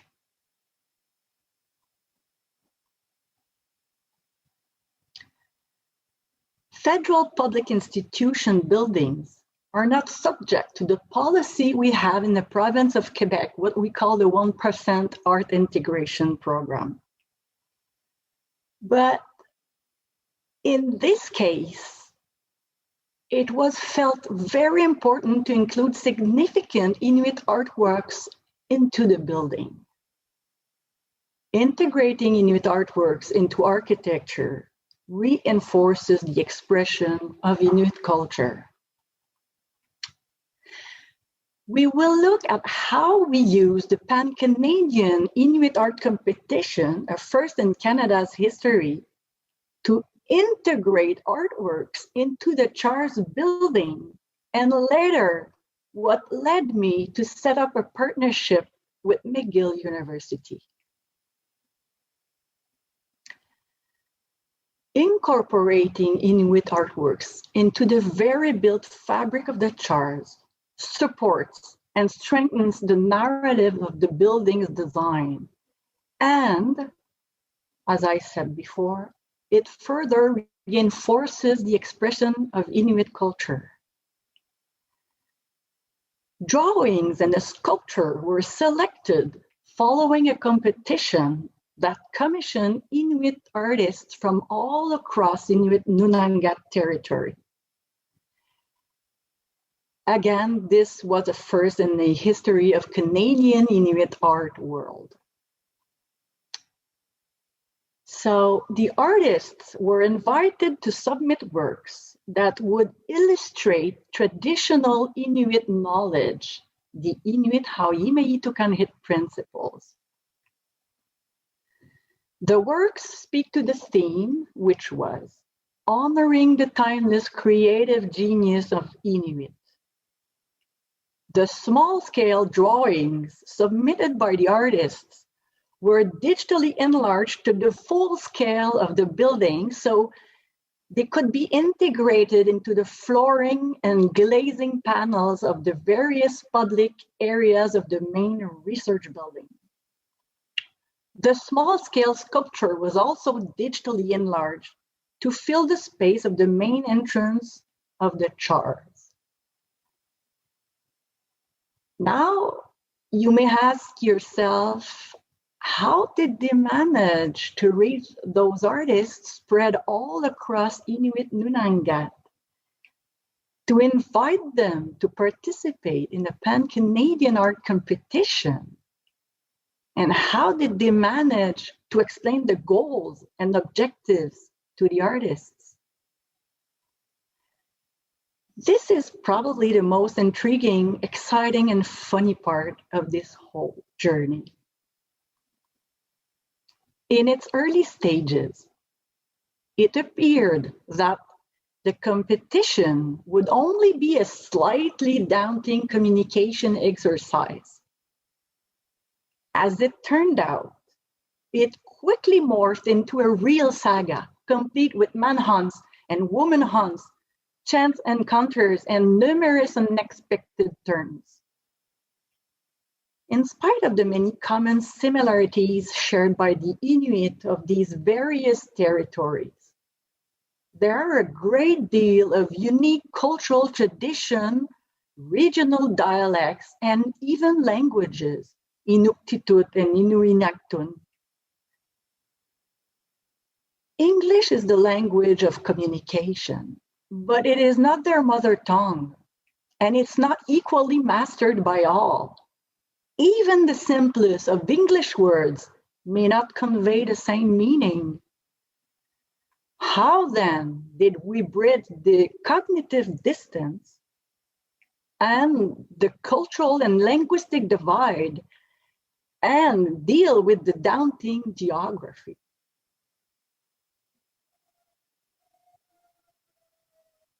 The architect's response to these issues and challenges was to develop a guidebook for the 23 Inuit artists invited to compete. This document describes in both words and images the purpose of the station, the architectural narrative, and the link proposed between the station, its architecture, and the artworks to be integrated.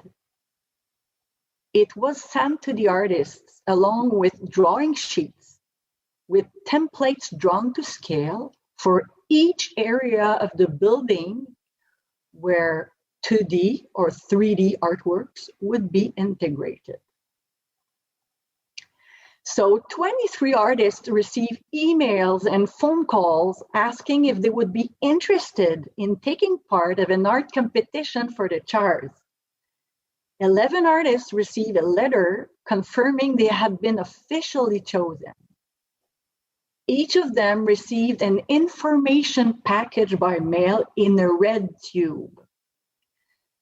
The red tube included a booklet that describes in detail the artworks that were expected. We were looking for drawings produced specifically for this art competition. And above and beyond that, their drawings had to match the different areas of the building using a specific color chart, etc., etc. The winning drawings were to be used to produce the final artwork that would, with their consent, be transformed into the very fabric, floor, or glass panels of the charts. Also included in the red tubes, plans that show the shape and size of those areas where artists need to produce drawings. Artists were invited to draw directly on those plans and return them back to Montreal. And finally, prepaid shipping labels for the return of drawings to Montreal.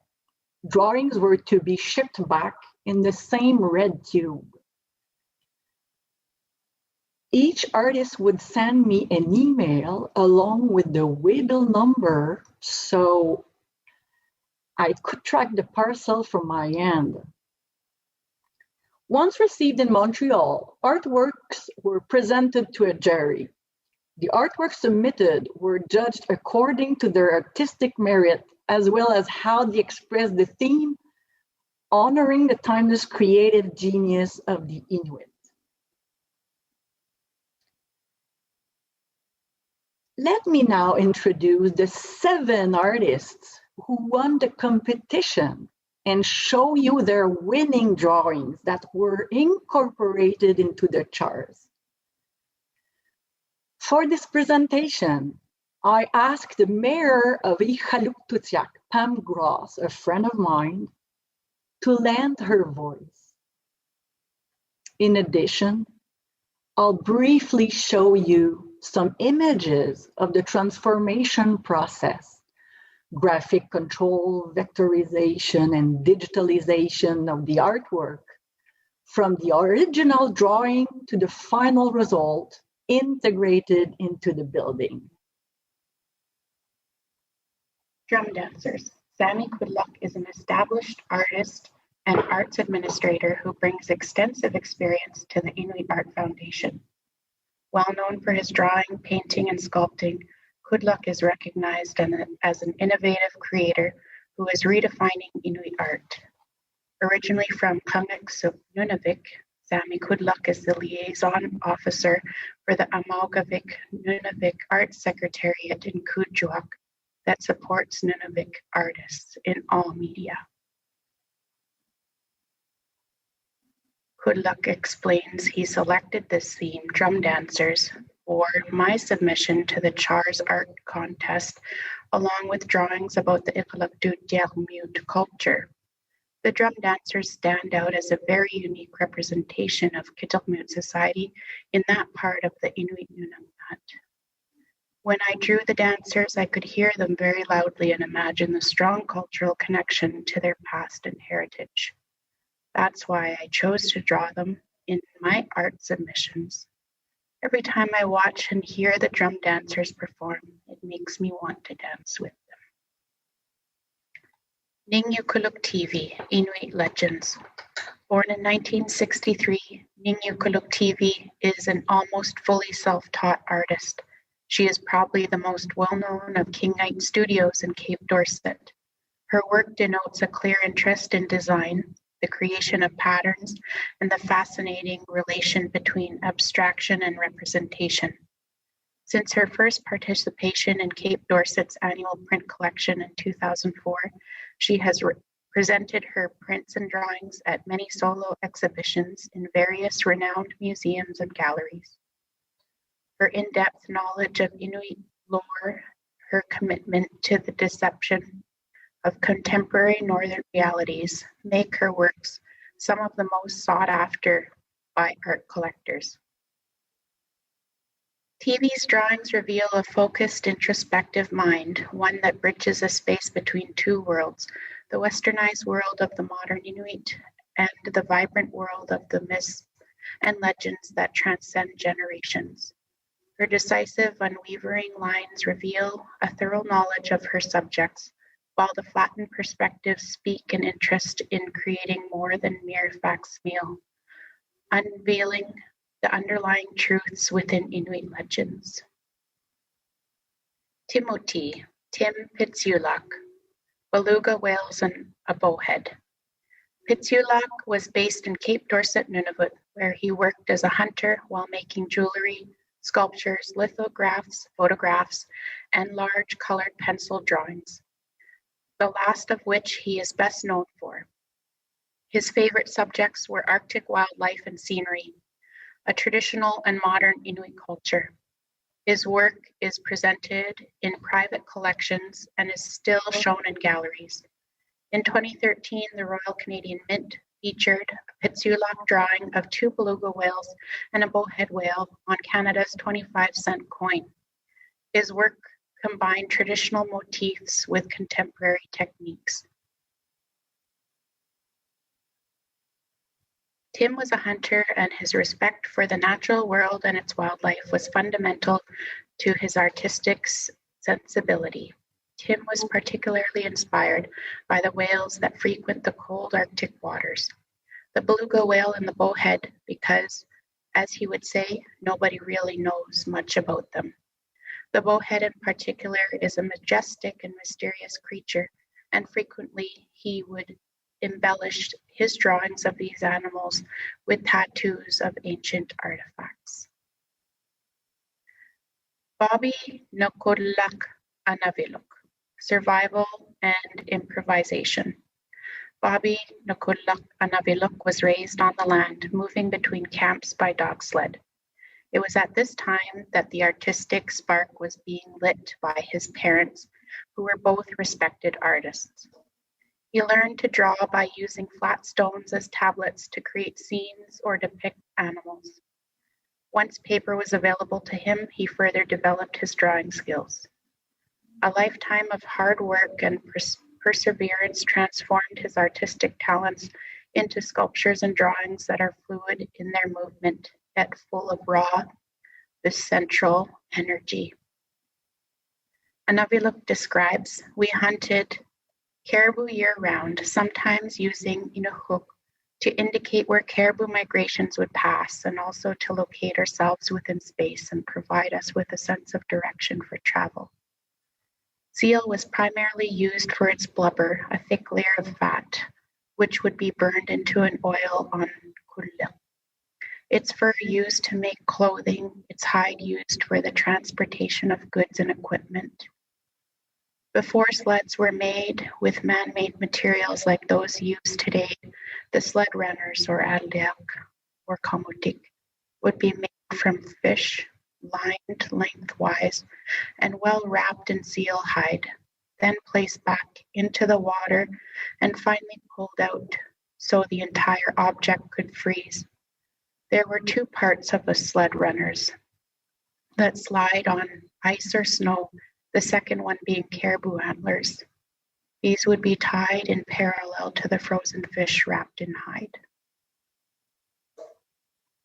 Ulayu Piluktut, animals becoming human. Born in Qaujimajatuqangit, Piluktut has been living in Kuujjuaq, which is the biggest community in Ungava, for the past 10 years. She has been interested in art since childhood and made her first drawings when she was 9 years old. As a self-taught artist, she used black pigment ink for her drawings with a touch of color to highlight her creations. She also uses acrylic paint, oil paint, and uses the techniques of glass painting and stencil on canvas. Piluktut describes, in Inuit legends, many stories are told about animals becoming humans or vice versa. The legends were considered as spirits living on the land and among Inuit. A lot of these stories have different meanings. For example, Ananok, or polar bear, becoming human after being chased by humans. He ran away to the beach and spoke like an Inuk, and then embarked on a kayak, seal skin boat. This is something I grew up with, listening to these kinds of stories. The legends live on in our stories, up in this generation. It is they that inspired me in my drawings. Victoria Gray, spearhead and drum. Victoria Gray made her first sculpture when she was 14. Her mother had taught her how to sew at a young age, and when she was able to make her tapestries. Her biological father, Joseph Angma Sr., was a well-known carver from the 50s to the 80s. Victoria Gray, during her career, was privileged to work with famous print masters in Cape Dorset, Nunavut, as well as having the chance to travel internationally. Inspired by fauna and flora, she seeks simple and elegant shapes with rare colors. Often the repetition of a motif plays a strategic pictorial role to infuse motion into her picturesque scenes. The Qaujimajatuqangit is still used today and is used as a traditional hunting tool.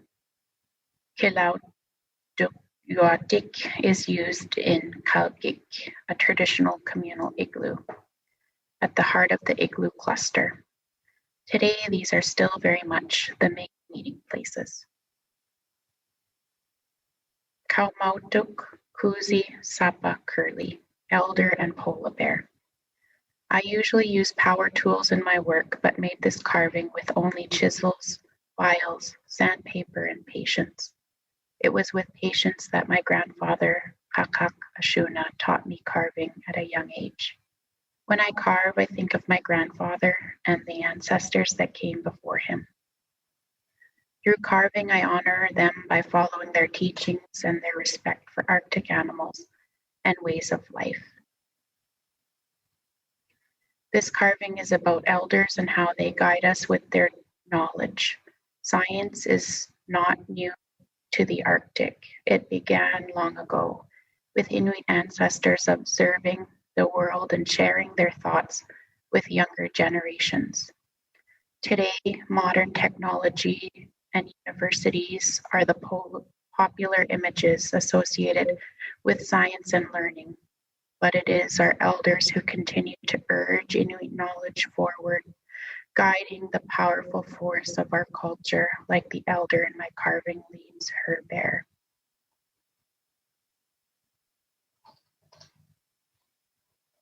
So briefly about the graphic processing of the drawings. Sami Kudluk artworks, the drum dancer.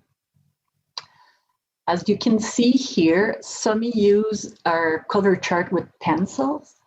And this is after the whole transformation process, the graphic control, vectorization, and digitalization of the artwork.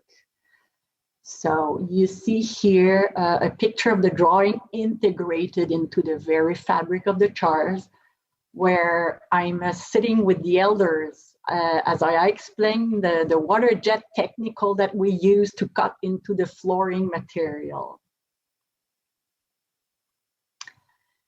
Inuit TV's artwork, this wonderful detailed drawing, was transformed into a huge glass panel after the transformation process. Tim Pitulak's bowhead whale is situated in another public space near the labs.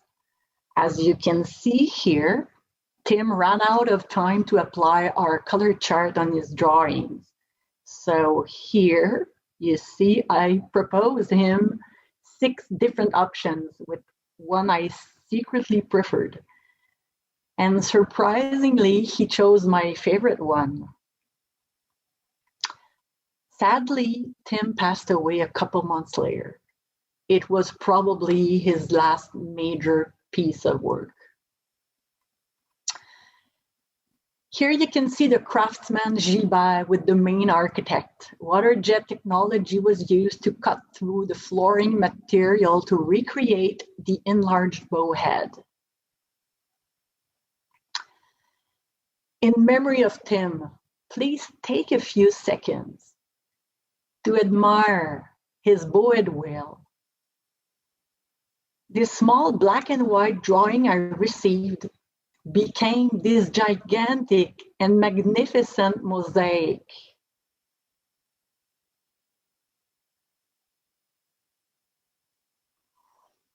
Bobby and Avilok's artwork for the public space entrance flooring. Just like Tim, here His drawing came to me in black and white. In other words, he didn't have time to put color on. If I remember correctly, it was the hunting season.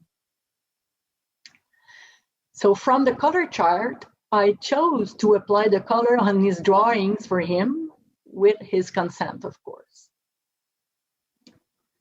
And here, same transformation process, graphic control, vectorization, digitalization of the artwork, and then the water jet technology to cut into the flooring material. And the result, you can see, well, you can see a tiny part of the flooring. It's a huge scale, integrated into the very fabric.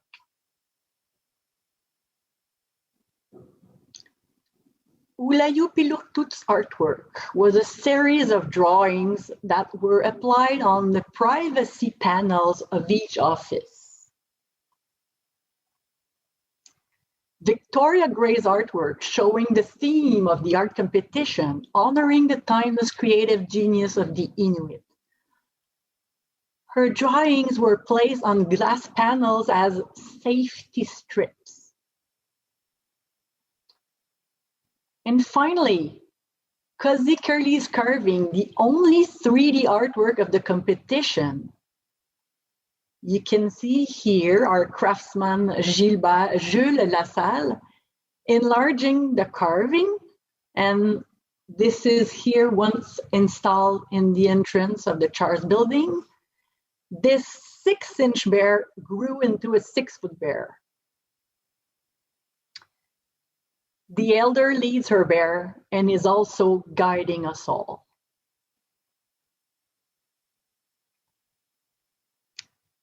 This brief overview alludes to the process and roller coaster ride that led from the first discussions with the community elders to the first contact with the artists, all the way up to the art installed in the building.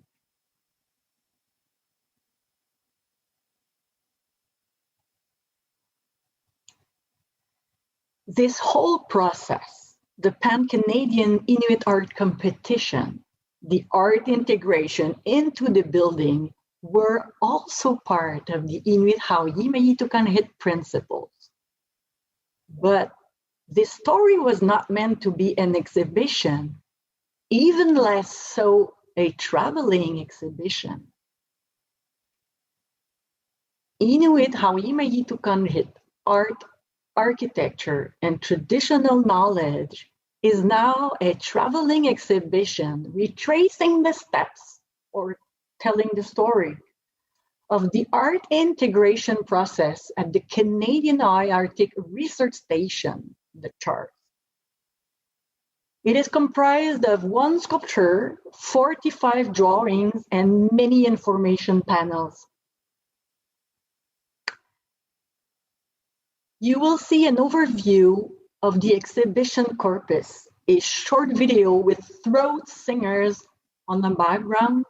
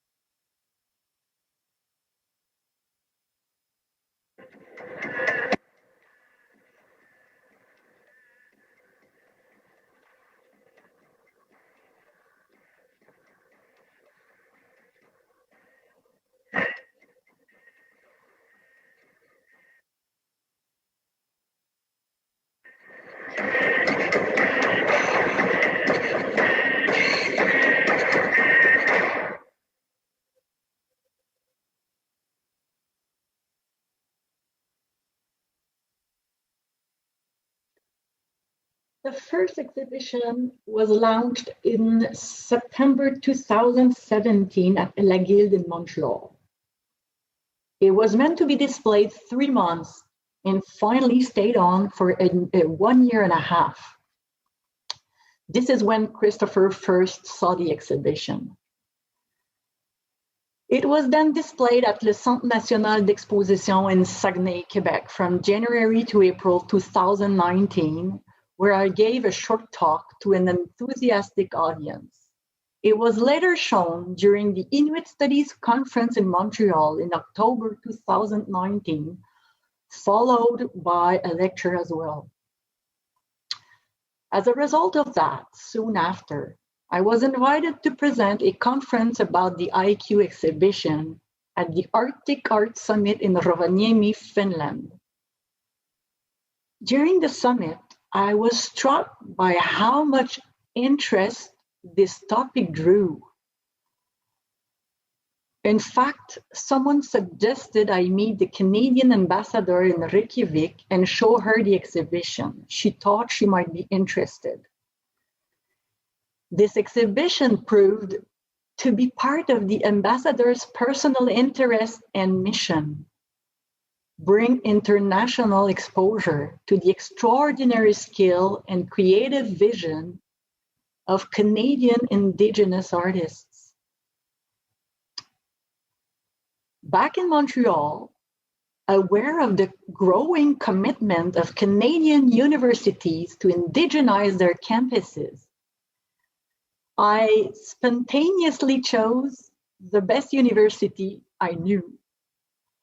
Following up on the exhibition at La Guilde, I contacted Christopher Manfredi to talk about a possible partnership between Evoke Architecture and McGill. The partnership grew quickly. Together, we participated in the Arctic Circle Assembly by presenting the IQ exhibition in the prestigious Harpa Center in October 2019. It became a truly traveling exhibition. A couple months later, we set up the IQ exhibition at University of Iceland in January 2020. Christopher and I took part to a panel discussion on designing a culturally appropriate building with the Inuit communities.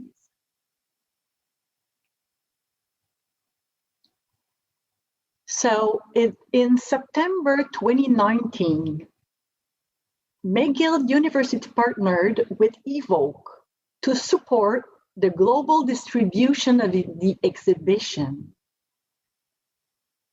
It highlights the way in which art installations can coexist with scientific research facilities.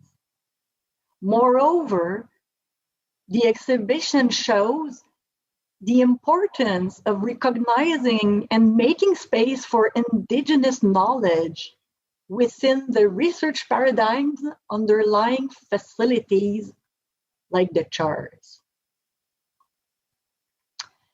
And now, back over to Christopher for some final words.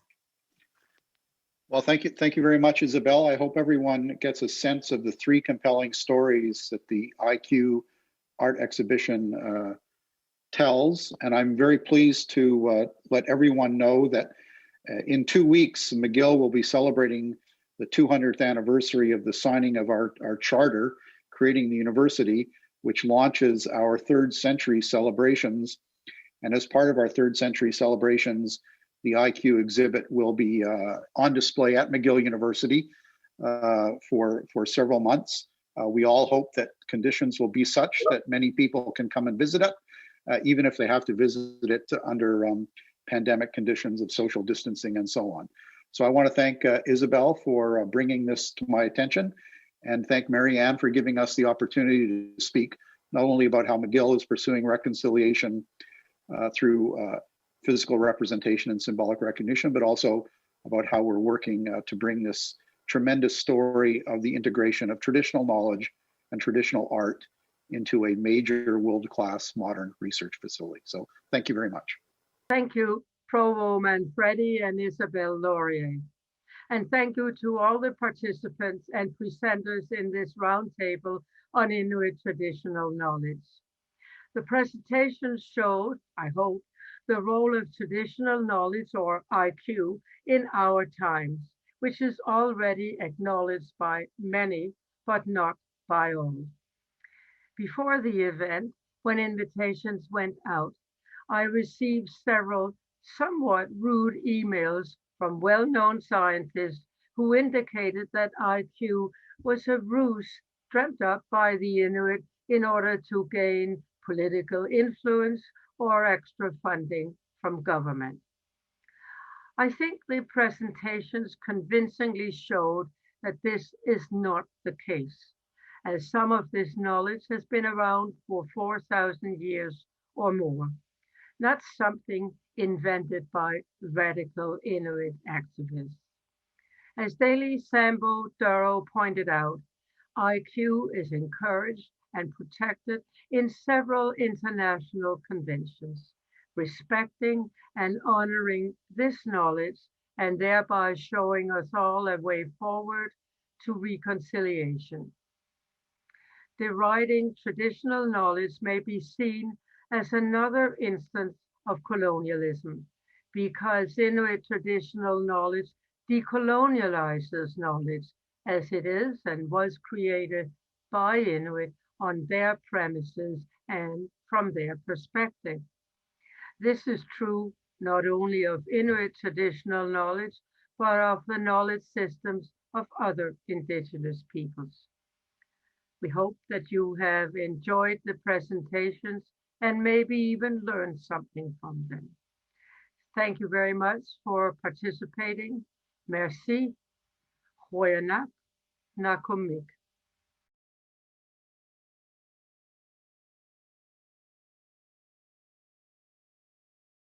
What Lars and I would like to announce, and I will give credit here on our side to Wayne Pollard and to Chris Buttle, my associate provost, that after I think some years of absence, McGill is pleased to be rejoining the UArctic, and we'll be doing that. I think effective more or less immediately. So I don't know, Lars, if you want to add to that. I think this is something that we're very excited about it.